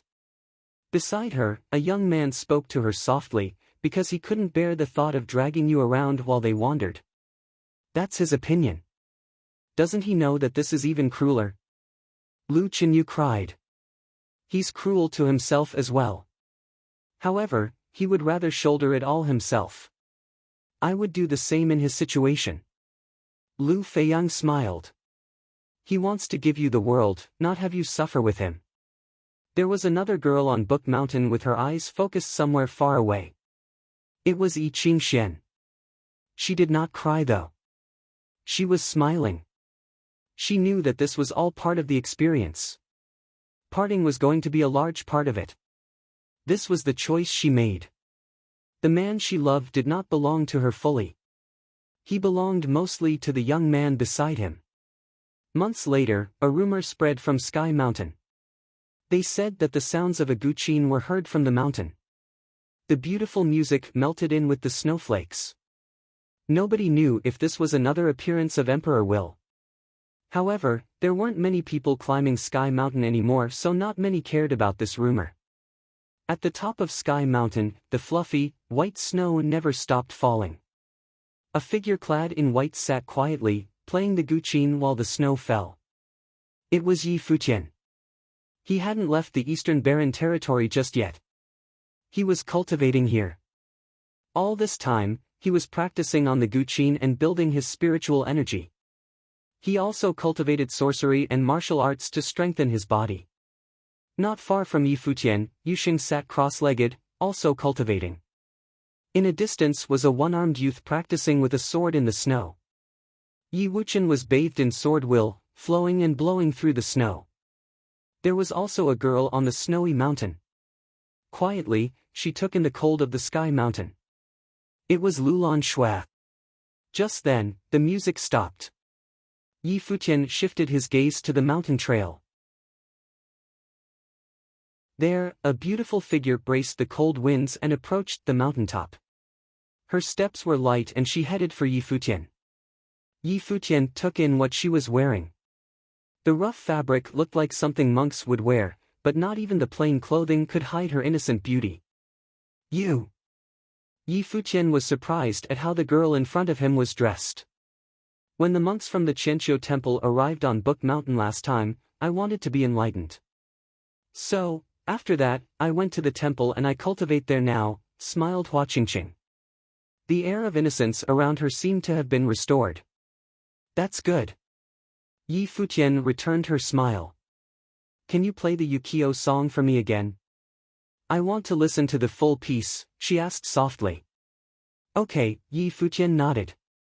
His expression became serious and he placed his hands on the guqin. The peaceful music resonated on Sky Mountain once again. Perhaps, this was the last time. When the music stops, the people go.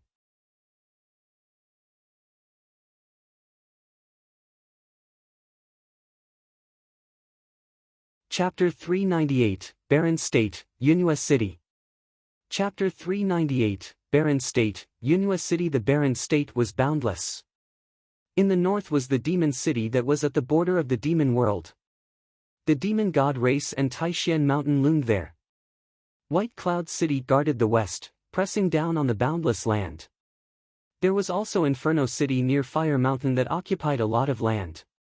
The south had an endless snowy terrain. There was a temple there with 2 gusts of power. The snow area and Fire Mountain formed a strange territory. The center was the renowned Alchemy City. Of course, Zhongzhou City was still the richest. This place loomed over the center of the barren state. Strong cultivators were everywhere there. Yunhua City in the east of the barren state wasn't the main city there, but it had an ancient history and was magnificent. Right now, a black winged eagle flew in the sky above Yunhua City. Its eyes were very sharp. It was an eagle, but when it flew, it felt like a rock. It was that fast. There were 4 youths on its back. The one at the front was handsome and he looked forward. Beside him was a muscular youth. He was resting with his eyes closed. The one-armed handsome youth behind them had 2 ancient swords crossed behind his back. There was also a veiled girl. She had long silver hair that fell down like a waterfall. Her eyes shone with silver light, beautiful yet demonic. They were cold. This was Yi Futian's group, coming to the barren state from the eastern barren territory. They paused at times along the way. Mooncloud City was one of the bigger cities. Its liveliness was comparable to the Qin Imperial City in the center of the eastern barren territory. That should be Crescent Lake. Lulan Shui stood up. Wind blew against her as she pointed at a crescent moon-shaped lake. She held a map that she'd bartered for after entering the city. It should be White Jade Tower before Crescent Lake. Looking forward from the lake, one could make out a palace-shaped building. The black winged eagle sped up and it became clearer. It was a palace-shaped inn, one of the 3 biggest inns in Yunhua City. It was entirely white and seemed to be made from jade, hence the name. It was as magnificent as a royal palace. As they got closer, the black winged eagle rushed downward and landed on the steps of White Jade Tower. Yi Futian felt spiritual qi hit him. This meant that White Jade Tower was made from spiritual stone. It contained a matrix inside. Living in it, they would feel powerful spiritual qi. It was beneficial to cultivation. Looking up, Yi Futian walked up the steps and stopped outside the main hall. Lulan Shui and Yusheng held the spiritual stone and walked in. They were going to spend a few days here, so they chose somewhere like White Jade Tower. It would be easier to get information. They also needed a map of the barren state. They couldn't get it in a smaller place. Many people walked up and down the steps. "Sir, are you a foreigner?" a thin youth in a blue robe asked Yi Futian. "Yes." Yi Futian smiled and nodded. "I am Yang Ting," the other greeted. Yi Futian. "Brother Yi, are you here for the battle between the 4 clans?" Yang Ting asked. "No." Yi Futian shook his head. He'd just arrived and didn't know anything about the 4 clans.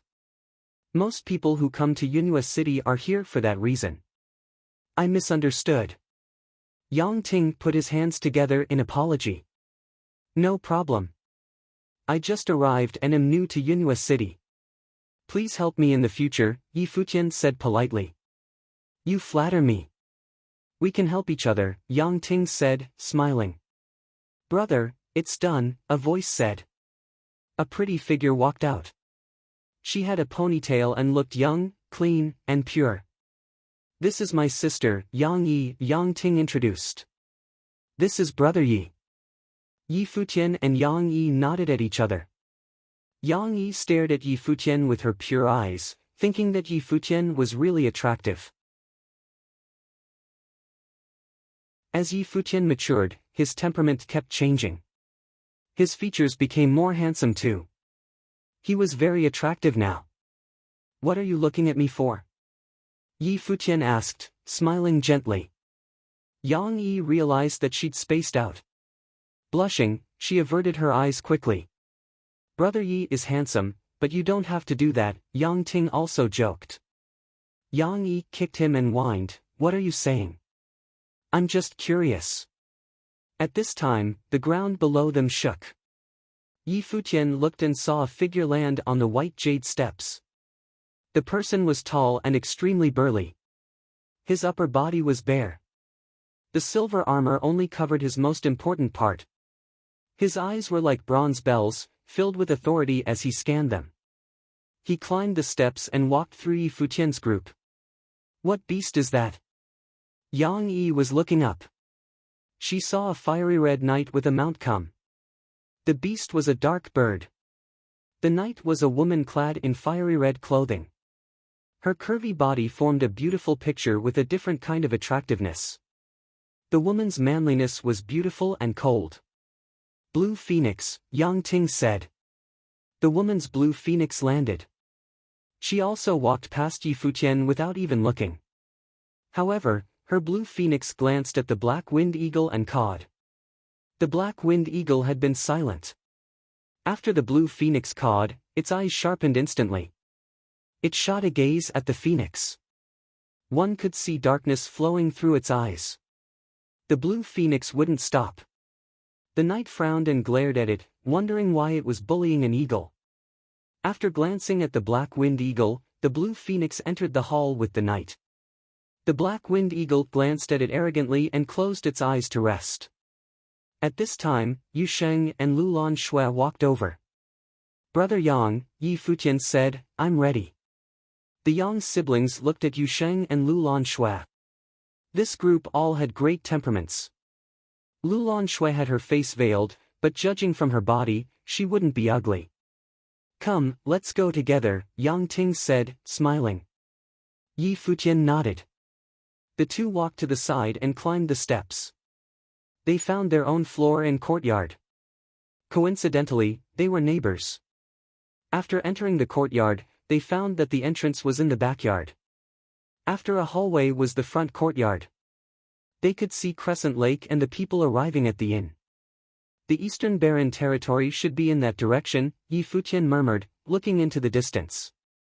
Now, he had already stepped foot inside the Barren state. He was extremely far away from the Eastern Barren territory. It would take months to cross that distance. Now, he would truly be in the outside world, far from his home. Lulan Shui stood beside him and said softly, I asked around in the hall earlier. The map isn't easy to get. The Barren state is too big. Even many people in this city haven't gone out of the eastern region, let alone the entire Barren state.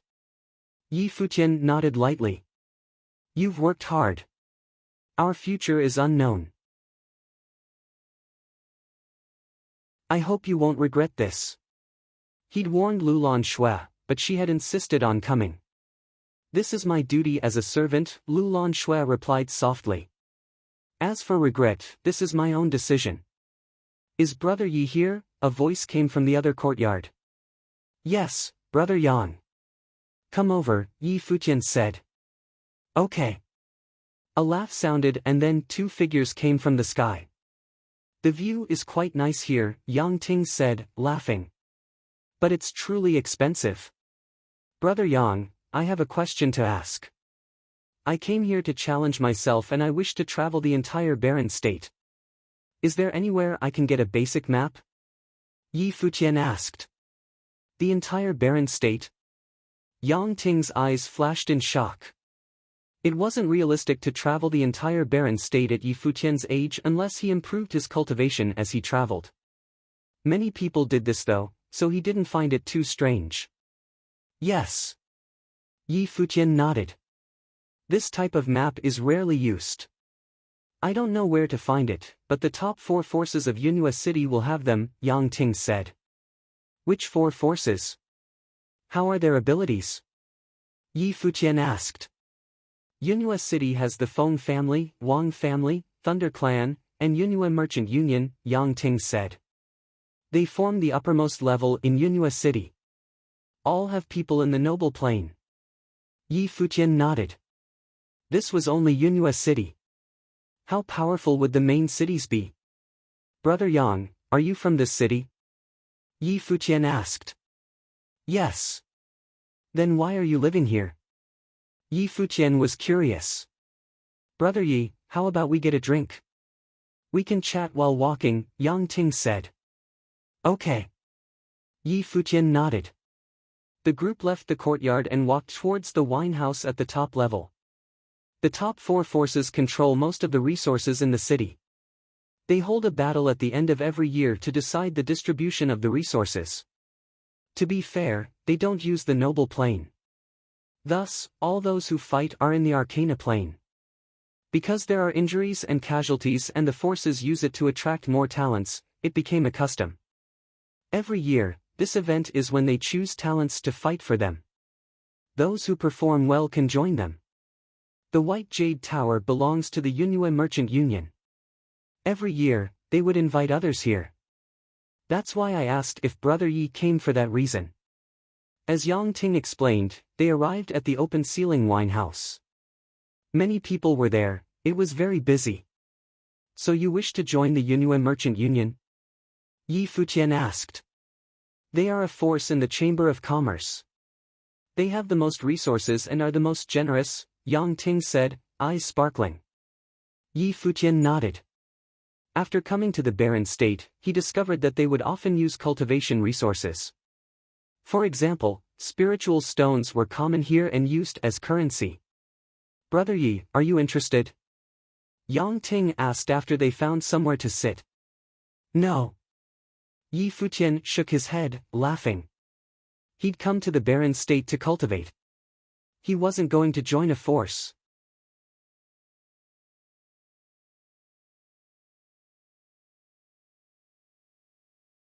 Chapter 399, Common Man.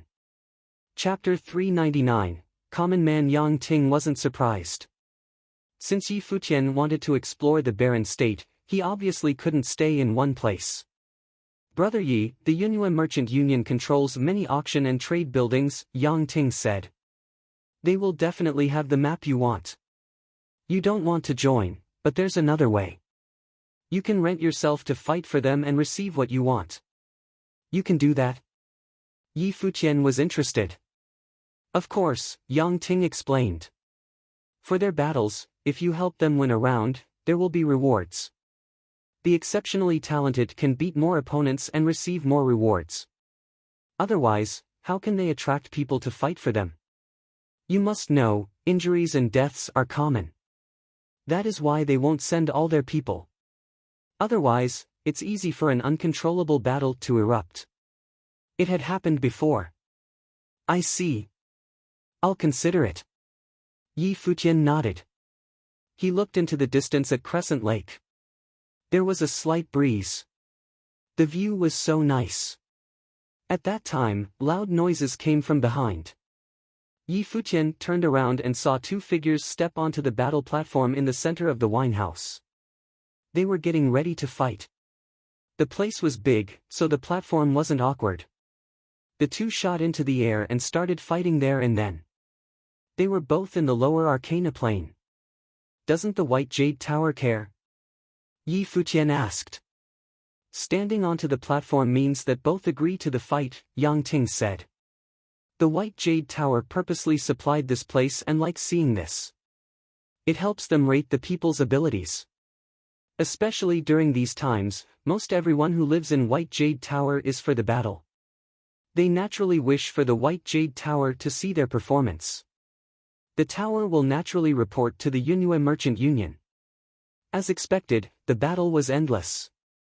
More people stepped onto it to fight and more people gathered around.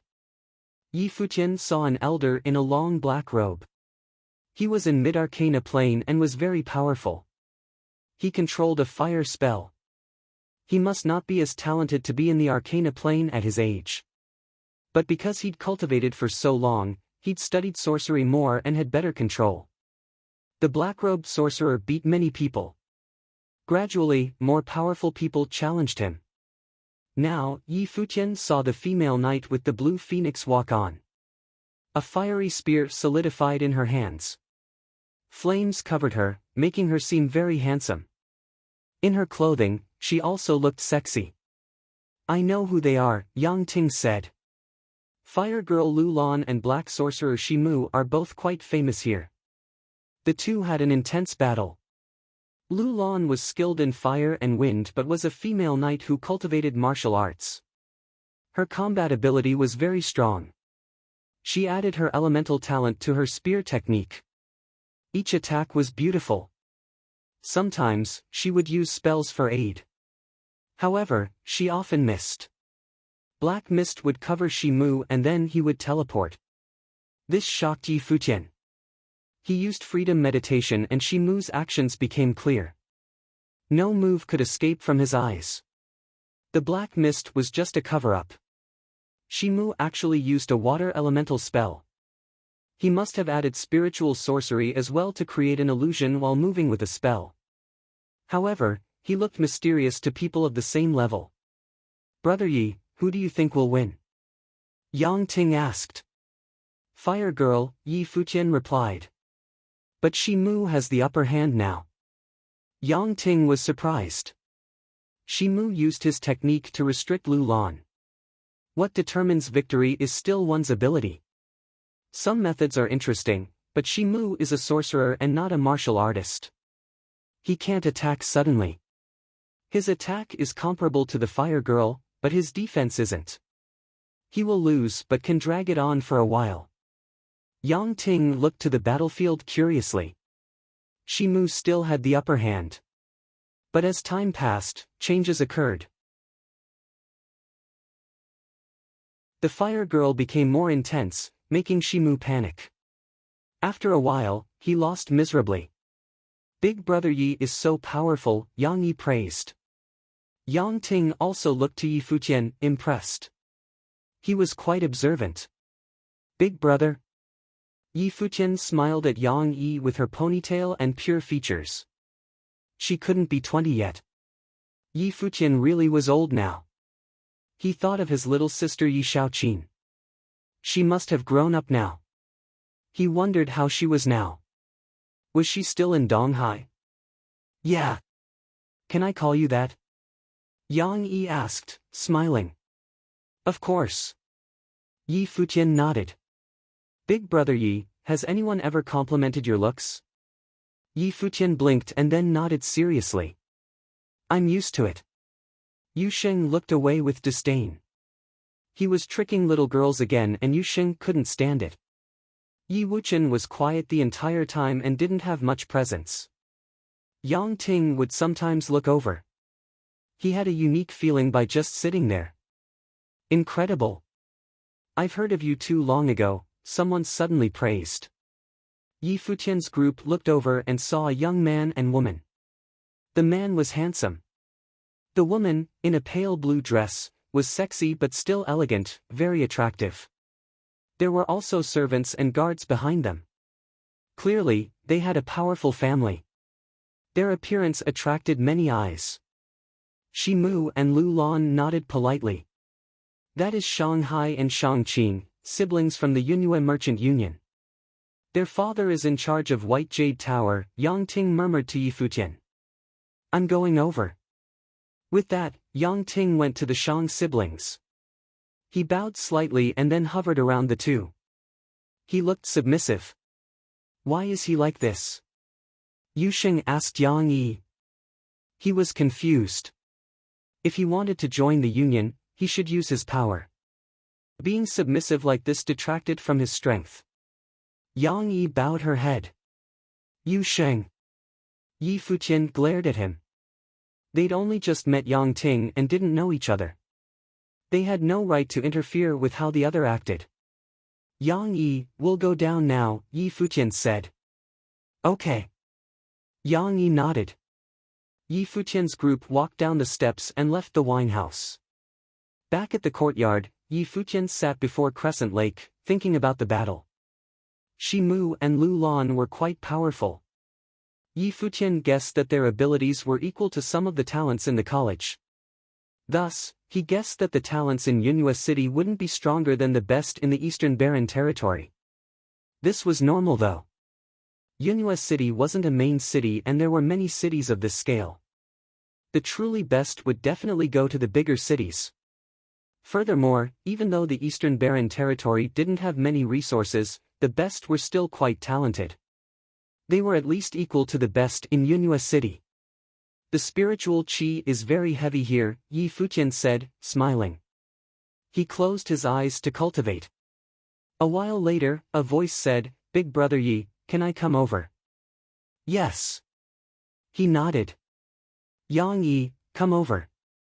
As soon as he finished, a figure descended from the wall. She said, "Big brother Yi, you can call me Little Yi." "Little Yi," Yi Futian called. Yang Yi smiled. "Were you looking down on my brother?" "No." Yi Futian shook his head. That was the truth. Everyone lived differently. He didn't know Yang Yi well, so he had no right to comment. Our parents were killed while trying to enter a relic when we were young. After that, we had to survive alone. In a conflict after that, we were both injured. I was heavily injured and can't cultivate as well as before. My brother works hard and wants to join the battle so he can find a spiritual medicine for my injury. The Yunhua Merchant Union controls many trades. They'll definitely have the medicine. That's why he's so submissive with them. Yang Yi continued softly, "We'd also used all our savings to live here. All of this is for me. My brother is actually quite talented, but he was restricted by me. Big brother Yi, I don't mean anything. I just hope you won't look down on my brother." With that, she smiled and turned to leave. After she left, Yi Futian smiled wryly and turned to Yusheng. "Did you hear that?" Yusheng scratched his head and said, "I'll apologize." Yi Futian looked into the distance. The Barren State isn't all top forces like the Nantian House and Sacred Fire sect. There are many common men with common lives, working hard for their goals like us. "Brother Yi," another voice said. Yang Ting came over directly with a smile. "I asked earlier. They do have a map.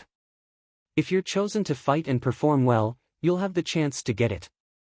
Yi Futian and Yusheng gaped at him. He'd just come back.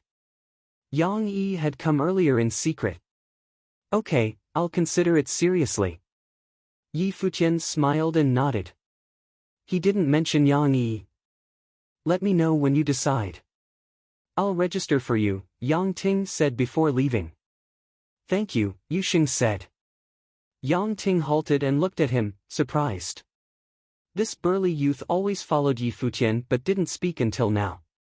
"Since we're friends, we should take care of each other," Yang Ting smiled and returned to his courtyard. "You're tuning in to the Passion Pages YouTube channel. We're so grateful for your support and don't forget to subscribe to join us on this incredible journey through captivating stories. Your generosity through donations truly makes a world of difference, as it's the primary source of revenue that allows me to expand and enhance this channel for you. Thank you from the bottom of my heart for being a part of this adventure.